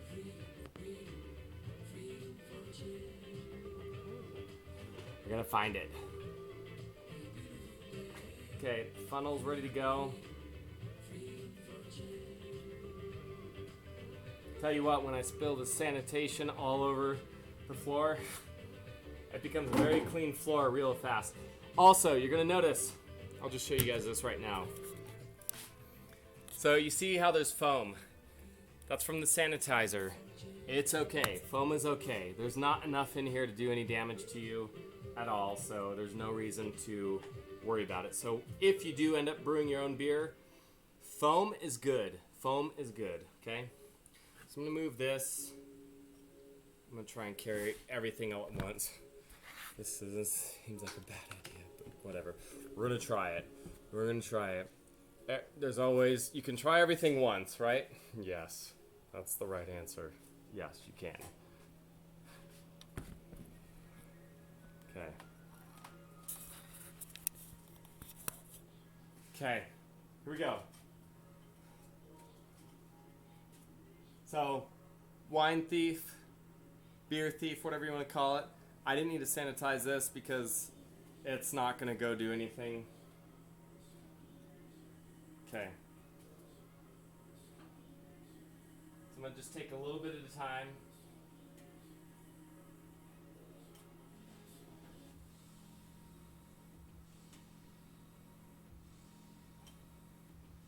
There are better ways of going about all this stuff. But you gotta make do with the equipment you have. You can't be, beggars can't be choosers.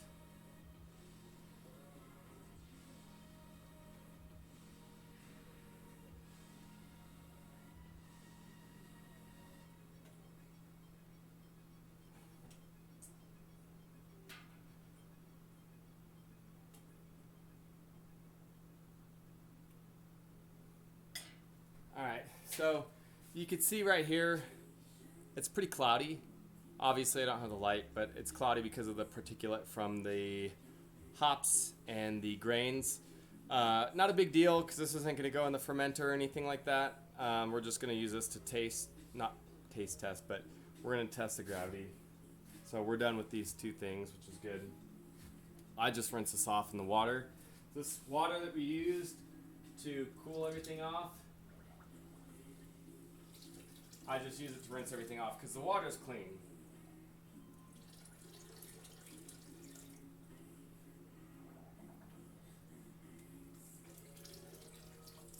Okay, we're gonna test this, and then you're done. We don't need a. Actually, maybe I might show you one more thing. Now that we're close, we're gonna measure this, and then I'll pour it in the fermenter, and then I'll let you guys go.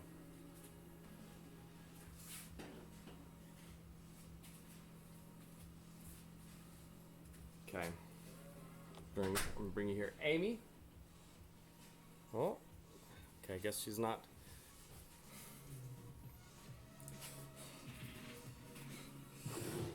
All right. Here we go. We're almost done, I promise. And you don't have to deal with all the shenanigans with the camera. Okay. So I need. Where is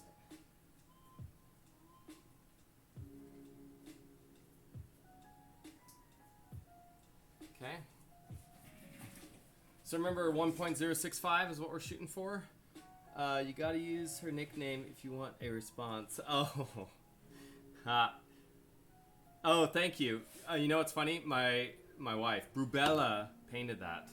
When we first got married, we felt like we needed to get some pets, so we got 2 pet goldfish, and this is the one that lasted the longest. His name was Poseidon. And she got bored one day, so she bought a canvas and she just started painting him. So we had a fancy goldfish, and Poseidon was his name. Oh my gosh, you guys! Okay, I might actually be off by a little bit. Okay, I don't know if you could see that, but this is where the chemistry kicks in, right? So, yeah, you won't be able to tell, but it's about 1.58, 1.60. That's the closest I've ever gotten, which is really exciting. So that's good. So, let's see. See if I can get it like an actual reading. I'm gonna call it 1.058. Always take notes. So our actual original gravity, 1.058. That's pretty close. I guess my predicted gravity, it says 1.060, so I'm off by 2. That's not too bad. Almost calls for a toast. Yeah, I know, right? Do I need to get another beer to like do this toast? I feel like I need to. What do you think? Should I get another beer? Should I do a stout or an IPA? Some Gunner, you're the only one that's interacting with me here. Yeah, all right. What is it? Is it going to be IPA or a stout? I can wait all day. This is a chance for me to...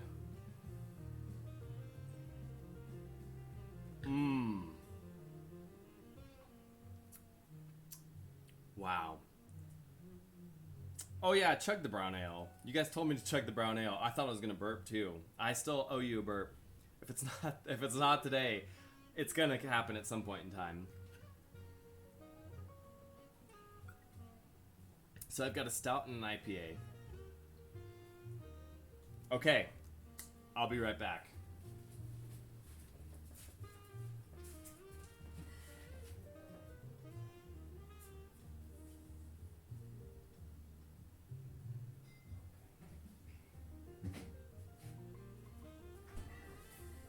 So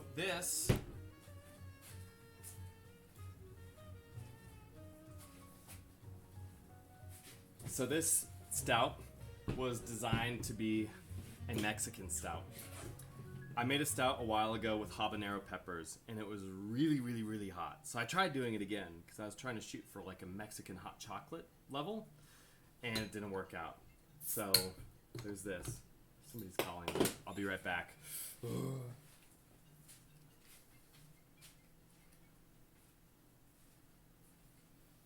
Hey, can I call you right back in about 10 minutes? All right, sounds good. Bye. Okay, sorry. And this is shaping up to be the best. All right, dude. Hey, I have to say that's probably one of the best compliments I've had this year. So thank you. That was my neighbor. He found out that I brew beer, and we'll both work really hard in our backyard, and then he'll be like, "Hey, need a beer break?" And I'm always like, "Yeah, I do need a beer break." What is that? It's a bug. So I thought it was a spider. Anyways, so here's my stout. It was a Mexican stout, and I was trying to shoot for something hot and spicy. The pepper I got was not as hot and spicy as a cayenne pepper like I was shooting for. Get away, fly. I don't know why he wants this beer. But again, similar to the other one, I kind of messed up. I don't know what happened. You know, sometimes when it comes to bottling, it's really hard to make sure that there's a very good balance. You have to like mix the sugar in, that kind of thing. Yeah, in terms of a spicy stout, at some point in time, I think probably in September, I'll shoot for another spicy stout. I mean, the last one I made was really spicy. This one was not so much. It tastes like pepper, like a what did I use? I can't remember. A poblano? It wasn't a poblano. It was something that wasn't. It was very mild, so it wasn't very hot at all. But you'll taste it, you'll drink it, and you're like, oh yeah, this is a stout. Oh yeah, and by the way, I taste pepper, but there's no heat to it. So that's basically what it is. So, yeah, so anyways, but similar to the brown ale, it's got a lot of foam because I didn't mix the sugar in very well. But my last spicy stout, it was freaking hot. I put 8 habanero in it. It was so hot. Okay, so there's the fermenter. I'm gonna give you a good view of that because I do have to pour this beer in. It has to happen now. Okay. Sorry, give me a second. I'll be there in a second. I gotta finish this, or else it's never gonna be finished.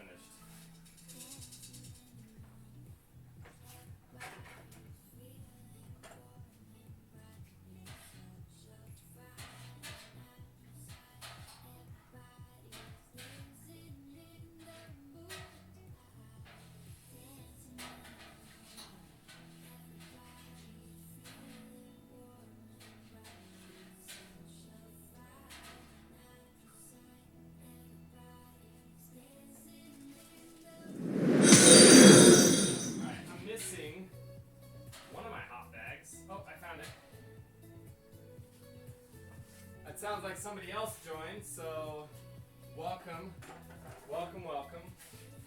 Gotta use good back muscles. So I don't know who just joined. Rush, do what you gotta do, Brew. Oh, dude, I love that. That's awesome. Rob with 2 B's. Thanks for following me. Thanks for joining. I'm sorry you're kind of getting the butt end of it, but we're almost done with brewing a beer. It's an amber ale, and I'm just about to pour it in the fermenter. So you guys are about to watch the very last part of this stream. So Rob with 2 B's, watch the rest of it because you'll get to see the whole process of how I brewed it. So the trick with this is, one, it's heavy, so gotta be careful. And we're letting it oxidize a little bit by pouring it in. There's a lot of foam, and that's normal.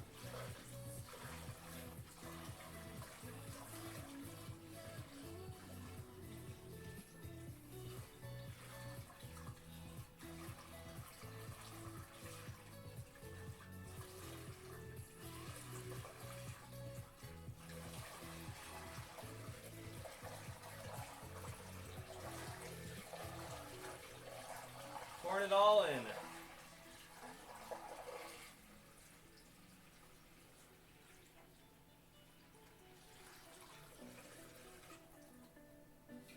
Okay.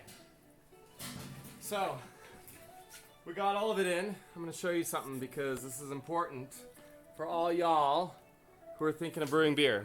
So here's a small scale of it. Remember I told you I put some Warflock in it?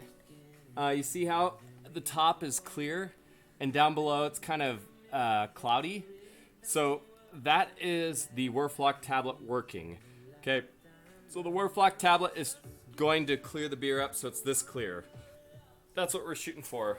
So as you can see here, it's super cloudy, right? And that's okay. So the whole point of having that Warflock tablet is to collect all of the free proteins, the particulate from the hops and the grain. It's collecting all of that and putting it into bunches. And then when it is done and it has settled, which will be a couple hours from now, it'll all settle to the bottom. That beer will clear out by the end of tonight. Then it's going to go through the fermentation process. It's going to get cloudy again. And the reason it's going to get cloudy again is because the yeast is going to be working in the beer.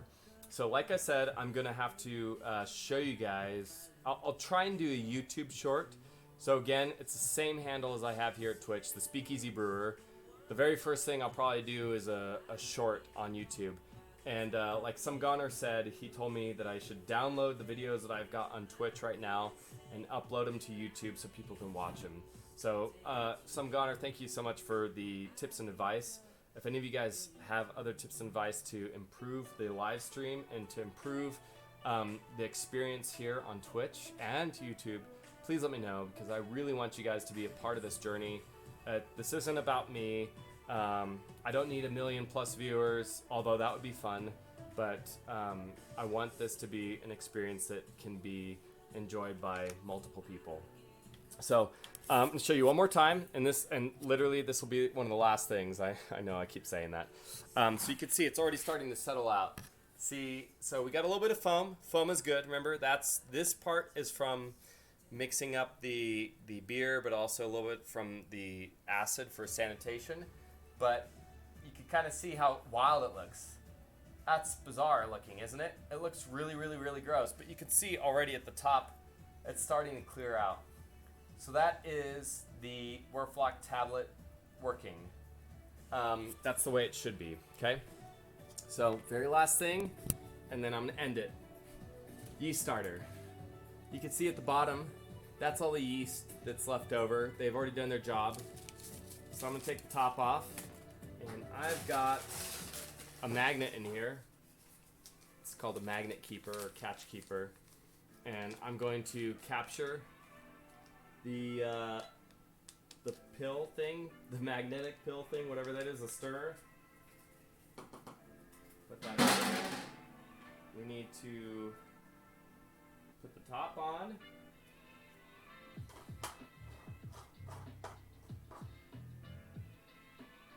So the top is on. We're gonna get the bung, which I guess we could put the bung in afterwards. So let's pour this in. So before we get going, I'm gonna mix it up because I want the yeast to go in there.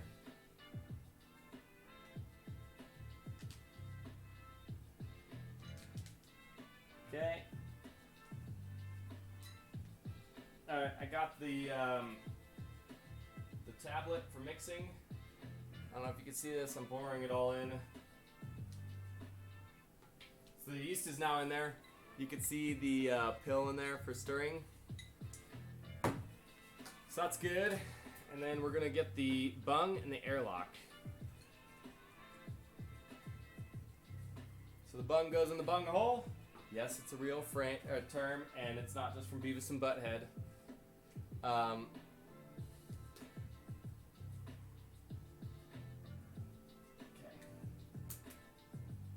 And then now you could say you've watched an entire beer get made from start to finish. If you watched my beer recipe video, you got to watch the inception of this beer on that video.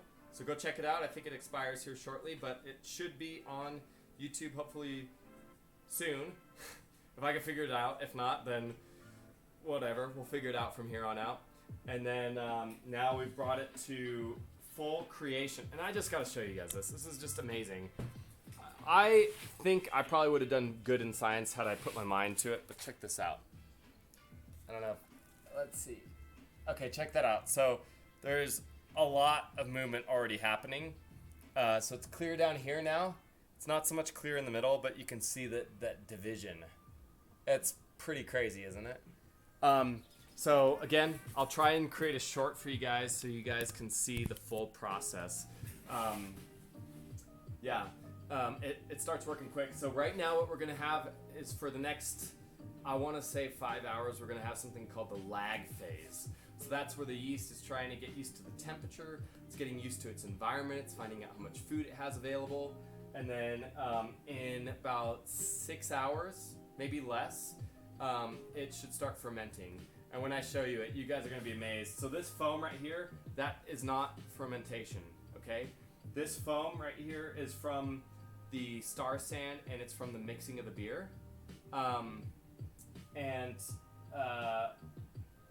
That'll go away, but then there's going to be a different foam that rises after it starts fermenting. You're going to start seeing a lot of motion in here because the yeast is going to work. So it's a lot of fun. So make sure to check out my YouTube channel. If you haven't already, there's no videos on it yet. I'm just going to warn you. But go follow. Go set up for notifications as well. Set up notifications on Twitch as well. Tomorrow we're doing a coffee tasting with the coffee I roasted 4 days ago. And then next week we're probably going to be doing, I don't know, some sort of beer tasting, or we're going to be working on their next recipe. And so Some Goner and Animos Voris, you guys were the ones that were most interactive on this channel today. You guys have just made my day. So both of you, I'd like both of you to think of a beer that you'd like to see get created, and maybe some flavors you'd like to see. I'll work on a recipe and make sure that you're involved with that, and then you guys come up with the name for it, and I will brew that next. So next week we'll probably just be working on an actual recipe, and then the following week we'll do a beer. And if we do a beer the following week, we're going to have some new guests joining me. And the guests are my parents, actually. They might be visiting. So if they are, my stepdad will probably be the one that's going to be helping me brew. And he likes to go by the name Saruman because he's older and he's got long white hair. So he always refers to himself as Saruman. So next week we're gonna build a recipe. The following week we're gonna brew a beer.